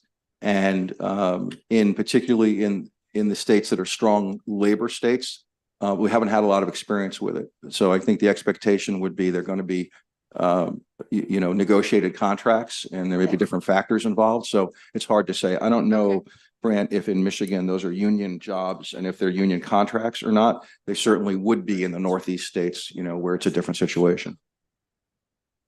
Yes, and the answer is some of them. And again, it just depends based upon contract and which live dealer studios are Most likely available. there'll be new contracts that'll have to be negotiated altogether. Yeah. Okay. Yeah, because they'd be with new entities. The casinos don't always run the live dealer studios themselves. Companies like ours would do it. So that's a new contracting relationship for us under the auspices of the gaming board. All right. Delegate Wu. Thank you, Madam Chair. Thank you for the panel. So think about the people outside and the people sitting behind you. A lot of people worry about losing jobs, right? I think that's the concern we're having. You talk about bring like 1,200 live dealers. Is that an addition to the existing operation or just kind of replacement? No, those would be new jobs. They build studios, Mhm. you know, as described previously, almost like a television studio Mhm. full of dealer tables. And it allows the casino to expand the number of customers that they can reach and employ more dealers. So those would be accretive jobs. And I think as the prior operator said, they would expect that they also would continue to add more dealer jobs at the brick and mortar because that online business will drive new growth at the casinos, which is what we've seen.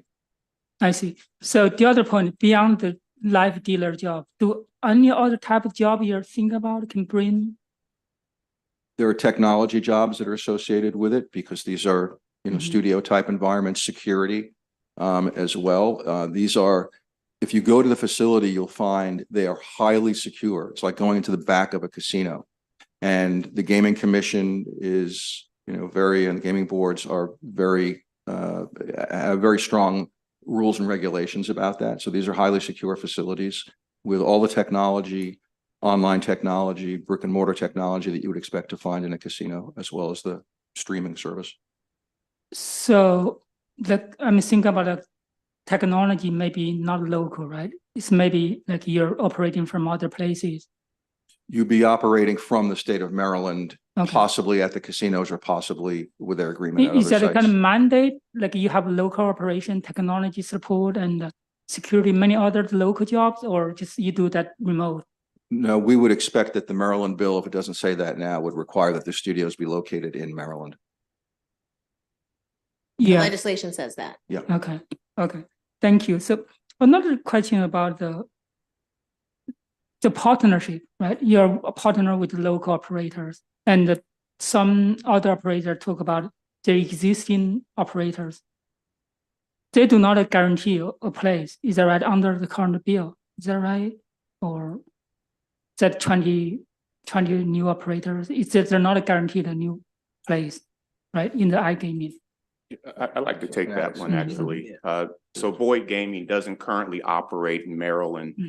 If this bill were to go through, and our suggested amendment is to have the 23 licenses, we would like to see 3 licenses that are tethered to the current 6 operators. And then we'd like to see 5 competitive licenses. And so what typically happens in states is operators, let's say off-track betting or the riverboat, and they don't already have a technology partner, they don't already have a gaming operations partner, we would do a commercial transaction with them. Or if one of the licensees has 3 skins, then we would approach them and do a commercial operation with them as well. And the multiple skins are important because it allows for increased licensing fees. So we would pay a license fee in addition to what the operator or the off-track bettor operator has done.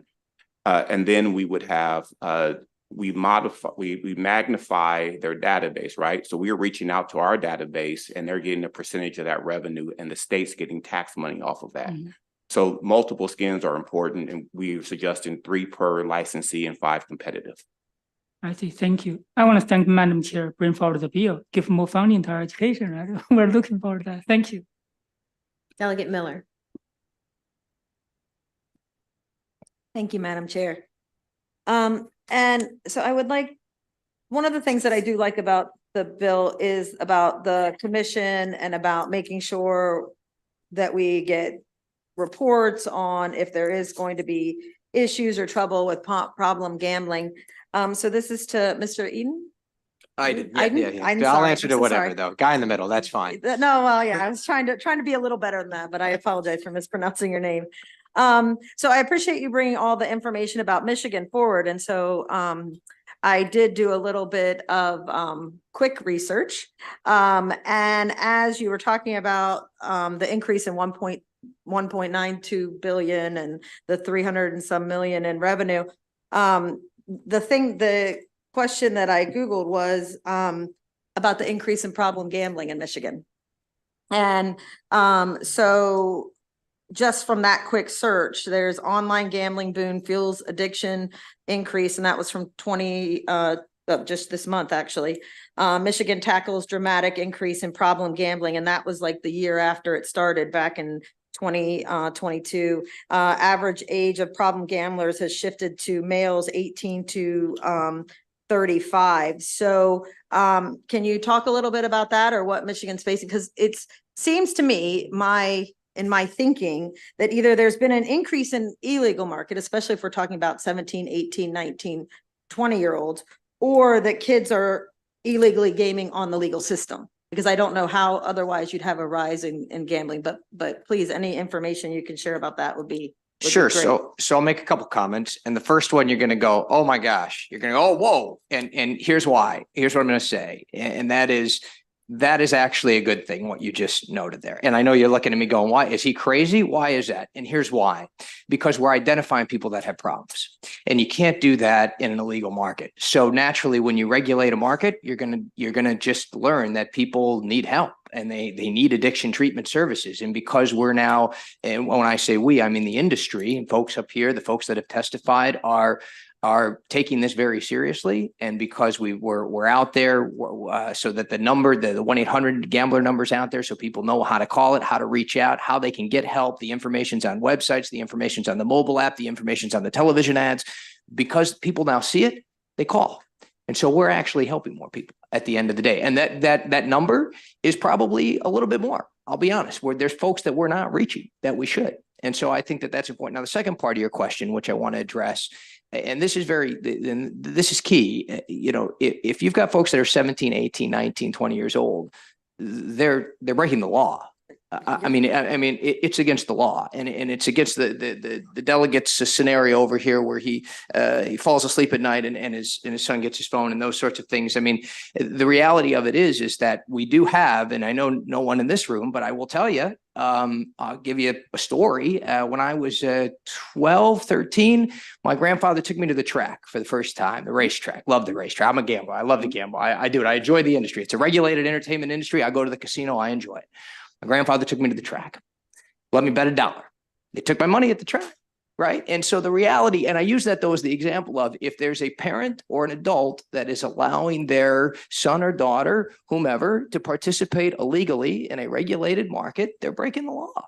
And that's just like what would happen if you buy your son or daughter a case of beer and they're not 21, you're breaking the law. And so it's really important that that AGs, attorneys general across the country, focus in on illegal gaming. And that's one of the things that nationally the industry is really looking at, is saying, how can we eat into this number? And I know we've talked about it here today, but that's the reality. The reality of it is that number's still out there. It's still big. We know that we're making headway in a regulated industry and it's getting better. We got a long way to go. And the way you do that is through regulated industries. So thank you for your time. And I understand that it's illegal for them to do that, but that doesn't preclude the fact that it is happening, and whether that is being self-reported more because of the 1-800 number, or that they're more susceptible due to advertising, or if there is a flaw in the system based on if you can get an account illegally regardless or have a fake ID. Those things happen a lot too. Are there ways to set up an account? Are there things that we need to be looking at outside of the areas of just parents? Because I don't think any parent wants their child to get their federal aid money and sign it away and gamble it away, which is what's happening. I don't think parent wants to give their kid their rent money for college and have them gamble that away. And I don't think parents are thinking that their child is in their high school classroom gambling, which is what's happening. So that's not just because somebody leaves their account open. Those are things that can happen. But this is a very real, a very serious problem that has increased. Regardless of what that is, we need to find that out, and we need to be responsible about that before we keep increasing and increasing and increase, because we are setting our young people up for failure, of which the very thing we're trying to do is help them here by the funding. So does Fanatics use the algorithms to target individuals as far as sending them push notification, any kind of ID tracking, any kind of data tracking? Are there, when you're talking about either a sports gaming, or if you guys know with other states that use the iGaming, are you tracking the individuals that are using it to appeal promotions to them, to appeal to them, to get them to keep playing? I would change that up and say not to keep them playing, That's the one part that I think is sort of the pivotal part of your sentence there. Just like we had a group up here earlier that talked about, I believe it was Caesars or MGM that talked about the loyalty rewards program. The reality of it is, even in the online space, we do the same thing. We do absolutely track your play. We know what, in the case of sports betting, we know that you're a sports bettor. I happen to I prefer NFL. So yes, there are going to be advertisements that come my way that are NFL wagers. I'm probably not going to get a lot of MLB. The Detroit Tigers are terrible anyway, so I probably wouldn't bet on them. But the reality of it is that I just wouldn't get that, right? And so yes, but it's not targeted to continue to get people to gamble. That's not the intent. Okay, thank you, Madam Chair. Delegate Hornberger. Yes, just a quick question. I noticed that you had mentioned about a nexus for the studios, but we have very strict requirements on our casino workers. Everyone that steps foot in that casino as an employee is highly regulated, background checks and the like. Two things: is there residency requirements to guarantee that those folks live in Maryland, not in an adjacent state? And then two, are the same background checks, et cetera, vetting process going to be applied to these studio actors? Yeah, with respect to the second part of the question, yes, the Maryland Gaming Board would set, those standards, and they're very strict suitability requirements. Not everybody makes it through those. With respect to the residency requirement, I don't know that that's normally a part of the Gaming Board. If it is, it would be. If it's not, you can state that it is as a policy matter. Okay, thanks. So I'm not sure Delegate Hornberger I was sidebarring with Mr. Butler up here. But casinos, you don't have to live in the state of Maryland to work at a casino. Yeah. I was just asking if the new one would. Okay. Well, the legislation, the way it's drafted now, calls for points or rankings, if you will. Based in one of those is hiring individuals. You show your work plan, hiring individuals here in the state of Maryland. Yeah, my concern, and I'll try to pose this in a question, is that because this is a nascent industry and you have these folks based in other states, that on day one, you've got to be up and running, and you now ship in 40 employees from New Jersey or, whatever's adjacent. And all of a sudden, instead of, supplementing our employment, you've just supplanted it. So that's why I was wondering about whereas our brick and mortar casinos been here for many years and recruited and pulled from, local communities. So that was a question. Thanks. Okay, thank you all very much. Next, can we please have Alfred Liggings, Kevin Canali, Jeff Ocean Ifra, Jennifer DePietro, Leslie Feliz, and Sushant. That might be more than the number of chairs. I'm not sure if anybody's still around at this point. And then we have committee 2 virtuals, if they're still around, that are favorable, and then we'll move to the unfavorables. So Sushant, we'll start with you. Sure. Good afternoon, Madam Chair, members of the committee. My name is Sushant Sid of Capital Strategies, here on behalf of Delta Bingo, Abner's Bingo, Atlantic Bingo Supply. Our coalition of highly regulated bingo entities is favorable with amendments on House Bill 1319. Look forward to working with the sponsor and the committee on some of our suggestions and incorporating them into a final product. It's important to recognize bingo's standing in Maryland. Bingo was here first. We've been operating Class 2 electronic bingo machines in the state of Maryland since the 1990s, well predating the casinos in the state. Bingo has never opposed gaming in the state, casino entry into the state at all. We understood back in 2007 and 2012 the need for increased revenue for the state, and we helped support that cause. But conversely, casinos have blocked any sort of innovation and or advancement in our industry. We are not competitors. We are actually distinct populations. We serve different clienteles. Our primary amendment would allow commercial bingo halls the opportunity to add more machines. We believe that we can enhance revenue to the state with additional machines. Now, mind you this, We want more machines. The casinos are authorized to operate 7,500 machines that they do not operate. And the reason why is because the tax rate on slots is higher than it is on table games. And that's about floor space, okay? So we're actually willing to operate more machines. We want those machines. Our proposal would add less than 300 machines to the 6 halls statewide. It mirrors actually a bill that was passed by the Senate last year and I believe got hung up a little bit on Sunny Die. Additionally, we would like the opportunity to run iBingo, consistent with I think the expectation that casinos have with respect to running iGaming. We have an operator with experience in space, licensed out of Toronto. I just want one final point, Madam Chair, if you would. In the end, the state should make licensure decisions in the best interest of the state and not provide a giveaway to casinos. Casinos have made plenty of mistakes over the years and have reaped plenty of profits. This should be a competitive procurement, and that's that. Thank you. Good afternoon, Madam Chair and members of the committee. Kevin Canal here on behalf of the Maryland Association of Counties in support of the bill with amendments. You have our written testimony. I'll highlight just a few points. First of all, I appreciate the conversation about local impact grants earlier. We would like to see a hold harmless provision at least. That money is very important for the communities that surround the casinos. That money goes to very important things like infrastructure. It does help with the public schools, help advance educational outcomes, also things like sanitation, public safety, et cetera. So we feel like that should absolutely be protected. The Second Amendment, look, we, like the state, are facing ballooning budget pressures for the blueprint. We understand this is to fund the blueprint. However, as partners in making the blueprint work, we would like to see a more equitable share of the revenue. Again, we face the same pressures. We understand that the bill is trying to get money toward the blueprint. Right now, there's 1% that goes to counties in the bill for our share of the blueprint. And again, as partners in making the blueprint work, we think that could be a little bit higher.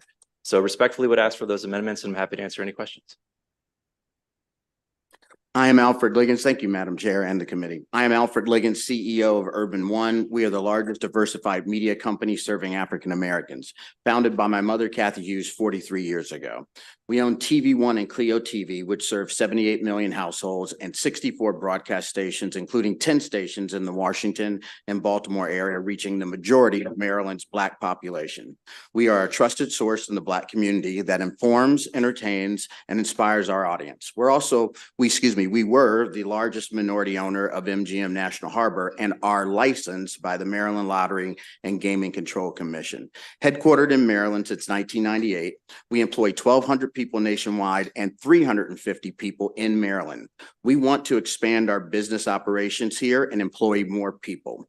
We believe that our experience in both the broadcast and casino gaming industries, along with our marketing reach, creates a unique opportunity for us to launch our own Urban One branded online casino.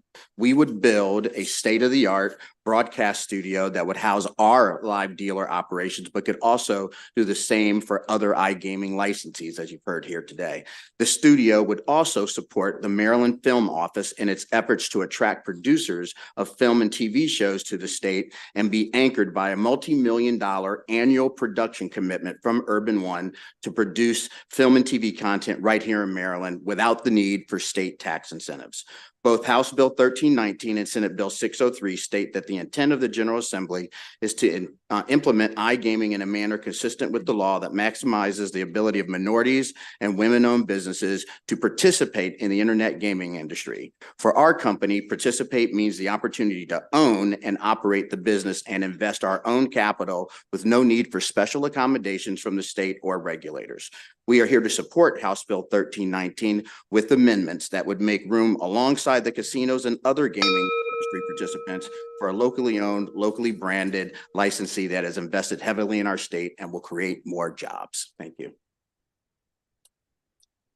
Thank you, Chairwoman Atterbury and esteemed members of the committee. I'm Jeff Ifra. I'm a proud Maryland resident, attorney, and I'm founder of the iDevelopment Economic Association, referred here today as IDEA. We represent the online gaming industry. Our organization supports HB 1319, and we commend Chairwoman Atterbury's interest in refining the bill so that regulated online gaming delivers significant economic and social benefits for our state. It's crucial to recognize that Marylanders, as you've been talking about today, are currently spending millions of dollars on illegal online gaming platforms, a lot of times it's unknowing because it's very difficult when you're searching on Google to determine what's a legal versus an illegal site.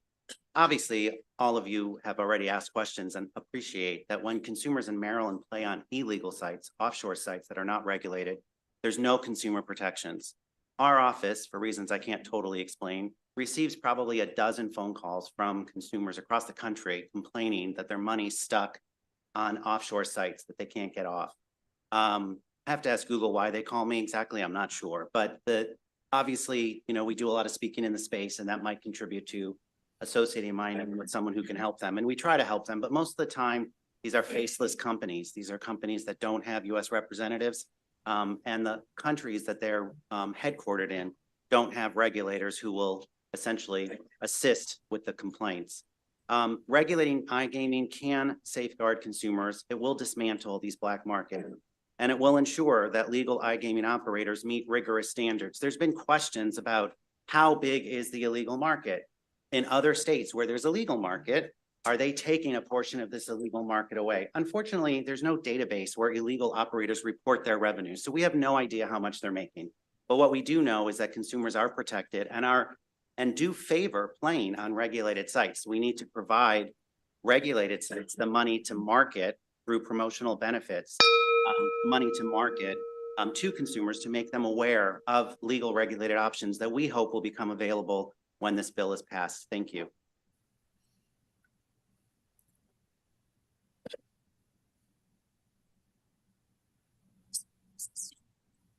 Thank you. Good afternoon, Madam Chair and members of the Ways and Means Committee. My name is Leslie Felice from Greenbow Consulting, and I'm here today alongside Jennifer DiPietro. She is a founder of Chesapeake Gaming and Boonesboro Off-Track Betting. We're here today alongside each other, united in our position for House Bill 1319, which we support with amendments. I'm going to just provide a brief overview of our amendment and then turn it over to her for more background and insights. But essentially, our amendment is the inclusion of B2 and mobile licensees. We believe that it is very important to include existing B2 and mobile classes for sports wagering licenses with a focus on minority and women-owned enterprises. We believe that this will help with diversification in the iGaming market. And again, I'll turn it over to Ms. DiPietro for more information on this. Good afternoon, Honorable Chair Atterbury and honorable members of the Ways and Means Committee. This afternoon, I stand before you with a deep commitment to diversity and inclusion within the gaming industry. With over 25 years as a certified minority enterprise and the honor of being recognized as WBE of the Year in Baltimore County in 2007, I understand the importance of fostering an environment where all voices are heard and valued. I come to express my strong support for HB 1319, recognizing the potential it holds for Maryland in legalizing and regulating internet gaming. However, it is crucial to ensure that we embrace this opportunity to prioritize inclusivity, equity, and diversity within the gaming and within the iGaming sector. This not only fosters a competitive and innovative market, but also reflects our values as a state. I must express our concerns regarding HB 1319 without specific amendments, particularly including B2 and mobile classes of sports wagering licensees.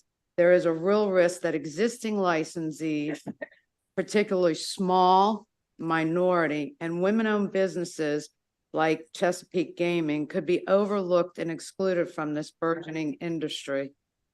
Our investment exceeding $2 million to date underscores our deep commitment and belief in Maryland's gaming potential. We must recognize that our competition extends beyond state limits. Neighboring states have already embraced iGaming, and we must ensure that Maryland remains competitive.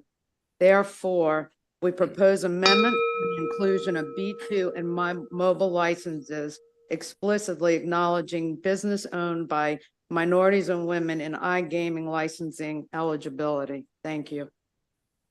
Thank you. We have three folks virtually that we're gonna do to round out the favorable panel. We'll do those, and then we'll do questions for this last group. Okay, so Councilman Hawkins, thank you for hanging in there. And you can go ahead when you're ready. Thank you. Good afternoon, Chair Atterbury and the members of the Ways and Means Committee. As she said, I am Calvin Hawkins. I'm a council member at large in Prince George's County. I want to thank you, Chair Atterbury, for introducing HB 1319 and your leadership around iGaming in Maryland. I'm here testifying in support of this legislation with amendments. I would like to propose two options for the bill that will help support our small business community.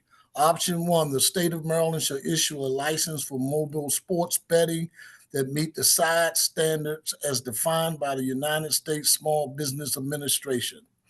Option two, the sports wagering application reviewing commission shall be the Maryland entity that issue a license for mobile sports betting.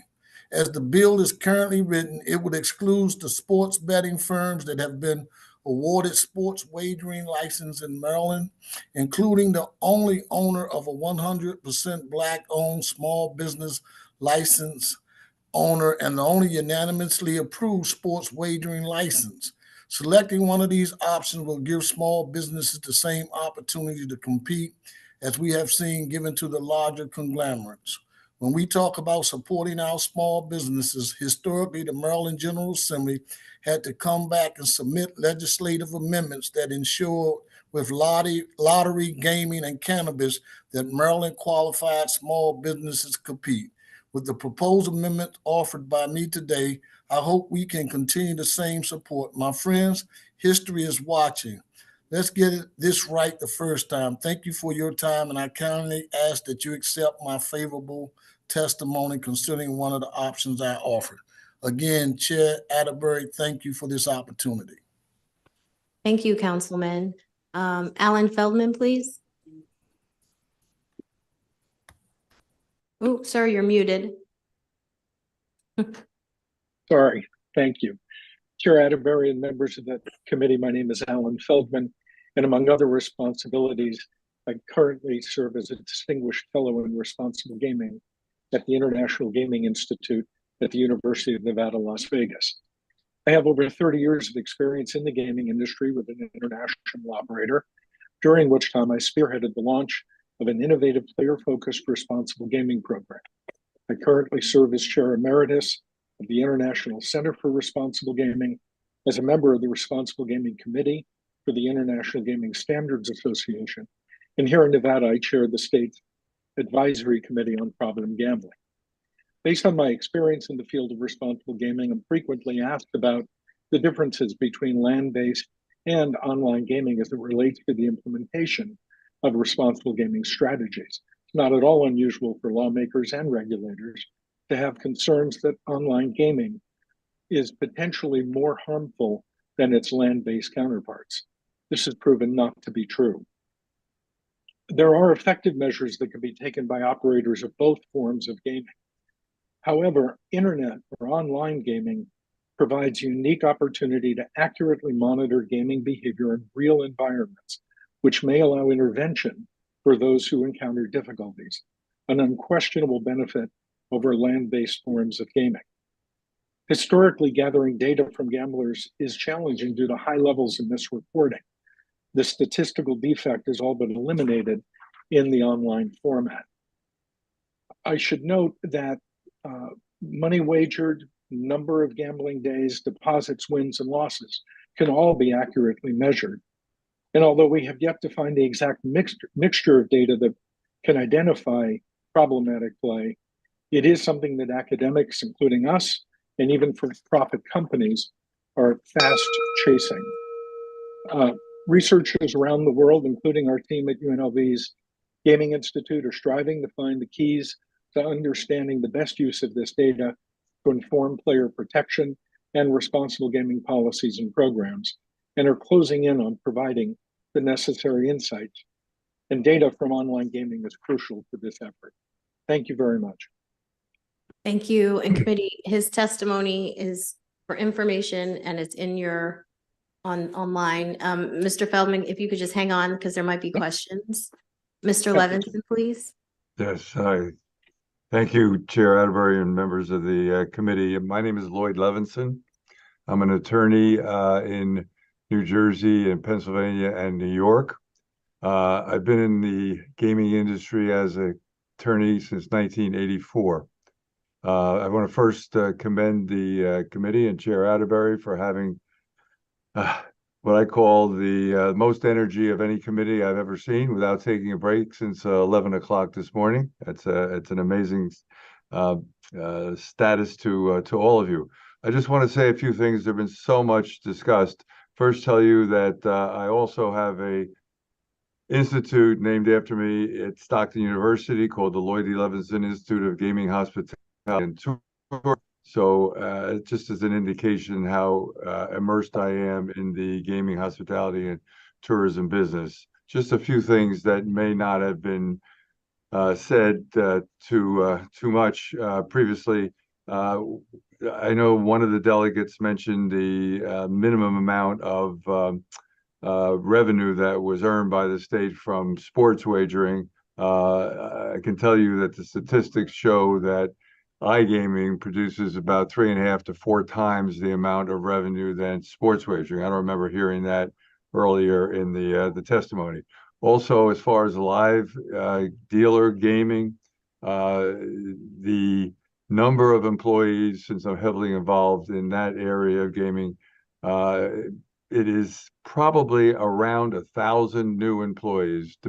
And I get that number because in Pennsylvania it's X, in Michigan it's Y, and New Jersey specifically, where I am based, is Z. And the number of employees that will be working in live studio gaming will probably hit 1,500 in New Jersey. If you take the relative populations, you have about 1,000 people that will be newly employed in the studios located in Maryland. So thanks again for letting me have 2 minutes. Thank you. If you could hang on too, just in case there's any questions, if you can, we'd appreciate it. Sure. Committee questions, and I will start with Delegate Hartman. Thank you, Madam Chair. So hopefully I can finally get my answer on the contrast in the IDA report and the NERA. And I will say some of the report is based on money spent in gaming versus other forms of recreations. We know things like tourism, there's a high return on investment. So there is a big contrast with it, but the numbers, the disparity is huge as well. So if you could explain your position, I'd appreciate it. Sure. The IDEA Economic Impact Study was the product of a comprehensive analysis that took years. It's a 5-year study from 2013 to 2018, and then it was updated. We actually had access directly to each casino in Atlantic City, and we had access directly to the Attorney General's office for the Department of Gaming. So the data that we obtained came directly from casinos and came directly from DGE and other employers in New Jersey. Contrast that to NERA, which didn't do any of those things. Now, you're right, sir, NERA is a recognized economic organization. In fact, I've had interns who have summered at NERA. It's a great place. They obviously weren't paid a lot for this report. As you mentioned at the top of your comment, what did they do? They basically said, let's look at people in London and let's look at their spending habits. And then we're going to basically compare what people in the UK are spending their recreational dollars on. And we're going to compare that to the US. And then we're going to say, without any data, right? They had no data, zero. They didn't speak to one casino. They didn't speak to one person at DGE. They had nothing, okay? We're going to take that data of habits in the UK, and then we're going to say, this is how people in Maryland would act, okay? This is how they would spend their money. And then we're going to make assumptions that just like someone in the UK would take recreational money and go to a pub, so would someone in Baltimore. I mean, I don't need to go further. This is a complete apples to oranges type of study. And I think calling it a study is actually giving it more respect than it deserves. Well, I think what it's doing is contrasting, and it's saying that with iGaming, there's a lot of money spent on advertising, which doesn't have the economic input. Let's face it, if the family's on vacation And in the evening, dad's bored and spends all the money in iGaming or even, you know, at a regular casino for that, there's less money to be spent in other areas. So I think the contrast, I mean, 6,500 jobs in gaming versus 15,000 if it was spent in other ways. I think you would have to, you probably wouldn't agree, but I would have to agree that when you're looking at jobs, so we're talking about gaining a 1,000 jobs with dealers in there versus the potential of, and I know you're still just disputing the loss of jobs at brick and mortars, but then I guess you're saying the study that the Maryland Lottery's done has no credibility either by saying that we're going to lose 10% of jobs. But is there, how about the 200 million that of tax revenue that was overstated according to their report? I mean, wouldn't that be pretty factual? If it was based on anything, yes, but like you said, all the report is doing is saying that if I don't spend my money at Horseshoe or at MGM, where would I spend my money? That's what it's doing. It's making guesses. It doesn't know me at all. It hasn't asked me anything, but it's asking some people in London. And then it's saying, if you didn't get to go to the pub, where would you spend your money? And then what it's saying is, so therefore, jobs that were created in New Jersey from casinos may have also been created because people like going to the pub. Does any of this make sense to you? Because it doesn't make sense to me, and that's what the report says. I do know other money spent in some areas are more lucrative as far as its economic impact than others. It's not based on any data in Maryland or New Jersey. They didn't speak to anyone. They were paid a very minimal amount by someone who opposes gaming and opposes iGaming to come up with something. So they went to a bunch of Londoners and said, where do you spend your money? I know where they don't spend their money. They don't go to dentists. I go to a dentist in Maryland. My teeth look good. So what does that mean? We spend money differently. It's not just to make fun of their bad teeth. We spend money differently. It's not a credible report, sir. Okay. Well, thank you. I will agree to disagree on this one. Thank you. Delegate Patterson. Thank you, Madam Chair. I had the chance, I was taking notes with Mr. Liggins, and first of all, you're engaged with a lot of things, but after hearing your testimony, can you offer some further explanation regarding your involvement with MGM and how that would relate to iGaming in Maryland? Yeah, our involvement in MGM, we were a minority partner. We were the largest minority partner, but we were also a marketing partner with them. So over the last 8 years, we spent a significant amount of time and effort driving customers to the resort. And we actually have done that for a lot of casinos across the country, you know, and other states that we operate in. And we've also been involved in a lot of the sports betting marketing that is happening. Yeah, as it relates to iGaming, you know, our company is a media company. You've heard that a large part of iGaming, the live dealers, is sort of theatrical, and there are actors involved. The idea that we got involved in the casino business was because it was an extension of our audience. We reach 82% of African Americans across the country, and probably 90+% of African Americans in the Washington, Baltimore area. And so we feel that we've got a trusted connection and the ability to have them integrate into our brand for leisure activities like iGaming. And we're based here, in Maryland, and we look to build out that organization right here and create additional jobs as we look to expand our media business and our gaming enterprise. Earlier, I asked a question about minority businesses and waiving of fees, et cetera. So having your background and experience with TV One and Urban One, what challenges, I'll just use my notes, challenges for many minority-owned businesses, including qualifying for participation within the new industry of iGaming because of lack of experience or lack of finances.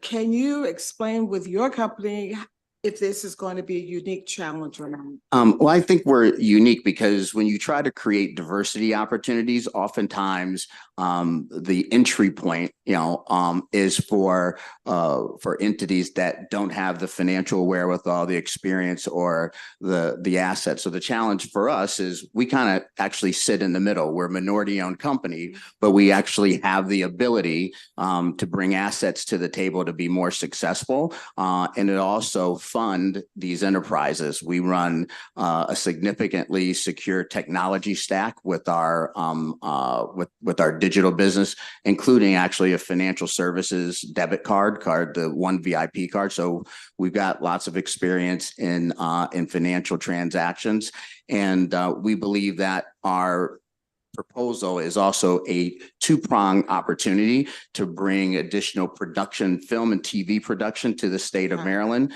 that will help burgeon and build the film industry here. And you don't have to have the discussion about whether or not you're going to take tax dollars, and move them over to an area that could be seen as an on-the-come investment, but something that lots of people find interesting and will create more jobs in terms of the So entertainment. what you're saying is like a combination, a dual role of iGaming as well as TV film that you're already doing. That's correct. It would be a dual purpose studio. You need an anchor for the film and TV industry, and gaming and entertainment kind of are one and the same as we view it. MGM started out actually as an entertainment brand and then morphed into a gaming and leisure brand. And that's what we see the opportunity is for Urban One. Okay, you're at the hot seat. Thank you. Delegate Ebersol. To Mr. Canale, you talked about use the term hold harmless, and actually in gambling law right now with regards to casinos, hold harmless is only something that's done between 3 casinos and really only benefits 2 of them. Right. So it sounds to me like what you're recommending is use of the word hold harmless, just if their amount of revenues decreases across the board for all 6 in this case. So if that's true, and you're nodding your head, so I'm gonna move on to part 2 of the question so we don't waste time. Are you suggesting that any time that a casino loses money, even after an act like this, that it's automatically attributable to this act? And also, are we going to continue to hold them harmless in perpetuity every time they realize a smaller profit year over year? Somehow or another, we're going to make it up to them. Thank you for the question. So just speaking to the local impact grants, that's what I'm referring. And so we think that right now that money does a lot of good, and we'd like to see that money remain in the communities.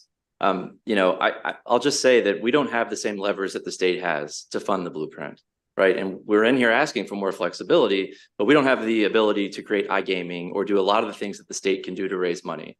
But we still need to come up with our share of the blueprint. So what we're asking for, keep that money there, and then we'd like to see a little bit more of the share go to the counties for education. But certainly the local impact grants are critical and crucial for those communities surrounding the casino. So I'm not sure if we should hold harmless all the time, but if we're going to make a big expansion like this one that could affect those dollars, then we'd like to see some protections for those communities surrounding the casinos. But beyond just the 2 jurisdictions that benefit from the hold harmless right now, because with the introduction of MGM, that's what we did to the 2 other large casinos.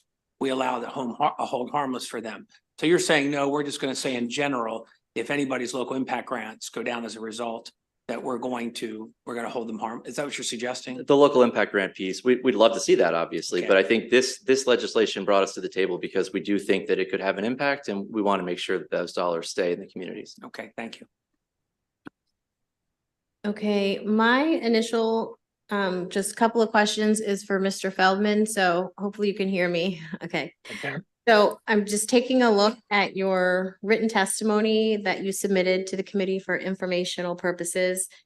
And you said that it is not unusual for lawmakers and regulators to have concerns that online gaming is potentially more harmful than its land-based counterparts. This has not proven to be true. I was just wondering, excuse me, if you could just expound on that a little bit. And you talk about how licensees could use certain data points to possibly recognize problem an online gamer who might have a problem. I do recognize in your submitted written testimony, you say, it's not there's no perfect system to identify anyone, but if you could just expound on those two things. Sure. So on the data points, online, you have the opportunity to collect an enormous amount of data. We've heard some discussion today in the committee about using that for marketing purposes. Actually, the data that you would look at for marketing purposes and the data you would look at to determine whether or not someone has a problem, today it's the same data. You're actually looking at the exact same data points. The thing that we don't have is we don't have mental state of mind. We have no way of measuring that currently. What we're hoping to do using large quantities of actual player data is to be able to put that through an artificial intelligence and machine learning exercise, or more to the point, exercises, and begin to understand that there are relationships between these various data points that we don't understand right now. All we can do right now is sort of speak to each of these on an individual basis. They may or may not be of any interest. If you talk about someone who hasn't gambled, who's all of a sudden gambling a lot, well, is that because it's the start of football season or baseball season, or their work takes them away for a certain number of months a year, and now they're returning? I mean, there can be any number of other things going on. So I think that at the moment, it's really hard to say that we can identify a problem gambler. What we can do right now with the data we have is identify changes in patterns. And we can do that much more effectively online than we can offline. I would also say that earlier today, we had a gentleman from Caesars. The Caesars company put out a fascinating paper 3 or 4 years ago, analyzing 20 years of interactions with customers. And over the course of that 20 years, they had about 18,000 interactions with customers. It may sound like a lot, but they also had tens of millions of customers during those times. But still, they kept track of what they were doing. They reported on it. It was really interesting. It had a very high false positive rate, which is exactly what we're seeing elsewhere in the industry. But I'm frankly kind of excited about the data that we're able to get online, and hoping to be able to focus in on this a little bit more. And I'm really sorry, I've now forgotten what your first question was. I think I forgot too, actually. Sorry. I mean, you basically answered my questions. My questions were really centered around the data points. Your statement that it's not unusual for lawmakers and regulators to have concerns that online gaming is more potentially harmful, but hasn't proven to be the case. It hasn't, and I know there was an exchange earlier today with another delegate about the increase in calls to helplines. What's really interesting is that the prevalence rate, when we measure the prevalence of gambling disorder in the community, that has remained steady, not just over these last few years. It's remained steady for the last 30 years. What's changed are the number of people calling the hotlines, and the gentleman who had spoken from the panel, who acknowledged that is an incredibly good thing. I think all of us who are interested in this topic are hoping to get more people to call, or hoping to get more people to treatment, because the best studies we have indicate that only about 15% of the people who have a problem ever bother seeking help or seeking treatment if that's what they need. And by the way, I'd add, treatment on this particular addiction is unbelievably effective. And again, I believe it was Delegate Ebersol earlier who mentioned addiction. Let's be really clear. Gambling is a substance use disorder. That's how it's qualified and quantified in psychological terms. Just like drugs and alcohol, it operates in the brain the exact same way. So it's absolutely an addiction, and it's one that, especially when it gets extreme, really can benefit from treatment. So I think people reaching out for help is a great thing. I'd love to see that increase more. So is it accurate to say that the increase in calls is perhaps due to, I mean, now you have social media, you have all the advertising. So you said that the problem gaming addiction has remained stagnant for the past 30 years, but the increase in call, I mean, we haven't had social media for 30 years. I mean, you turn on the TV, I see just numerous sports betting ads. And they all have the problem gaming language on it. So would you, and billboards, wherever, if there are billboards allowed, have that on it, on apps, they have how you can contact it. So do you attribute the increased amount of folks seeking help due to that? I think there are three factors. The first of them is that COVID taught us that we can speak to counselors remotely. We can pick up a phone and call a counseling service. And now there's some very big companies that are invested in this and advertising an awful lot about the fact that you can get help quickly just with your phone. Secondly, we're having a conversation about mental health finally in this country. And thirdly, the anonymity of using the phone, I think, is very helpful in this case. There's a tremendous amount of shame and stigma associated with gambling disorder. It's much easier to initiate some help on the phone, with either with a service or with a chat service than there is to walk into a counselor's office. So I think there are multiple things. By the way, the advertising hasn't hurt one bit. I mean, we should remember there's been hundreds of millions of dollars in just the last 4 or 5 years associated with promoting 1-800-GAMBLER. So I think there are multiple factors, but those are among them. Thank you. Just a couple more quick questions, Mr. Liggins, just to put a fine point in it. Are you suggesting, and I may have missed it, I'm sorry, if you open up a production studio here, if you got a license, if we pass this, you got a license, you would open up a production studio here in the state of Maryland? That's correct. You would hire folks who live here in the state of Maryland? That's also correct. And you are, I mean, kind of obviously, you are a minority business. We are, yeah, Okay. the company, we're a public company, but it is more than 50% owned. The family owns 50%. It's more than 50% owned by people of color. And we've been public since 1999, and we've been based in Maryland since 1997. Okay, thank you. Any other questions? Okay, thank you all very much. That concludes the testimony for favorables. Now we will call up the unfavorables. Give me a second.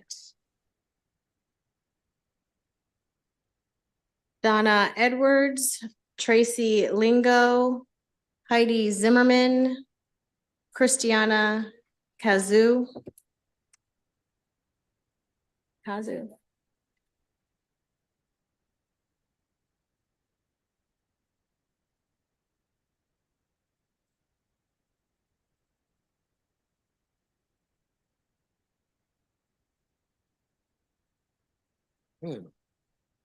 Anybody else? No, Christiana felt sick and had to leave. Okay. Okay.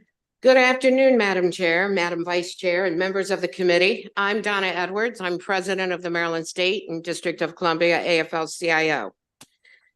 We are opposed to HB 1319. We believe Maryland should not take a risky bet on internet gaming. The job losses, unstable revenue, and definitely the damage to public health are not worth the risk. There's been a lot of talk. You have my written testimony, so I'm not going to go over that. But we are here to talk about jobs, and we're here to talk about the good jobs that you created in 2008 through gaming legislation. You passed a bill that created middle-class jobs in this state, and we have them in all jurisdictions of the state, thanks to the way that you laid it out. So even in our own SAGE report here in Maryland, this isn't something from pie in the sky or outside or pretending where the information comes. They estimate that 1,215 jobs could be lost. That is $65.6 million in income to workers that would go right back to their communities. We also have right now currently at all 6 casinos, we have workers that are represented by Unite Here, Seafarers International, Operating Engineers, United Food and Commercial Workers, Unite Auto Workers, International Alliance of Theatrical Stage Workers, American Federation of Teachers, as well as the Teamsters. I want to point out that no, iGaming is not a panacea. Just 2 months ago, we had the strike in Detroit, Michigan. You've heard a lot about Michigan. 700 casino workers went out.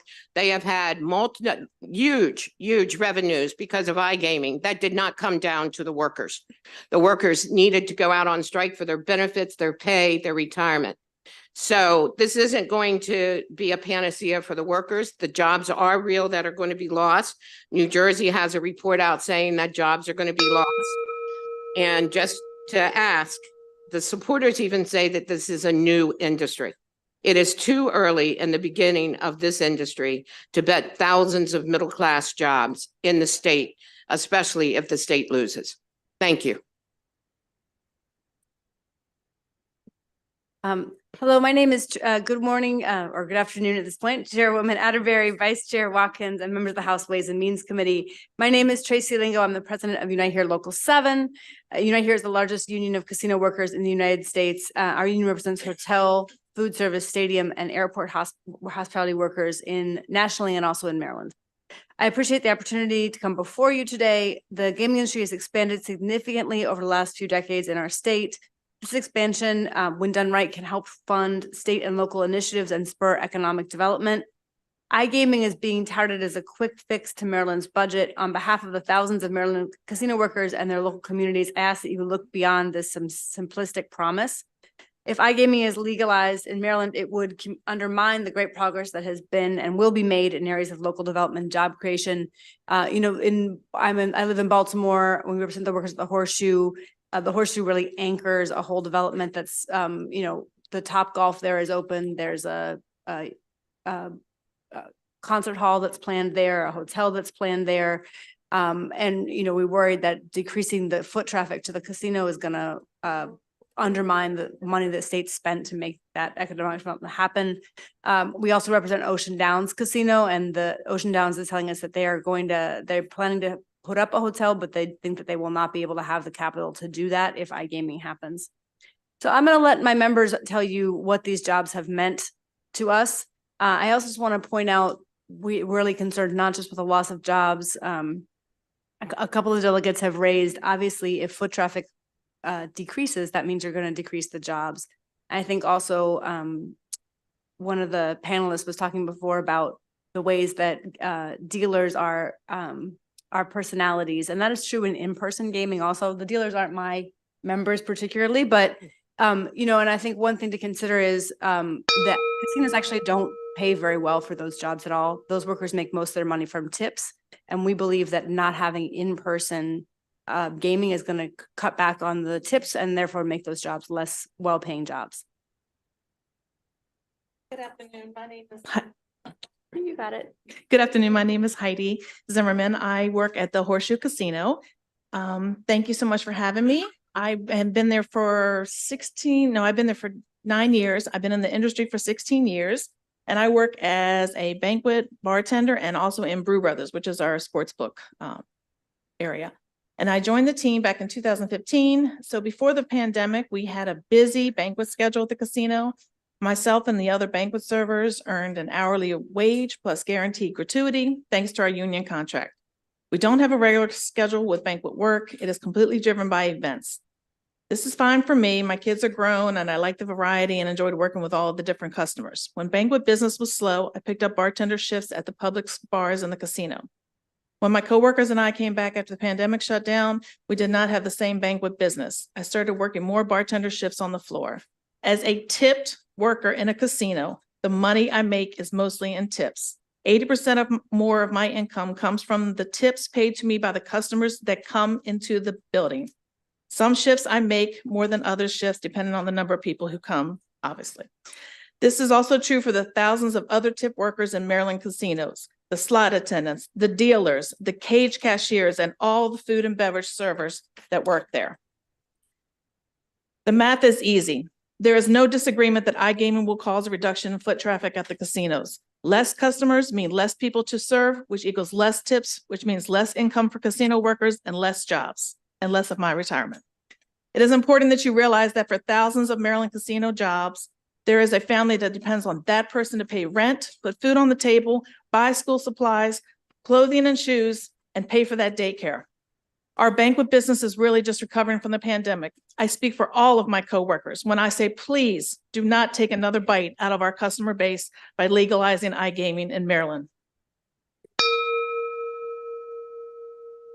Ma'am, I didn't call your name yet. Chairman Atterbury, I know that Chrissy got sick and could not come, but Dee Collins is a worker at the MGM and we'd like her to be able to speak if that's possible. She is not signed up, but she can go ahead. Okay. Okay, go ahead. Oh, I can. Okay, great. Sorry. It's like, oh my goodness. All right, let me get. I'll introduce myself. I apologize. My name is Denisa Collins. Excuse me, and I live in Prince George's County, and I work at MGM National Harbor. I'm a member of Unite Here Local 25, and I'm urging you to vote no on House Bill 1319, which is the Internet Gaming Authorization Implementation Bill. This bill will be a job killer for casino workers like myself. I have really good benefits and wages at my job, which has allowed me to take care of myself and my family and even purchase my first home. I have amazing, affordable employer-paid healthcare and even a pension plan that I can retire on. These are the things that come with a union contract, and there just aren't enough jobs like this out here in Maryland.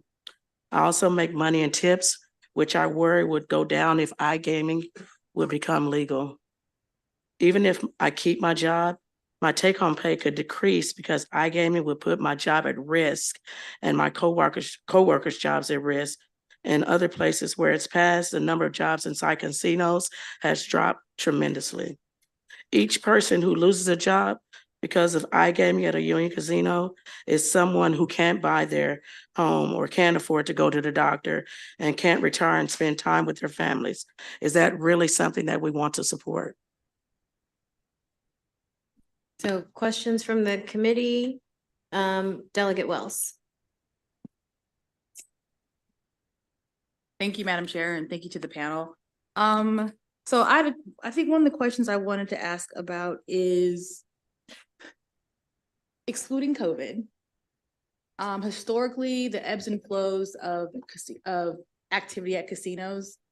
I'm curious if you could anecdotally kind of like explain when you see a drop in brick and mortars visitors, like how does that impact hours worked by, I'm just curious, like, you know, I don't know all the data in terms of how they track it, but overall, when you're thinking about scheduling, what have you, if you see a drop of activity by 10% in like over a month, how quickly, or it could be greater than 10%, I'm just arbitrarily saying 10%, how quickly does that begin to impact the trend for scheduling bodies and perhaps even take home?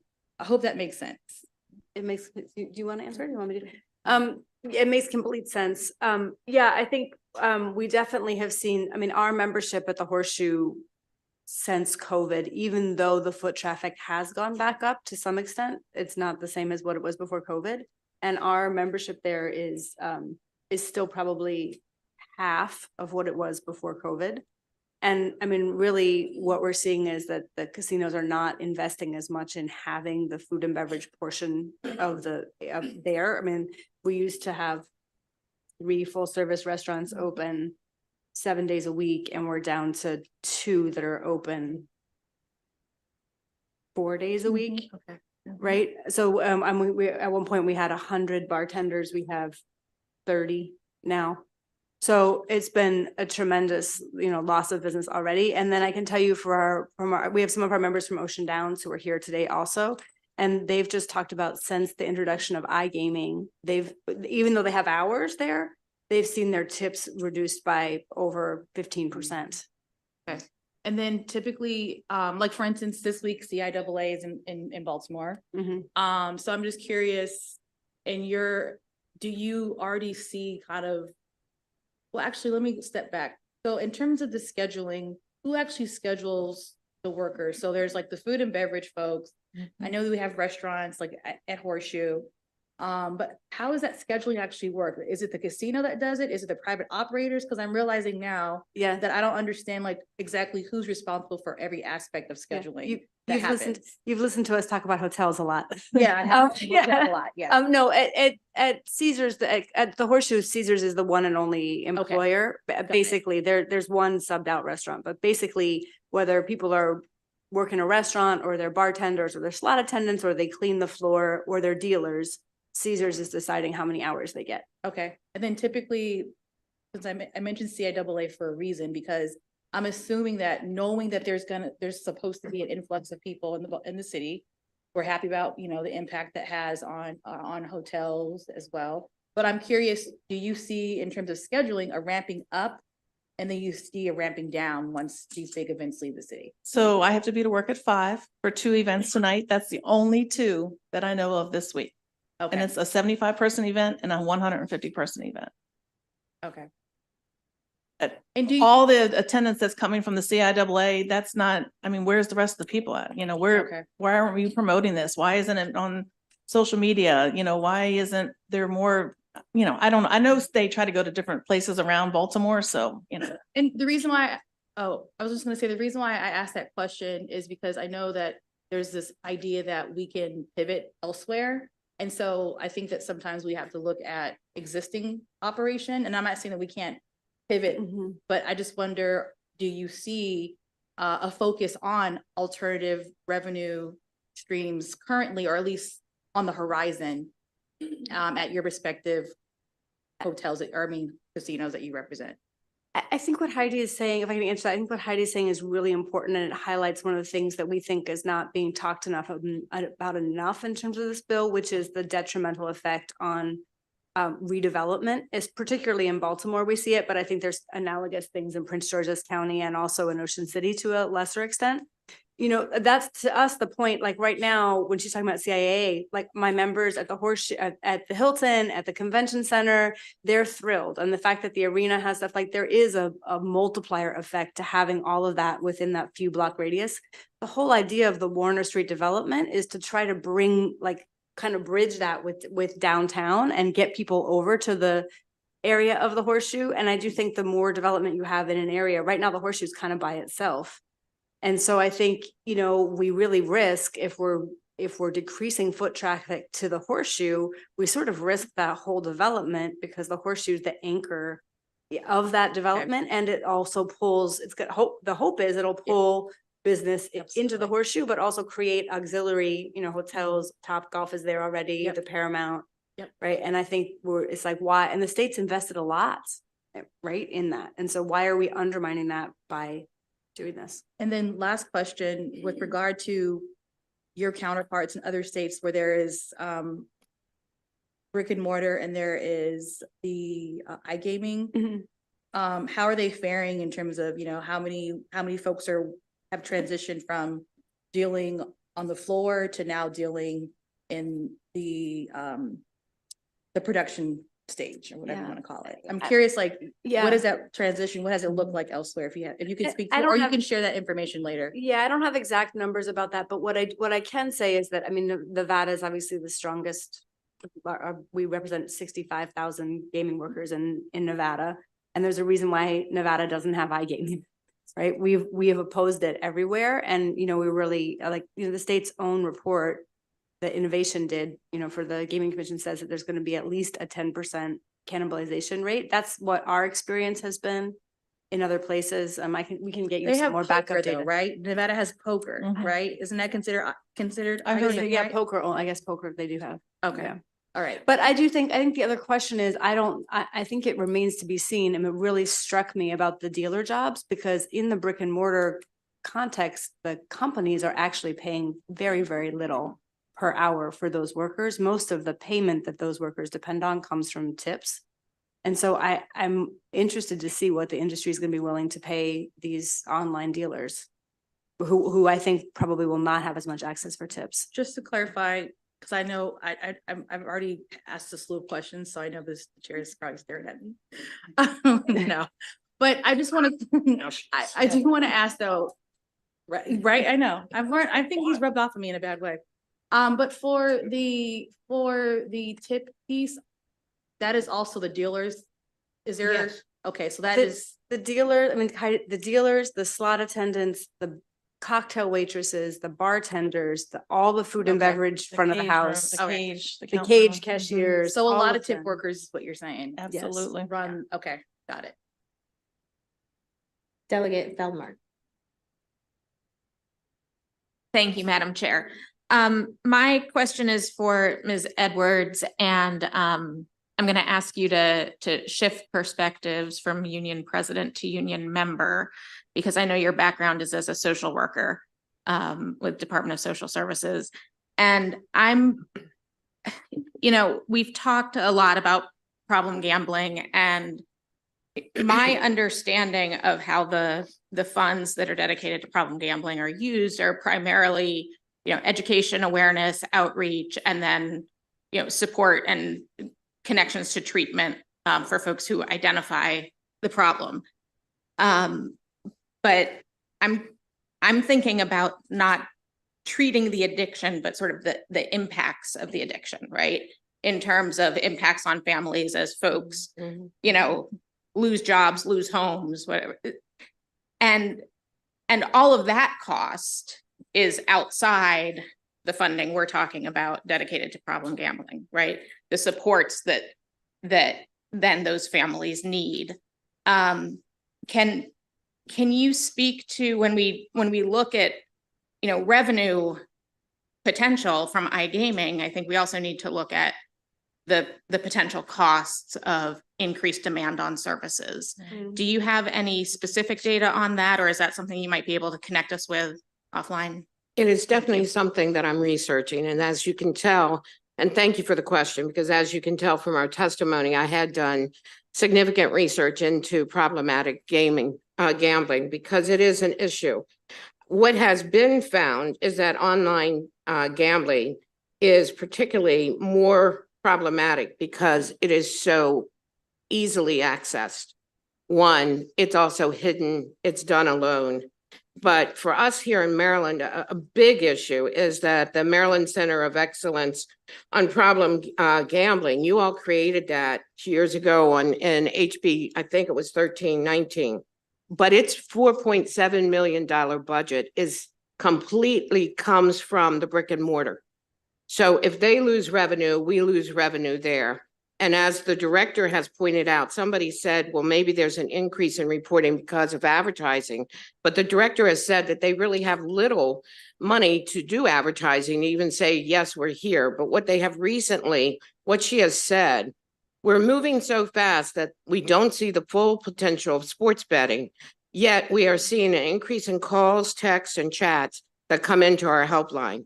We're definitely seeing the demographic change to a younger adult population, especially now minority males. And so we're not funding the center the way that we should for what we have. We have not been able to study what online sports betting has done. And so now we're kind of looking to add to the mix. So it is very concerning to those of us that are in health and mental health. Thank you. Delegate Wu. Thank you, Madam Chair. I think this probably come from the lady from the left. Sorry, forgot your last name.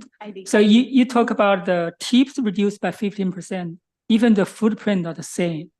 And is there any analysis why it's happening?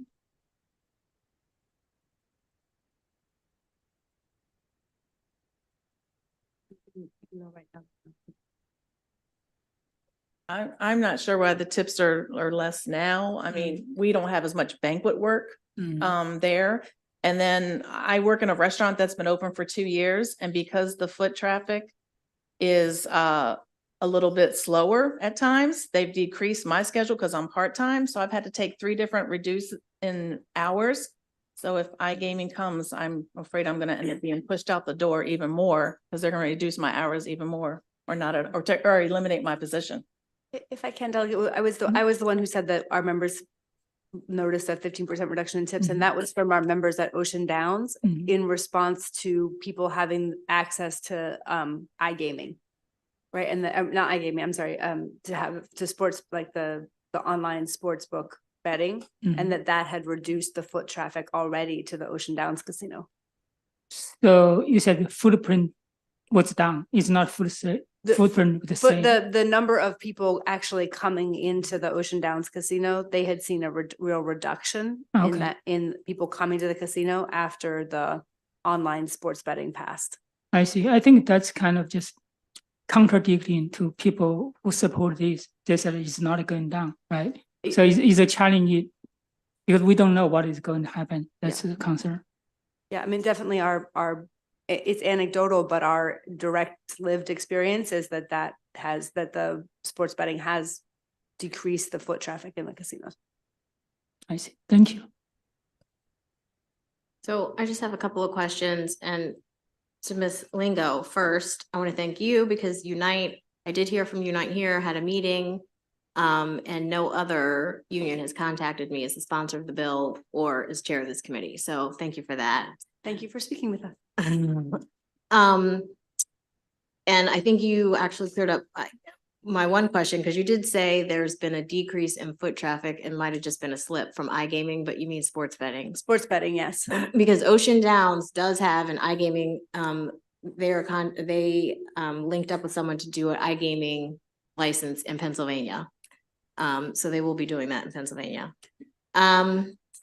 So there was testimony from the folks from the casinos that said that iGaming drew people into their casinos who otherwise wouldn't go there. And I mentioned how I might go for like a girls' weekend or something if one of my friends had gotten, a room or something, which in my mind is beneficial to, you were talking about development around Horseshoe and people going. I actually have never been to Horseshoe, but if someone I knew one of my friends had participated in iGaming and got some kind of night and was like, oh, let's go, I could see how that would lead me down there, how we would spend money at the restaurants, hang out, eat, drink, do whatever else there is available. So I could see how that could draw traffic there and be beneficial to exactly what you're talking about, the redevelopment. So I guess my question is, you just completely disagree with that assertion from the actual folks from the casinos? Yeah.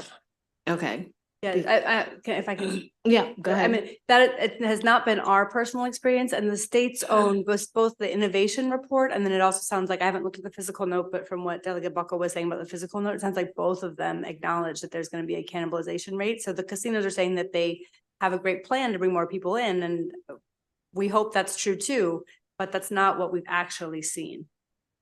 Based off of sports betting? Based off of other states' experience with iGaming, like the innovation report that the state commissioned says that there'll be a more than 10% reduction in in-person betting at the casinos if we legalize iGaming. And I have not looked at the physical note, but I was listening to Delegate Buckle's questions, and it seems like the physical note also acknowledges that there will be a cannibalization rate. So that the companies are saying there won't be, but our experience in other states shows that there will be. Okay. I think their testimony was that other states did not experience based off actual numbers from the casinos. But if you look at the states on the innovation report that the state commissioned, the gaming commission commissioned it says that there will be over 10% decline. And then also it looks like that's reflected also in the fiscal note. Okay. That's in my written testimony. And I think you also have a white paper that we wrote that references that data. Madam Chair, may I? Because what I noticed that as they testified, they kept referring to revenues that the revenues were going up and the casinos were doing very well. And they did allude to the fact that they thought that they may get more foot traffic, but that's also their personal studies. It has been academic studies as well as other observations in the other 6 states where we have lost people coming in. And I wanted to point out when they talk about setting up these dealer parlors, there's a big difference between going in and playing table games at a casino, because you are going to be supporting the cooks, the janitors, the maintenance people, all the other workers that are in that brick and mortar. If you're just doing an online presentation performance, that's just a few dealers, and we still are uncertain. Each table, has about 10 people that can sit around it. We don't know how many people are going to be on these online tables. Is it 10? Is it 50? So you need less employees. So you disagree with the assertion, because I do absolutely believe it is a different type of person that would go to a casino as opposed to somebody who would do that in their house.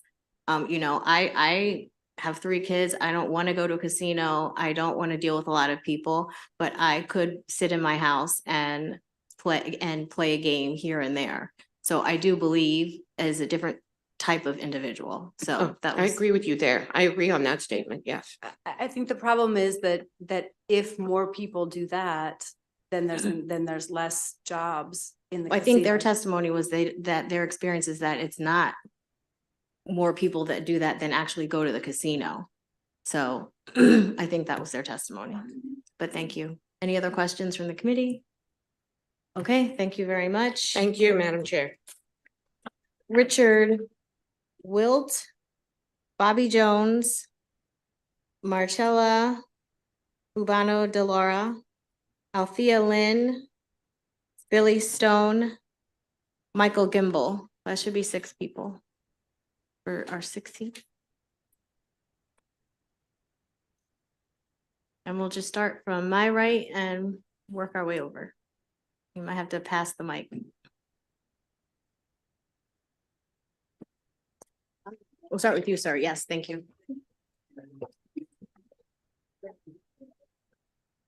Hello, Madam Chairperson and members of the House Ways and Means Committee. My name is Mike Gimbel. I'm a recovering addict with over 50 years of sobriety. I was the Baltimore County drug czar for 20-some years, and I host a syndicated national television show called Straight Talk, helping people find treatment and dealing with their addictions. I'm here respectfully to oppose House Bill 1319. I feel almost like I need to kind of bring everybody back down to earth, because we saw some very slick presentations and they sprinkled all that magical dust, dollar signs, making it sound like, oh, we'll get you out of your problem of what you need. No problems, no problems. Well, let me tell you, every time we pass a law that impacts behavior, as we've seen before, children and families suffer. The number of calls that I get in my practice from middle school parents whose kids are totally hooked on marijuana is something we've never seen before. In the high school, we're getting the calls, high school and college kids who are now gambling, because high school and college kids always love sports gambling. It was a big thing for them. Now they can do it any way they want. And now to increase online gambling, you're taking your cell phone, you're turning it into a casino. And people can walk around, the kids can be at lunchtime playing poker and blackjack, and right up the hallway, the faculty lounge, they can be doing the same thing. It's that easy. We can't expect children and families not to suffer when these things become so easy that it's right in front of them. At least at casinos, we know that the kids won't get in. You will not see teenagers in a casino. That much we know, and we can be thankful for that. But anything else that we do, we've got to remember the problems that they're creating, because nobody wants to talk about it, because, we're going to make money for the school system.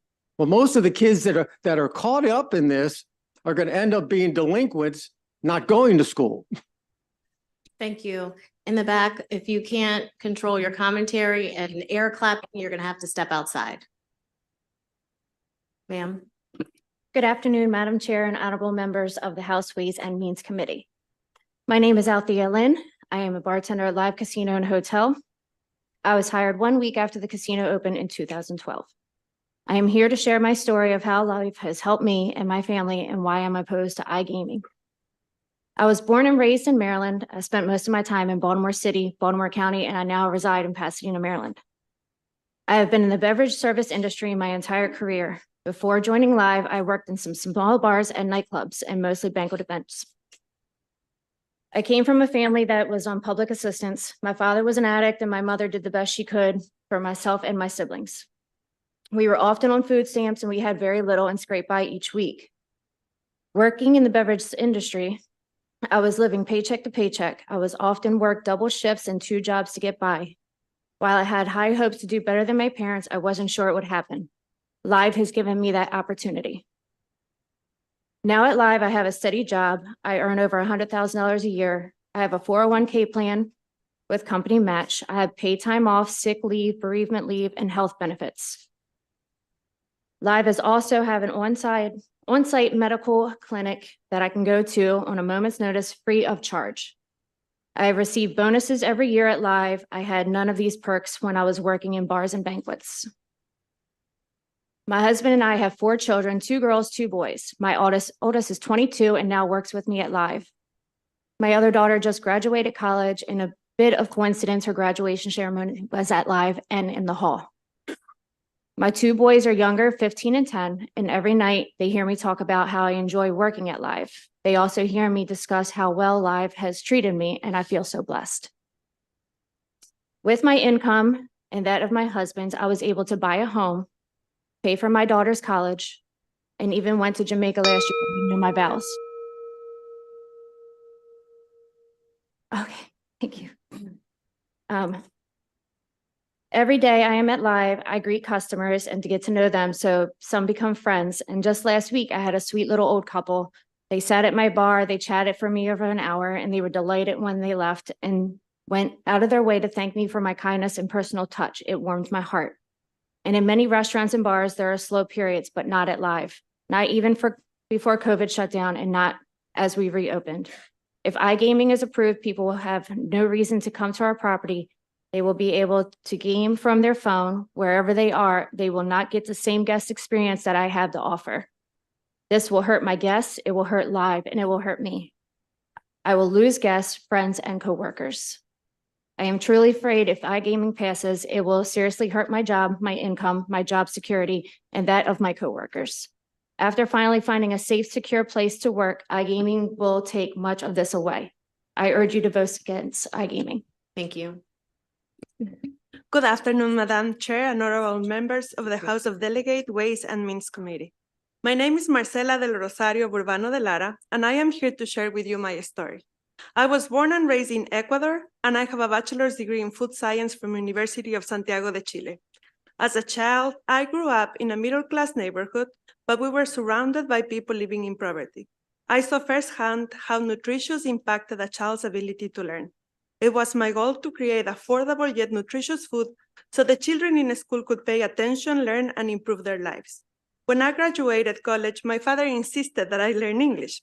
He brought me to Baltimore where I had an uncle and aunt. After a few weeks, he told me that he was going back to Ecuador, but I needed to stay in the United States because he insisted that I learn English. While living with my aunt and uncle and following my father's advice, I enrolled in a 6-month program at Baltimore City Community College to learn English. After several months, I moved to Delaware to try to find work in my field of study. Both Kraft Foods and McCormick Spice did not hire me. While I understood everything they told me during the interview, they couldn't understand me. They told me that I needed to improve my English before they could offer me a job. Rather than going back to school, I decided to find a job, any job that I could. I secured my first job working as a slot attendant at Dover Downs Casino. After many years at Dover's, I wanted to improve my career, so I moved back to Maryland. In 2012, I applied for a job at Live Casino. During the interview, I was told that they loved my energy and they hired me on the spot.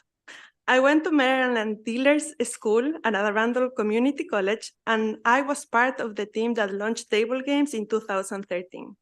In 2014, I was promoted to being the manager on duty, and in 2020, I was offered the position as the director of slots and guest services at our newest property in Philadelphia. I moved to Philadelphia. I spent 2 years. May I finish? Thank you. I moved to Philadelphia and spent 2 years helping them open that property. I was then offered another promotion, this time as a director of guest experience back in Maryland, which is where I am now. I love live casino. This job has given me the opportunity to become self-sufficient, earn a good income, and experience the American dream. Life has paid for my dealer school classes and even another class that lasted 2 years at Arundel Community College, retail management. At Live, I have full. Ma'am, could you wrap up your testimony, please? Sure. I want to say that since I am a Hispanic background, I am very concerned about this pending legislation on the internet gaming because I am bilingual. I talk to a lot of our Hispanic team members. And I am concerned that if this laws pass, it's going to hurt our EVS department, our housekeeping and table games, which most of these employees are Hispanic. Thank you, ma'am. I'm gonna have to ask you to stop. Good afternoon, Madam Chair and Committee. My name is Bobby Jones. I'm the General Manager of Ocean Downs Casino and Racetrack, a small casino located on the Eastern Shore of Maryland. I'm proud to live and work locally in my Maryland community, along with my 350 team members that we employ at Ocean Downs Casino. I'm concerned and I'm here to oppose the iGaming in the state of Maryland. This will impact our team members that will cause a loss of good paying jobs that are year round, health benefits, and retirement benefits. iGaming will negatively impact the state and our local community with loss of tax revenue from reduced gaming revenue, reduced payroll, reduced sales tax revenue, and reduced contributions to our county and surrounding counties like Wacomico and Somerset. iGaming will reduce the spending on goods and services along with marketing spending, which can and will impact the minority-owned businesses throughout the state. Reduced gaming revenue will also negatively impact our standardbred racing due to the reduced purses that receive their funding from our gaming revenue. Lastly, iGaming will limit our ability to invest in long-term in our facility, which will further grow tourism and revenue for our local community. I love and care about our team members. iGaming would have a detrimental impact to our community as we have seen it do to our neighboring states. Thank you, Madam Chair, and let me know if you have any questions. Hi, my name is Billy Stone. Good afternoon, Madam Chair, and honorable members of the Ways and Means Committee. I am here today to share a personal story about my life as an employee in the casino industry and what iGaming would do to me and my family. My name is Billy Stone. As you can probably tell from my accent, I'm from the Bronx, New York. When I was in my early 20s, I decided I wanted to be a mortician. I went to school for mortuary science, and after a year and a half, decided it wasn't for me. In 1995, my husband, who worked at General Motors, was transferred to the GM plant on Bowen Highway. We moved to Maryland to make a better life for ourselves and our children. While he worked at GM, I got a customer service job selling durable medical equipment. In 2012, I was laid off without any gaming experience. I applied to work at Live Casino. They hired me in 2013 as a main banker. After I went to school to learn table games, I transferred to become a dealer. Right now, I am on leave for medical condition. I have 4 grown children, 2 of who worked in the gaming industry when they were younger. They are now out on their own, pursuing their own careers. In the 20 plus years that I have been in the workforce, I have never had a good job as I do now. I love this industry and I love live. Before working in the industry, I was never offered health benefits, 401k, paid time off, and job protections. I now have all of these. This company has meant everything to me and changed the course of my life. A few moments ago that I mentioned on medical leave, last year I had to have open heart surgery. I was out of work for 4 months. When I returned in November, I was so happy to finally be doing something. But unfortunately, in early January, I broke my knee, which required another surgery and another extended medical leave. Life has stuck with me through all my leaves and medical issues. Ma'am, I'm gonna have to ask you to wrap up your testimony. Okay. I am against iGaming, and casinos are fun and entertainment for people to go and eat and go to bars and eat. If this bill passes, you will be able to gamble wherever you are. Finally, iGaming will result in people like me being laid off. It will happen to every casino in Maryland. These are good jobs filled with good people. Please don't let this happen. I urge you to vote against HB 1319. Billy you. Stone. Thank you. Thank you.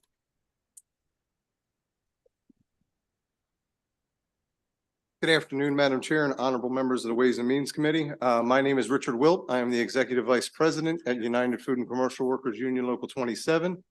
We at Local 27 represent employees at Maryland Live Casino, Hollywood Casino in Perryville, and Rocky Gap Casino. In other words, we represent workers at 3 of the 6 casinos in Maryland. We represent approximately 3,000 members in the casino industry and over 15,000 members statewide. We're here today to oppose HB 1319 on behalf of our members and our communities. We've done our research, consulted with other unions in other states, read reports issued by quote unquote experts, which on that point, I want to call out the very slanted and clearly biased report from the Innovation Group, an entity that operates in the iGaming space and is seeking to persuade you to approve iGaming so they and their allies can make money off Marylanders. Their position in their report is completely self-serving and issued in greed. It is pretty well accepted that iGaming will significantly reduce visits in traditional brick and mortar casinos. When, not if, the volume is reduced in gaming properties, it will adversely affect our members and the prospects of job security for those remaining. One regional example is compelling. In the years since iGaming launched in Pennsylvania, multiple casinos requested to reduce the numbers of slot machines at their properties, which hurt employment levels. As per reports from the Pennsylvania Gaming Control Board, despite 5 new casino openings, the workforce in Pennsylvania casinos has suffered a cut of nearly 10%, with more than 2,000 employees losing their jobs. Since casino gaming was legalized in Maryland, we have negotiated 5 labor agreements at Maryland Live, 3 labor agreements at Hollywood Casino in Perryville, and 2 labor agreements in Rocky Gap. In each of those bargaining sessions, our members were able to get higher pay, better benefits, and a better life for their family, as well as ensuring job security for the future. iGaming is a job killer. I urge you to vote against this bill. Thank you. Delegate Hartman. Thank you, Madam Chair, and thank you to the panel. So my question's for Bobby Jones, the manager at Ocean Downs. So I'm confused by you being here with opposition because Churchill also owns a casino in Pennsylvania that has iGaming. I think it's Prescal Casino. So for you to be here in opposition now, can you share with me your Churchill's experience in Pennsylvania once iGaming, once you bought into iGaming, I guess? Yes, so I can share the fact that we lost 45% of our workforce and saw a 15% decline in revenue at the Prescal property. So we heard earlier that Pennsylvania is booming since iGaming, everything has grown. And you're telling me the exact opposite. You work for that company and you're saying factually your casino lost 45% of the employees and down 15%. Correct. I can only speak for Presque. I can't speak for the other properties. Okay, thank you. No, that's what I wanted to hear. Thanks. Delegate Young. Thank you, Madam Chair. And yeah, that was kind of where I was going. So if you have any documentation to that piece that can supplement it, we would appreciate that. My question for you, though, also has to do with how your business is structured, and more specifically, your patrons, I imagine maybe a lot of tourism-based patrons. So can you just give us a high level on like what percentage you would say are more local and regular versus those that are tourist-based, and then what you anticipate the potential impact would be for each population? I don't have the numbers to tell you what the impact would be. I can tell you that we can be seasonal in the summertime. We have grown our shoulder seasons, and have been very stable with our local market. So, you know, the tourist season, I don't know how that would affect, but we have a very stable local market and a very stable shoulder season. But I don't know what that number would be to affect with that gaming. You don't have a sense on like, what you anticipate, you know, would be changed? I mean, because a lot of the conversation I think is based in what we anticipate are regular, you know, folks in these casinos that won't be coming back. Live is in Baltimore and Horseshoe, like respectfully, we're just not. Yeah, you're a metropolitan area. You don't have to worry about the crowds coming in for the summer. That's right. And so that's what I would, you know, I mean, maybe you don't have it today, but that's something that I would hope that we would be paying attention to as well. Okay. Thank you, Madam Chair. Delegate Henson. Chair, my question is to the young lady from Anne Arundel County. Congratulations first on you and your family and the success you've had with your position there and your daughter graduating high school and going on to higher ed. I'm trying to understand if the position you have at Live were not available to you. Can you tell me what sort of impact that would have on your life? And then just additionally, anecdotally, if you know what the job market is like in your area and if the opportunity you have at Live is something you could find elsewhere or if it's really a unique position. So with the 401k, the health benefits and stuff like that, I'm not a college graduate. So that helps me a lot with the income I make. I am the main income in my household. My husband is the secondary. So they actually work with my schedule with kids, with sports. I wouldn't be able to find that elsewhere. If I wanted to stay in the beverage industry, I'd have to go back to nights and weekends and lose family time that I don't have now. Thank you for your testimony. Thank you, Madam Chair. Thank you. Any other questions? I have a quick question for Ms. Jones. So are you aware, and I just did a quick Google search since we're so fond of Googling the Google machine, Delegate Buckle.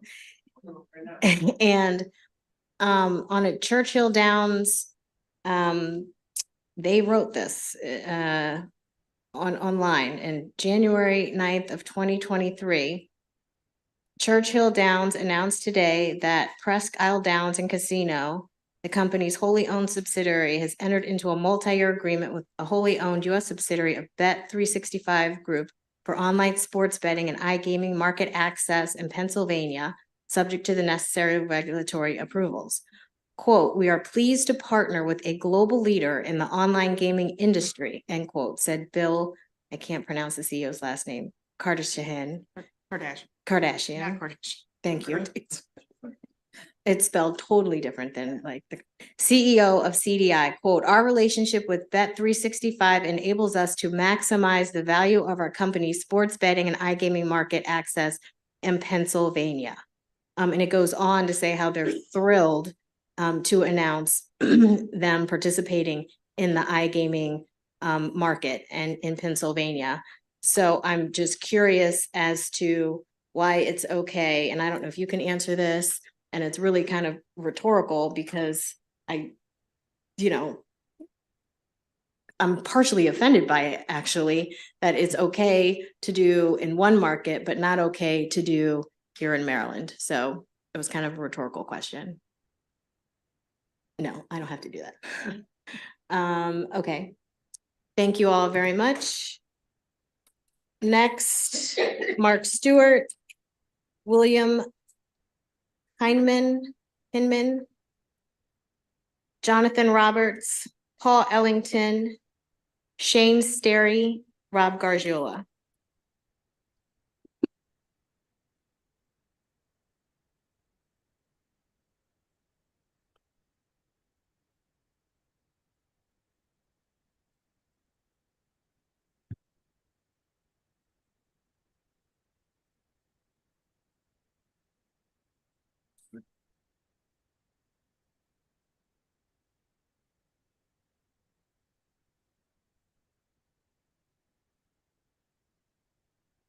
Barry.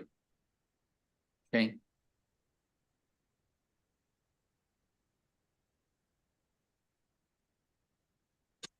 Ms. Drexler and Mark Joseph. Okay, come on up, please. Thank you. Thank you very much. Madam Chair, Madam Vice Chair, committee members, good evening. And thank you. For the record, Mark Stewart for the Cordish Companies and Live Casino. We are the only Maryland-based casino gaming company, and it is with the utmost respect that we testify in opposition to House Bill 1319. There's much to be said and little time, so we refer you to our full written testimony. In sum, we certainly understand the motivation in considering iGaming, but we genuinely believe iGaming is a bad deal for Maryland, our employees, and our communities. There's little dispute that iGaming will cause substantial job losses. The Innovation Group acknowledged it. Thousands of people in Maryland will lose their jobs, the jobs that they count on to support their families. Even more employees could be impacted by the tightening of wages and reduced benefits. These are negative impacts that will be sorely felt by a diverse workforce, and many of the jobs that will disappear are accessible to people with a high school diploma or less. On the tax revenue side, Innovation found that brick and mortar gaming revenue would be cut by 10%. The real life impact of mobile sports betting on brick and mortar was more than 6 times that figure. And if you look at iGaming states and back out the new casinos that opened over the period of 2019 to 2022, brick and mortar lost 23% due to iGaming. On top of that, the Innovation Group and DLS, for that matter, did not consider any ripple effect from these brick and mortar losses or any increases in social costs. When these impacts are considered, even using Innovation Group's revenue numbers yields a net negative for the state, approximately negative $4 million each year. Many of those pushing the state to do iGaming are looking to make money off of it. There's nothing wrong with that. It's capitalism. I'm gonna have to ask you to wrap up. I will. Thank you, Madam Chair. If iGaming passes, we're a gaming company. We'll do well financially. But despite our potential financial gain, we are asking you not to do iGaming, and that should speak volumes. We respectfully urge no favorable report. Thank you. And let's all try to stick to the 2 minutes, please. Thank you, Madam Chair, members of the committee. Rob Gargillo with Compass on behalf of Live Casino. Respectfully in opposition to House Bill 1319.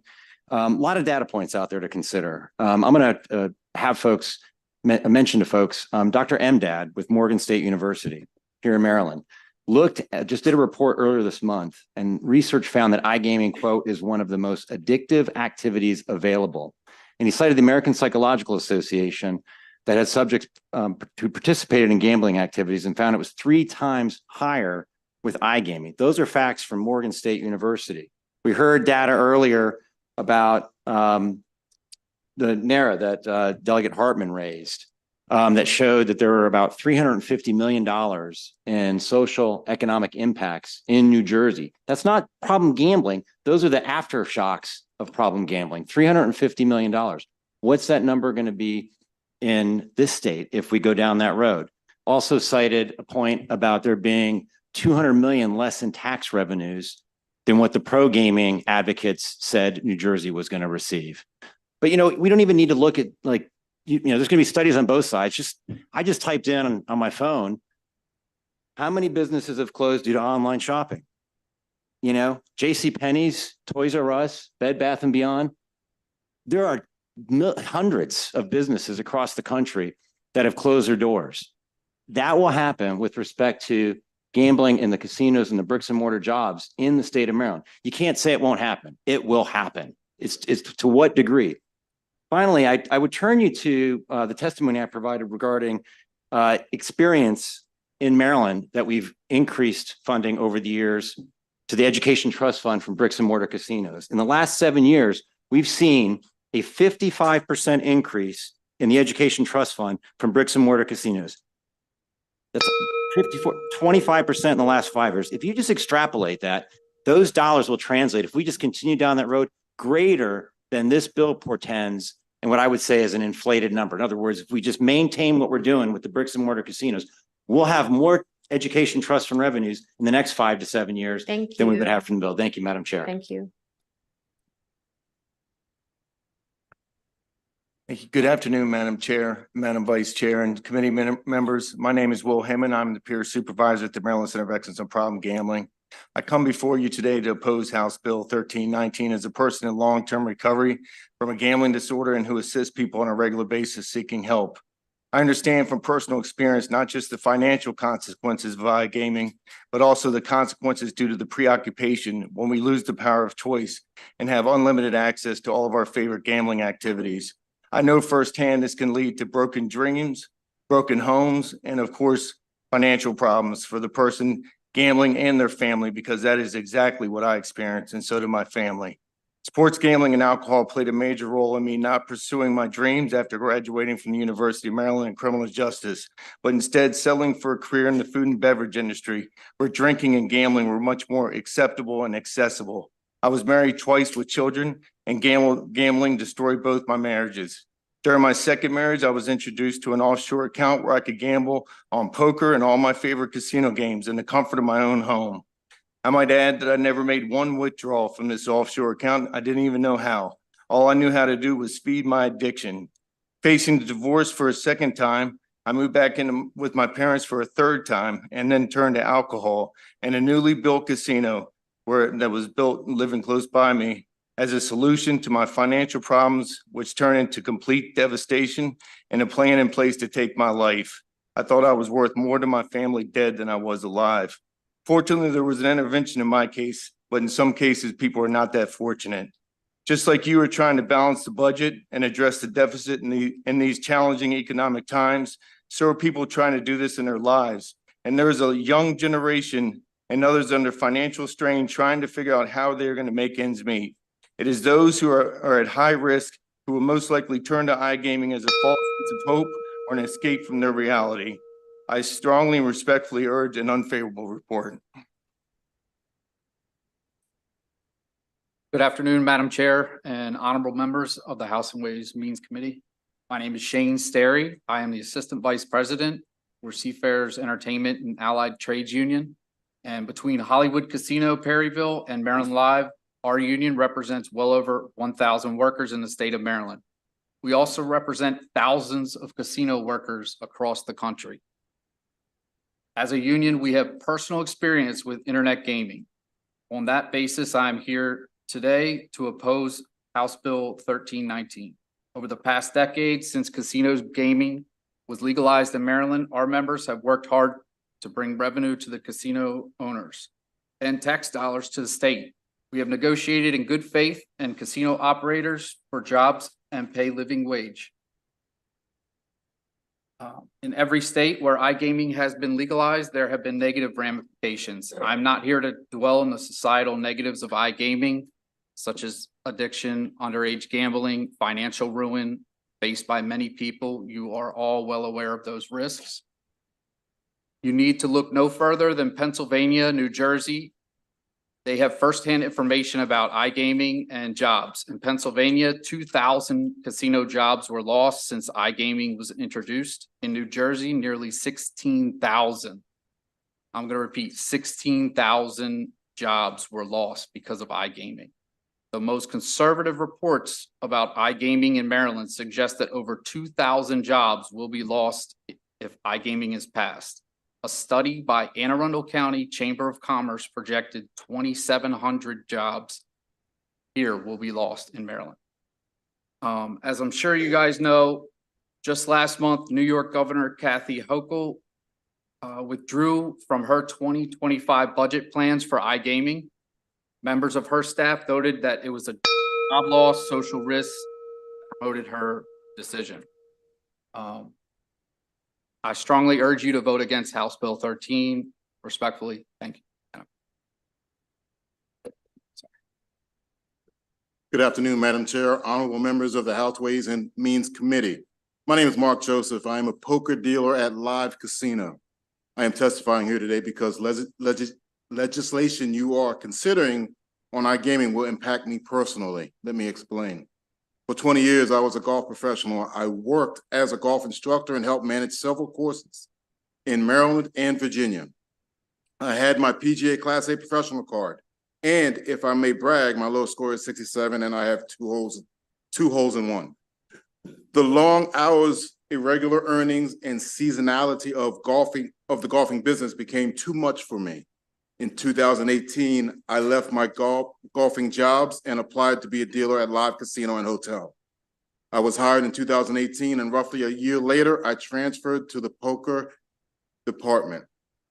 In my mind, poker was a better job. It had higher earnings, and you got to sit all day rather than stand. Today, I earn just over $70,000 a year. My job at Live affords me health benefits, a 401k with a company match, paid time off, and more. It is a secure, steady job. Presently, I care for my 86-year-old mother. I am her primary caretaker. When I am not working or golfing, I love to play poker at other casinos, and occasionally I play online. I find it relaxing, and honestly, I'm pretty good at it. Before joining this industry, I struggled with paying bills and keeping up. My credit score was low, and I was living paycheck to paycheck. Now I have a house, a car, my credit has risen considerably, and I'm in a good place. But I do have one major concern. As I said before, I started at Live in 2018. Because of limited turnover in poker, my seniority is relatively low. That means if iGaming is approved, most likely I will be laid off. That said, I hope that I encourage you to vote against this bill. Thank you. We're gonna switch it up. Yeah.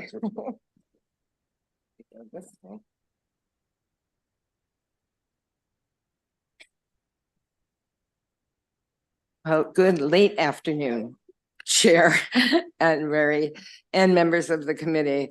I am Mary Drexler. By now, most of you know who I am. I am the director at the Maryland Center of Excellence on Problem Gambling, here today to testify in opposition of HB 1319. In every Maryland prevalence study from 2010 to 22, the most frequently reported gambling types were lottery games and casino betting. That includes in 2020 when the casinos were not even open for the full year. With casino games already so popular in the state, allowing them to be played on our cell phones and at home is a dangerous public policy. Alluded to before, Morgan State University put out a report on the socioeconomic consequences of online, I believe they called it, on the impact of legalizing interactive gaming online. And what that research found, it was saying that iGaming is one of the most addictive activities available, and nearly 75% of the people with iGaming experience reported rates of problem or pathological, which we now call disordered gambling, compared to 22% without iGaming experience. You will hear from others today about the impact of gambling addiction has on people, but it goes far beyond financial distress. We know Marylanders love to gamble online. 96.7% of sports bets were made online in December. We know Marylanders love to play casino games, and we know iGaming is exceptionally addictive. For these reasons, I urge you to have an unfavorable report on HB 1319. Thank you. Delegate Attar. Thank you, Madam Chair, and good afternoon, Robin, Mark Stewart. It's good to see you both. This question is directed at you. So we've heard over and over again, Pennsylvania has regulated iGaming, correct? Yes, that's correct. Okay, so your casinos in Pennsylvania experienced growth in table games and retail slots in 2023, correct?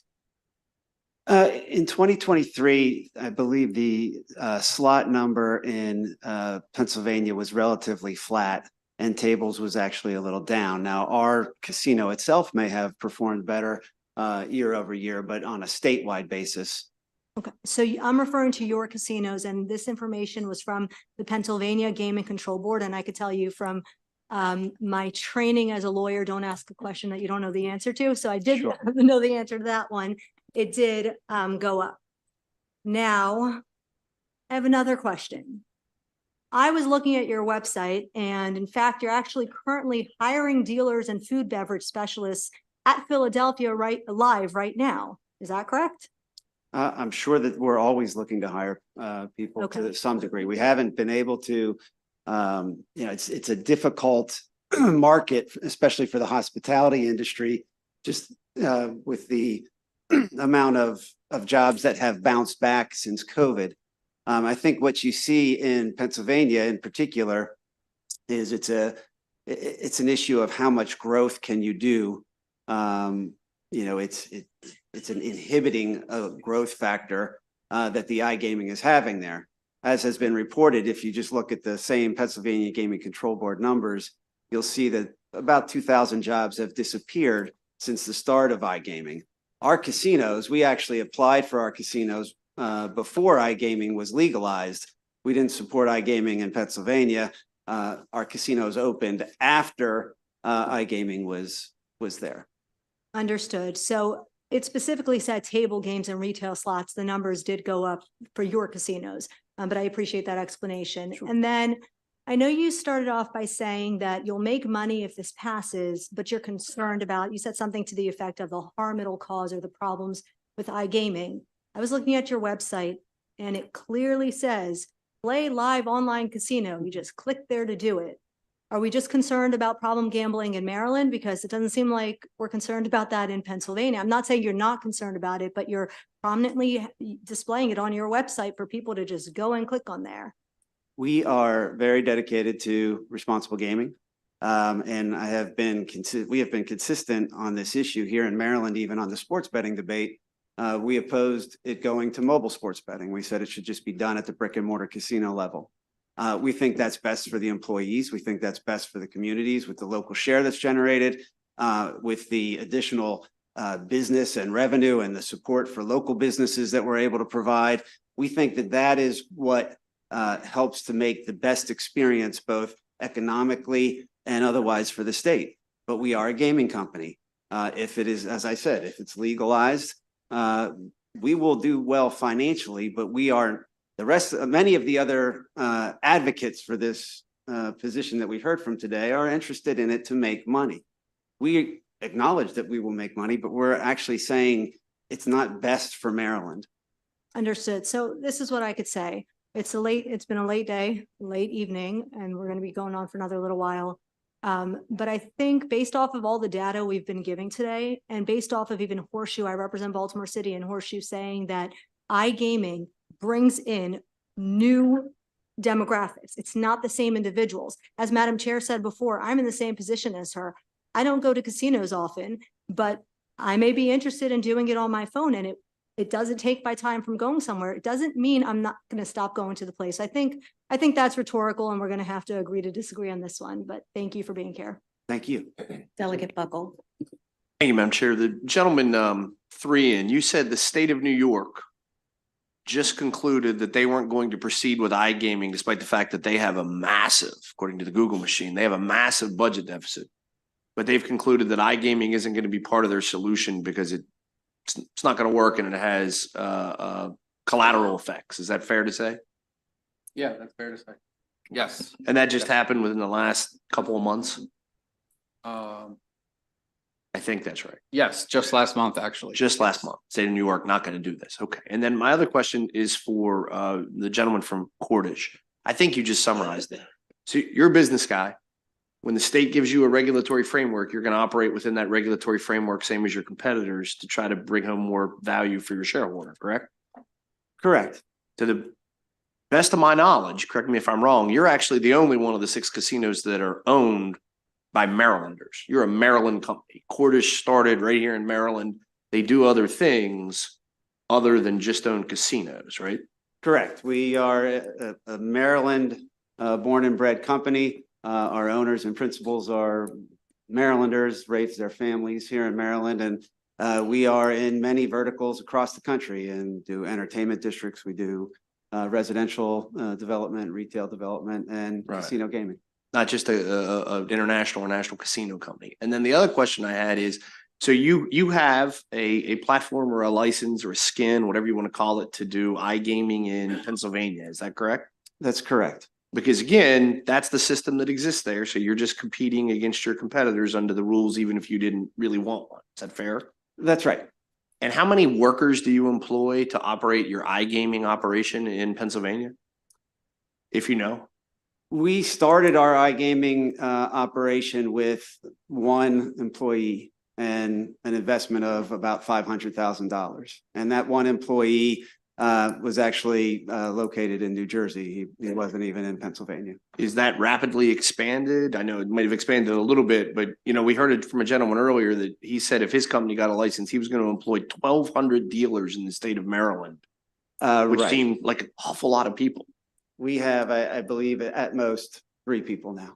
So you operate a skin in Pennsylvania. You have 3 employees doing iGaming. How many employees do you have at your casino in Pennsylvania?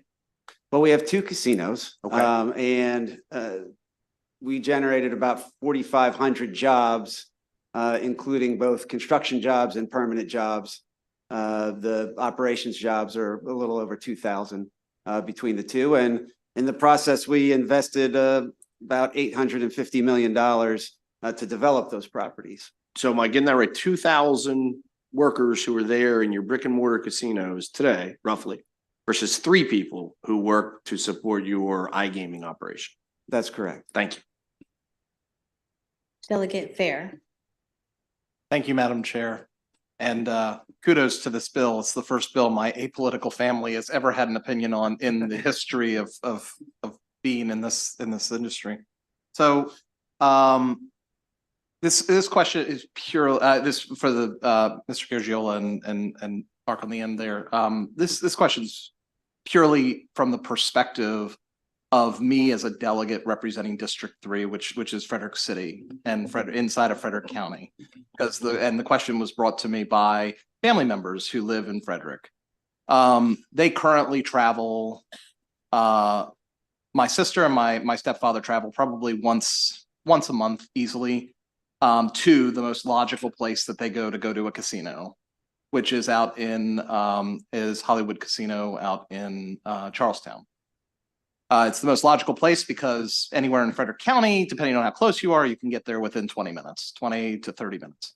And every other casino in Maryland is pretty double to more than double that time in order to get there. I know that's common in a couple of Western Maryland areas, maybe some in northern Montgomery County as well. It's earnestly just a question. Do you see that there is a potential for lost revenue that we're losing to other states because people are utilizing services in other states that back up next to a state like West Virginia that we could be picking up if iGaming existed? And part 2 of that question is, therefore, do you see this as potentially a geographical equity issue? Not everybody has equal access to go to a drive-in casino. And so thus they have to go to, they don't have an alternative option unless we created iGaming. I mean, I guess it depends on how you want to look at it. I mean, if the state is looking at, like some of the premises I heard earlier is the blueprint. And I think clearly this is the Revenue Committee and that's a challenge, that needs to be an answer to, right? And so is this bill the panacea for that? I would argue it's not. I would also argue that, look, we did VLT slots in 2007. 5 years later, we authorized table games. Then in 2021, we basically said we're going to do sports betting and mobile sports betting that just came online a little more than a year ago now. I think there's a lot at risk with the amount of money that the 6 bricks and mortar casinos bring to the Education Trust Fund over 7 years, a 54% increase in Education Trust Fund money. That's fact. That's in the DLS reports. 25% in the last 5 years, if you want to look at that window. That's a lot at risk.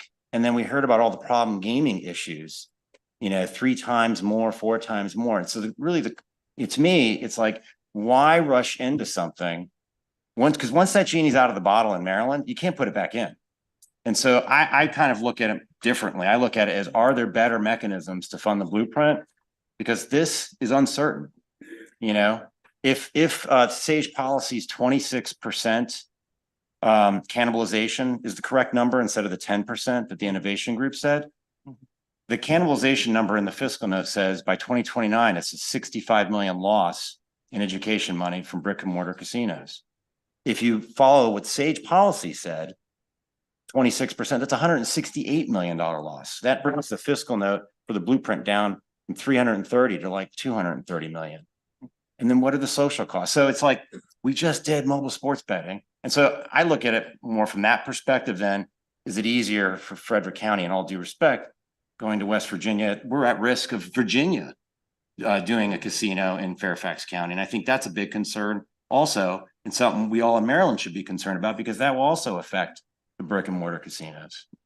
So in your opinion, like on the balance, on the scale, the risk far outweigh the potential benefits? Absolutely, and it's unknown. Look, at the end of the day, we don't know. I mean, you heard statistics on this side, statistics on that side.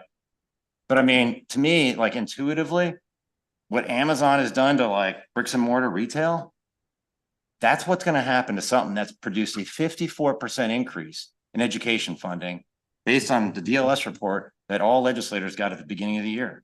Just those are the numbers. Those are real numbers. They're not made up. And so I'm basing it on that. And like, if we can, what can we do to continue that? Live wants to expand their footprint. Ocean Downs wants to build a hotel. We got Topgolf in Baltimore City. What more would happen from a foot traffic perspective? You know, Arundel Mills Mall is open probably because there's a casino next to it. That probably, you know, malls are closing all over the country. So there's a lot of risk and really is like pause, because we've only had mobile sports betting for a year. We don't even know the impacts of that. Thank you so much. Thank you, Madam Chair. Delegate Young. Thank you, Madam Chair. For the live casino fellas, good to see y'all again. My first question is, what's the median pay of your workforce? I'll have to get back to you with that. Thank you. I want to focus in on the ripple effects that you referred to. Just want to get a good sense of things. Basically, I want to get a sense of where y'all pay taxes. So I imagine you pay obviously gross gaming revenue tax, correct? Yes. Corporate income tax, do y'all pay a separate corporate income tax? Yes. Sorry. And of course you pay employees, they pay state income tax, correct? Yes.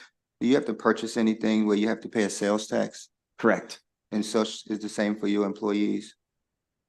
Right. Do you hire any contractors? Yes. Do you have a sense on like how much you may spend on contractors external from your employees?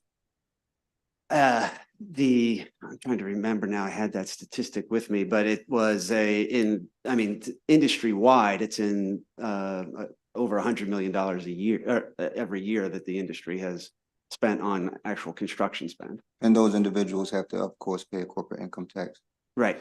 So I guess I'm just thinking about the fiscal note, thinking about the impact, the cannibalization potential.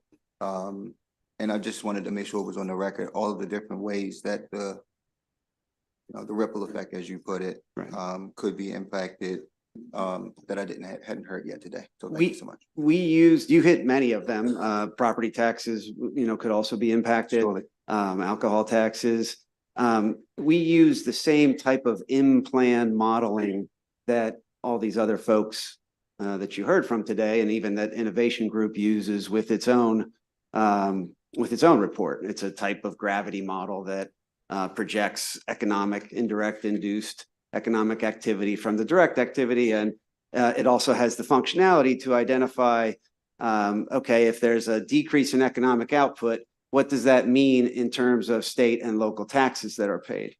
And just basing it off of the 10%, cannibalization at brick and mortar that the innovation group had reported, that in-plan model with this spillover ripple effect, it comes out to about $144.8 million in lost revenue to the state. So when you get that in the DLS and you see that number and it's 2029, it's $425 million in iGaming revenue. Well, then you got to subtract off the nearly $89 million in direct gaming taxes that you won't get from the brick and mortar. Then you'd have to subtract off that $144 million in additional state and local taxes that wouldn't be received because of activity and economic output decreasing. Thank you so much. Yep. Thank you, Madam Chair. Delegate Henson. Testimony from this panel. My question is for Mr. Stewart or Mr. Gargiola. Earlier in the testimony, we heard from folks who were concerned about losing the benefit of local impacts for their particular counties and jurisdictions. I think the fiscal note said something like $11 million would be lost in local impact. My fear is, I guess, related but opposite. My fear is that if we did lose that local impact, that things wouldn't change drastically in my district here in Annapolis. I'm trying to figure out if the unique setup that we have where that local impact is spread around a 3-mile radius of live casino, is that unique to Anne Arundel County? What opportunities exist out of that for live casino to make an impact in the rest of the county?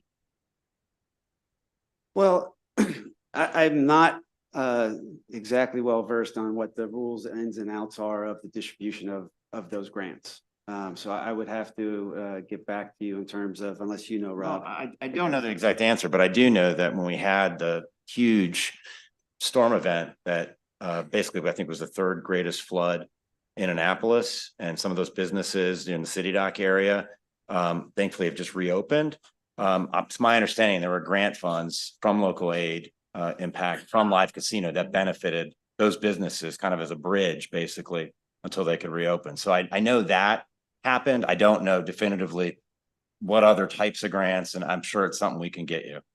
I would appreciate that. I think the video lottery terminal funds were able to be used for that. We have some mechanisms for our small businesses to benefit from that money, but those local development impact grants being just really centrally located around in that tight corridor around the casino here in Annapolis, you mentioned a number of needs that the city has, but not able to benefit from that. So I certainly would like to understand how we can open those opportunities up greater, specifically if that sort of impact is a rationale for not going forward with iGaming. I would like to know how that could impact this area.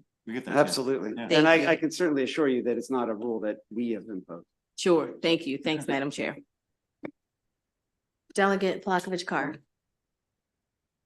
Thank you, Madam Chair. This question's for Ms. Drexler, and I appreciate you referencing that study from Morgan State. And I looked and I don't think you had written testimony. So if that's something you can share with the committee, that'd be much appreciated. I guess my question is, so as a scientist, I'm just interested, have there been other studies done, whether or not they have a connection to Maryland, about the impacts of iGaming on gaming addiction or problem gambling behaviors in other jurisdictions? And I'm just wondering if you can kind of summarize where the state of the science is based off of your knowledge of the field. Yeah, there have been some studies. I'd probably have to gather specifically what those studies are for you at the national level, but I do know that Rutgers has done some studies, and there are other states that have done similar studies. I know Michigan has done some. What we're seeing primarily and what reports we're getting, and some of this came from Morgan's study, but the impact on the individual and their families is significantly increased, but they've taken time to study it. And, Michigan 5-fold on people reaching out for help. And I know there can be a myriad of reasons why they're reaching out for help with public awareness or whatever else. But 3 times in New Jersey. And my fear right now is it's too much too soon. We've only had sports gaming or sports betting online and mobile for a year. We need to really study and see where that goes. Most of the other states have given it 2 or 3 years and done some kind of study on it. I think we're moving very quickly, and it's really impacting Maryland families. I know there are 2 more individuals that have come from the center that are going to testify and soon. And, one is a parent of a college-age student who is now in recovery.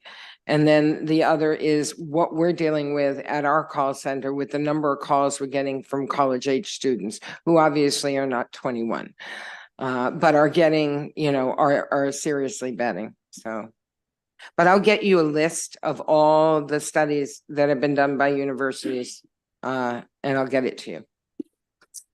Okay, any other questions? Delegate Miller. Thank you, Madam Chair. Thank you all for being here, especially thank you for sharing your story. We know how hard that is a lot of times, but it's very impactful for us to hear.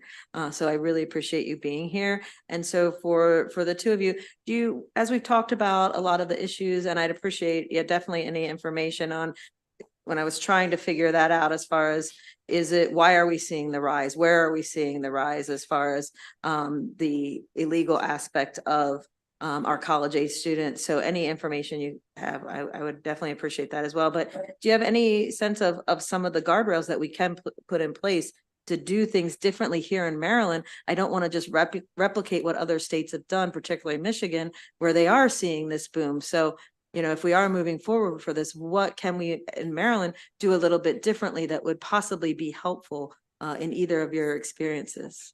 Well, I think when you're talking about online and mobile, there's got to be a better way to identify who is gambling. And I know I've heard and listened to a lot of people who were in favor of the bill saying, well, sometimes we get a copy of the license or they can set their own self limits. Well, if you've gone to one of their sites, which I have, just to see the site, it is so hard to find out where to go if you need help, number one.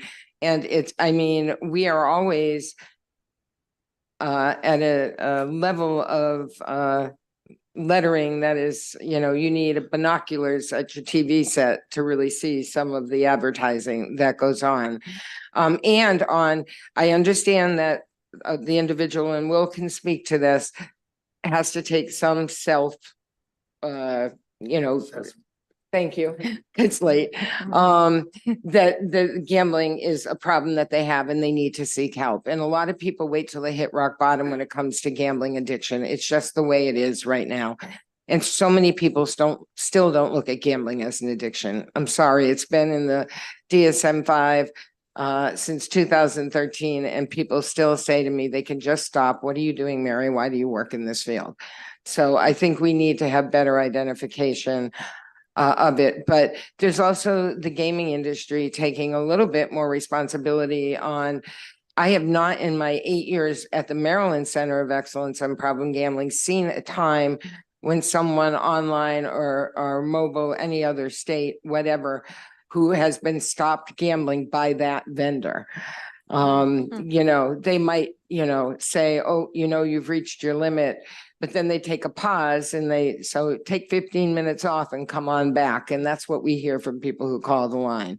So if they're doing it, then I wish they'd share it, because that's not what we're hearing from our Maryland residents. And Will, I don't know. Yeah, I just wanted to say one thing. My greatest concern is that over the past year, I've gotten more calls from parents and young adults in that 19 to 35-year range than I've gotten in my prior 4 years at the center altogether. And that's no joke. And many times the parents can't even get their sons. It's generally males. They can't even get their sons to talk to me because they don't think they have a problem. A lot of them truly believe they can make a living sports gambling. And I see that as a serious problem. And generally, a lot of times there's cannabis. A lot of times gambling doesn't come in a box, but some of them have graduated from school, but there's cannabis problems, there's mental health issues, and then the gambling just leads to complete financial destruction. And I truly don't think like Mary said, we have not seen this out enough yet. It's only been a year. And a lot of these males I haven't even spoken to yet. I've only talked to their parents. And then my last question is just very quickly, there was a lot of debate on tax rate and profitability versus driving toward the illegal market. Do either of any thoughts on where we should land on the taxing or tax ratio at all in your experience? And thank you all for being here. Certainly in Pennsylvania, since it's been referenced, the tax rate is set at, I think, roughly essentially what the bill has proposed. It's 54% for slot machines. And all of the operators who are in favor of it, they didn't have any, they might have complained, but they're certainly doing it. I think Innovation came in and spoke at a briefing here and said it really tax rate really ought to be set above what the brick and mortar rate is, because they don't have to hire people, they don't have to invest. You know, our 1 to 3 employees and $500,000 versus $1 billion and, 2,000, 3,000 employees. So the tax rate should be higher for online than it is for brick and mortar. And ultimately, the state needs to do what's best for the state. If you're setting a tax rate to achieve a goal that you have in mind, that's what you should do, and not worry about the illegal market aspect of it. Enforcement, is for that. Delegate Gross. Thank you, Madam Chair. So my question is related actually to gambling addiction, but not the identification of need, but relapse rate. So curious if there is a higher relapse in states where there is iGaming and brick and mortar versus states where there's only brick and mortar gambling. Yeah, I have not seen a lot of research on that yet. It's always hard to tell because gamblers do tend to relapse. And then once we get them off from the education and when they call the helpline off to the treatment, we can't get any because of the confidentiality to know whether, they've been in for a year. Did they relapse during any of that time?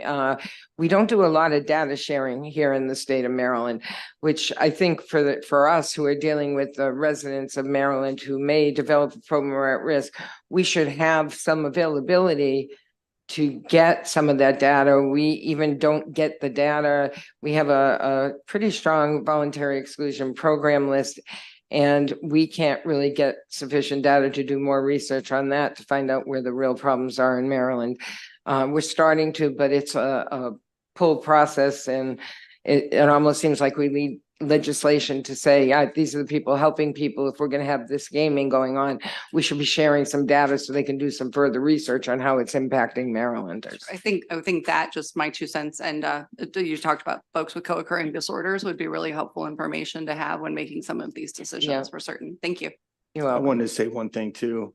I hang around with a lot of people in recovery, obviously go to a lot of meetings and talk to a lot of people on the phone. I think one of the biggest things that leads to relapse is the marketing and advertising and free play. Mm-hmm. I know a lot of people that have relapsed because they've gotten free play from the casinos. And they're like, I might as well go in there and try to win my money back with my free play. And then it turns into a disaster. I know a lot of people that have tried to stop sports gambling and get reeled back in because they get their VIP account representative offering them free play. So I would be very afraid to start advertising and marketing a whole new form of gambling before we've even, seen the effects of sports gambling yet. Thank you very much. Thank you. That concludes this panel. Thank you. I'll call the next group of folks up. Karen Miller, Ruth Toomey, Wayne Frazier, Austin Freeman,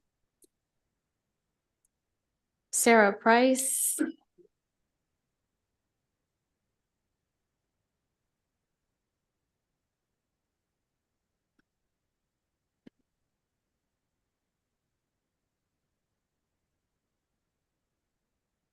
and Raban Basu. I think that's all the chairs. So whenever you're ready, sir. Afternoon, Chair Atterbury and members of the committee. My name is Austin Freeman from Montgomery County, and I'm testifying in opposition of House Bill 1319. My son's a 24-year-old compulsive gambler. After a devastating 5 years starting in high school, I sat back powerlessly and watched my son's gambling nearly destroy himself and our family. In recovery, I'm proud to report that he's been abstinent from gambling for 3 years. He now runs a 35 and under young adult GA meeting, an age demographic torn apart by the gaming industry and in dire need of help. The explosion of 24/7 online gaming has exacerbated this gambling pandemic. It's a misunderstood disease, no different from substance addiction. If you question that theory, I can provide firsthand terrifying examples of my son in the unrelenting grips of this addiction and who lost all power of choice. There are countless stories of others who lost everything: family, jobs, money, and their life. Passing bills such as 1319 is catastrophic, and I'm not exaggerating one bit. Instead of passing legislation to increase access, we should be focusing on prevention by reversing these bills passed and implement safeguards into accessing gaming platforms. It's urgent that we intervene with the developing young brains of the youth before it's too late. Eliminate glamorized marketing. It's relentless teaser campaigns offering free play, which reel in and target the vulnerable who simply don't know any better. Addicts, by definition, can't stop. Online promotional algorithms and ads that target the compulsive gambler. It's simply disgusting and criminal in my book. The gaming industry generates billions in revenues for the state. I get it. But let me be really clear. There is no amount of money that is worth shattering the lives by bills like 1319. To everyone on this committee, I can guarantee you, if you had a family member with a gambling addiction, kill this bill on the spot. It's shameful and reckless for anyone to vote favorably for this bill, and it automatically enables the destruction of future generation. Not everyone recovers. In fact, most do not ever. I respectfully request an unfavorable report on this bill. And given that we all spent 4 or 5 hours talking about revenue for the state, I'm open for discussion and questions about this destructive bill that promotes this pandemic. Thank you. Thank you. Good afternoon. My name is Anirban Basu, Madam Chair. To the delegates, thank you for letting me speak here today about this bill. My company's name is Sage Policy Group Incorporated. We're based in Baltimore, Maryland. I was hired by the Anne Arundel County Chamber of Commerce to conduct an analysis of what this might mean for the state economically and fiscally. Here's what I found. I started actually with a report from the Innovation Group.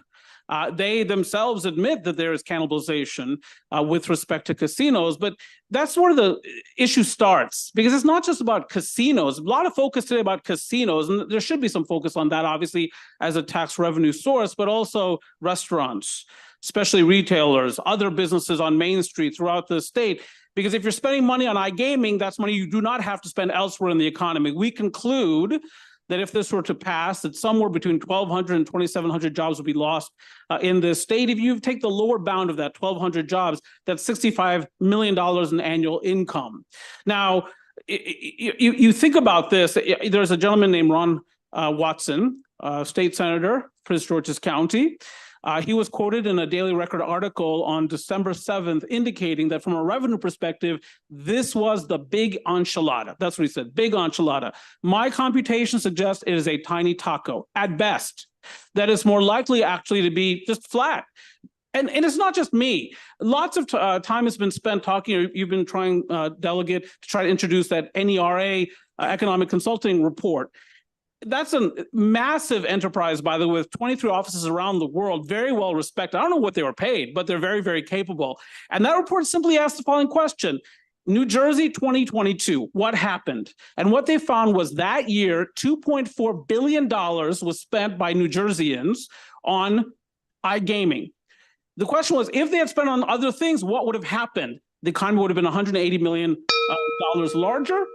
In fact, more jobs would have been supported by that economy. That's what they found, and it's perfectly plausible. And in fact, it's intuitive. Thank you very much for the opportunity.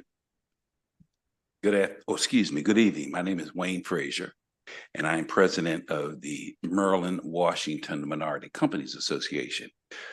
We've been in business since 2001. We're located in Baltimore, and I'm here this evening to just discuss the so-called economic impact that this legislation would have on minority and women-owned business. And from what I've read, it's a hoax. We had the president and CEO of Radio One discussing their movement into this field. Well, Radio One is not a certified minority-owned business here in the state of Maryland. This bill also has provisions to change the size standards that we currently have for women and minority businesses to be certified. One cannot get certified if their personal net worth is above $1.5 million. Well, you would not be able to get into the gaming industry with net worth less than 1.5 million. So we need to get real. This is about big business. And they're going to team with other big businesses to make this work. Now, consider this. No one discussed the MBE, WBE jobs or trades or procurements that will be affected. Transportation industry will be affected, as well as food and beverage, as well as maintenance. All of those trades where MBEs are a part of it now be lost because revenues will come down in the casinos. Finally, in this bill, there's a reduction in MBE spend. Currently, it's at 29%. This bill will reduce it to 15%. Is that what you want? Is that what you want? Why do we need this now? It won't help women and minority business. Thank you. Good evening, Madam Chair and honorable members of the committee. My name is Sarah Price, and I'm here on behalf of the Maryland Retailers Alliance in strong opposition to this proposal. We work very closely with the Maryland Main Street program, and we have a lot of concerns about the fallout that this policy would have, not only due to jobs lost, but also the impact that it would have on the surrounding tourism industry in all of the communities that depend on patronage from individuals who have traveled out to visit casinos. There are 11 Maryland Main Streets within 20 miles of the casinos in Maryland, and that doesn't count the 5 that are along I-70 on your way out to Rocky Gap, or the 5 on the Eastern Shore in between the Bay Bridge and Ocean Downs. 8 Baltimore City Main Street communities are also in very close proximity to Horseshoe. We absolutely believe that seeing a reduction in activity at the casinos would also have an impact on all of the businesses in those communities that depend on people coming out to visit. Restaurants, hotels, retail, everyone is going to take a hit if we see lower activity at these casinos. So we would urge you to vote unfavorably on this for that reason. Thank you. Good evening. I'm Ruth Toomey, the Executive Director of the Maryland Tourism Coalition. Thank you, Chairwoman, Madam Chair. It's been a very long day. I'm sure we're all ready to go home. I'll make it quick. But we are a 501c6 representing all sectors of the tourism industry across the state, including many of the major casinos here, many of the major retailers, hundreds of small businesses that will be severely impacted by the passing of the internet gaming. I am here today on behalf of our members to ask you to oppose HB 1319. You have heard and still will hear from more people of why this is bad for Maryland. I have submitted my written testimony as well, and so I won't rehash a lot of the stats that have been already spoken today.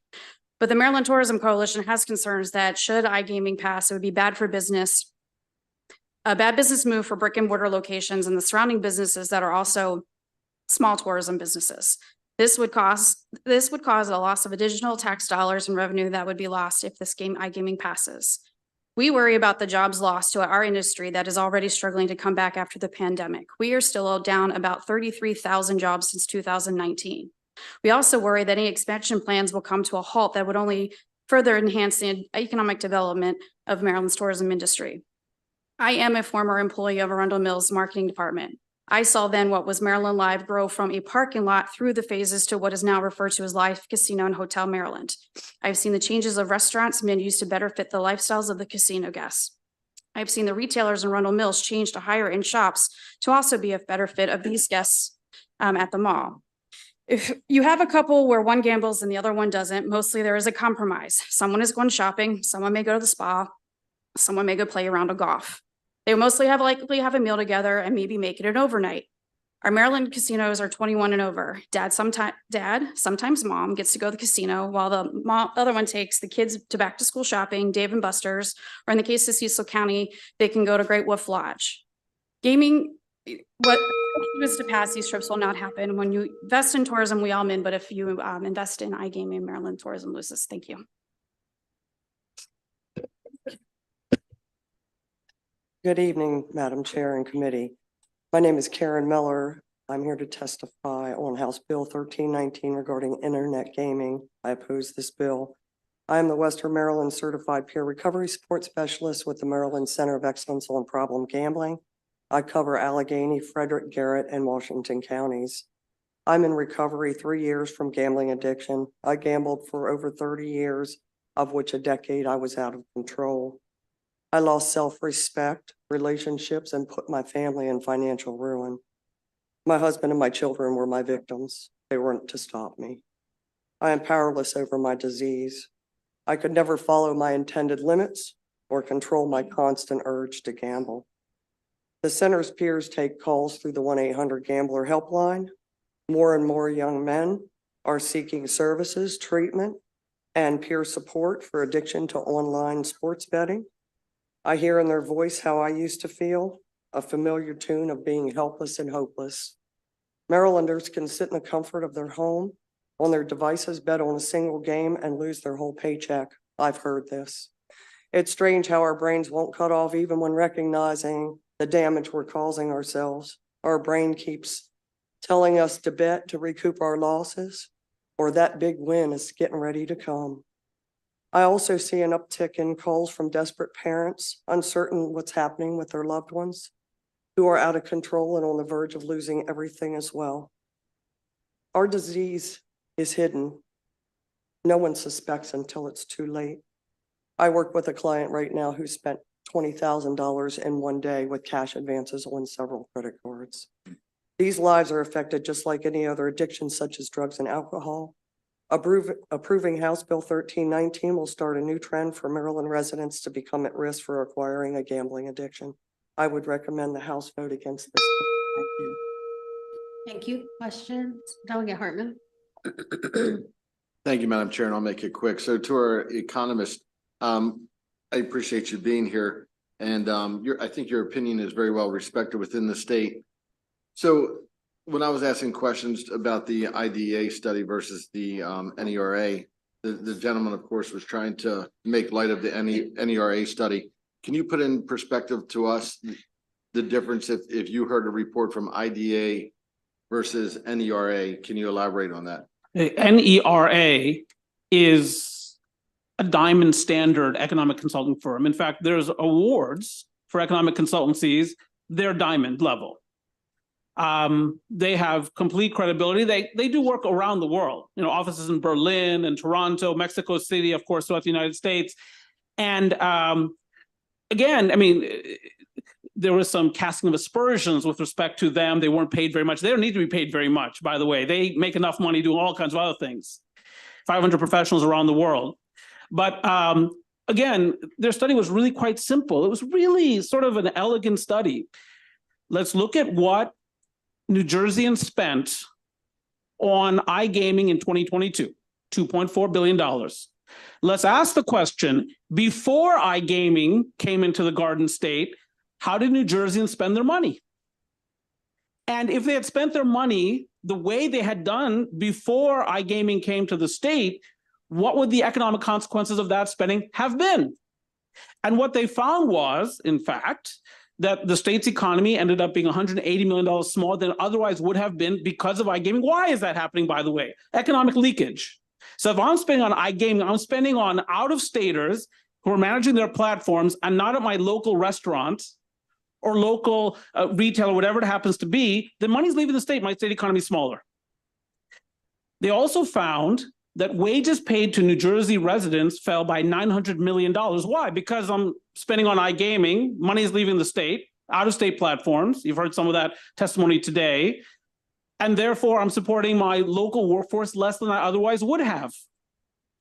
When you layer that, the loss of income tax revenues, sales tax revenues, then also we've been talking about, of course, problem gambling, so on and so forth, disordered gaming or gambling.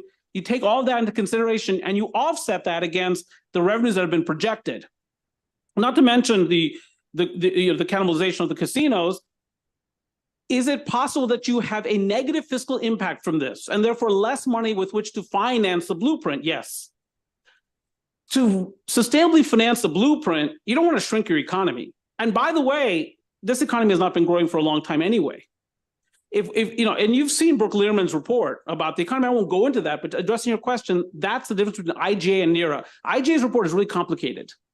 It's difficult to interpret. NERA is really, NERA, really simple. And I find the results to be quite plausible. Thanks for answering, and thanks for your weekly emails from Sage. You're most welcome. Thank you for reading them. Any other questions? Okay, thank you very much.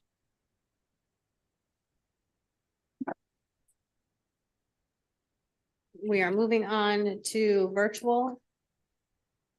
And do we have Bill Rickman? You go first. He's been waiting all day. And then nope, that's not. Do you have Bill Rickman there? Hello. Hello. Okay, hi. Can you Okay. turn on your video? I think so. Okay, you got me? Yes, thank you. Okay. Good evening now, Madam Chair and members of the committee. My name is Bill Rickman. I own several businesses located in Rockville, Maryland, including Rickman Construction, Rickman Management, many biotech and pharma companies. I also built and owned and ran Delaware Park Racetrack. In 2001, I purchased Ocean Downs Racetrack. 10 years later, I built a casino there, and we have a very successful race meet there and a very successful casino. In 2017, I sold Ocean Downs to Churchill Downs. I continued to help them to develop the racetrack and casino into a destination where I think gambling should take place. Today, I'm here to oppose iGaming in the state of Maryland. You have heard from many speakers about the negative aspects of iGaming lead to job loss and other negative aspects. I won't go into that because you've already heard it. I personally don't like bringing gambling to your cell phone, and I don't like bringing it into the house where somebody can sit at their desk and play. I believe you can get all these questions you've asked answered. You can find out how many people they were at a casino before iGaming and after iGaming. You should know all this because it's going to have a very important effect on your decision. The dealers, they've been totally exaggerated because most gambling is on slot machines. Okay, I'm going to wrap it up because I'm running out of time, but I hope you have some questions for me. Thank you, Madam Chair. Let me know if there are any questions. There is a question for you. Delegate Ebersol has a question. Yes. Where do you get your wonderful picture glasses frames? They look great on you. That's about all at my age. And do you have anything else you need to add for us for a moment? There are real numbers. For instance, the speaker asked about Prescott Isle. I mean, they were given a license when the bill passed, so they had to play the game. But from what I'm talking about Churchill, from what they've learned in Pennsylvania, they're not in favor of this. I think the numbers are going to be real. And then you have the aspect of having 28 locations trying to cannibalize the casinos. How are they ever going to make up for that? So I think there's some really serious questions here of how it should be structured, if it should be passed. And I think you have to get those answers before you can make any decision on this. Thank you, and thank you for testifying today. Thank you. We'll let you go, Louise.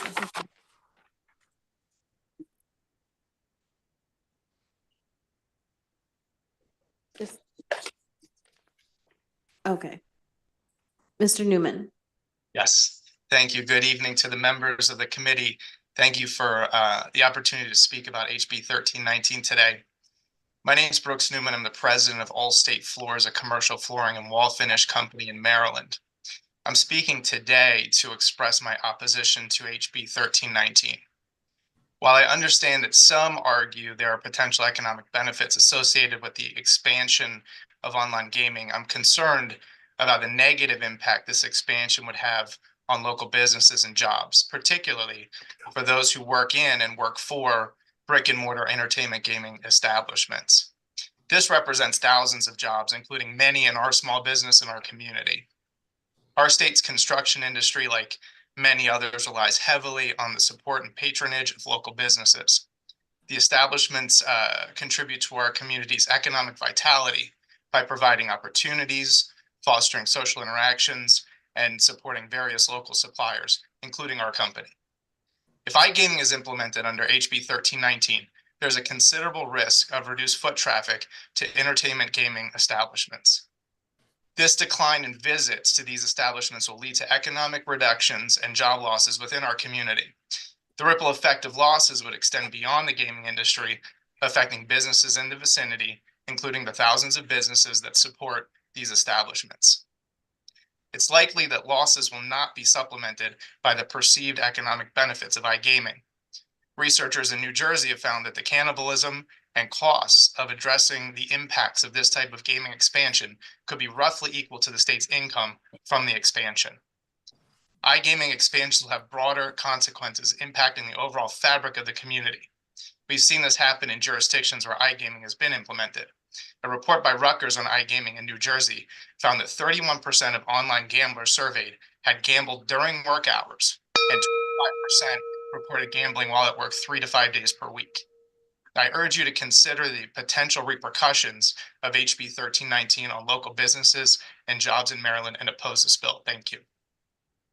Thank you very much. Are there any questions for Mr. Newman? Okay, thank you very much. Is Liz Burnell with us? No, okay. And the last person, Sandra Adele? No, okay. That concludes the hearing on House Bill 1319, everyone. Great job. Way to hang in there.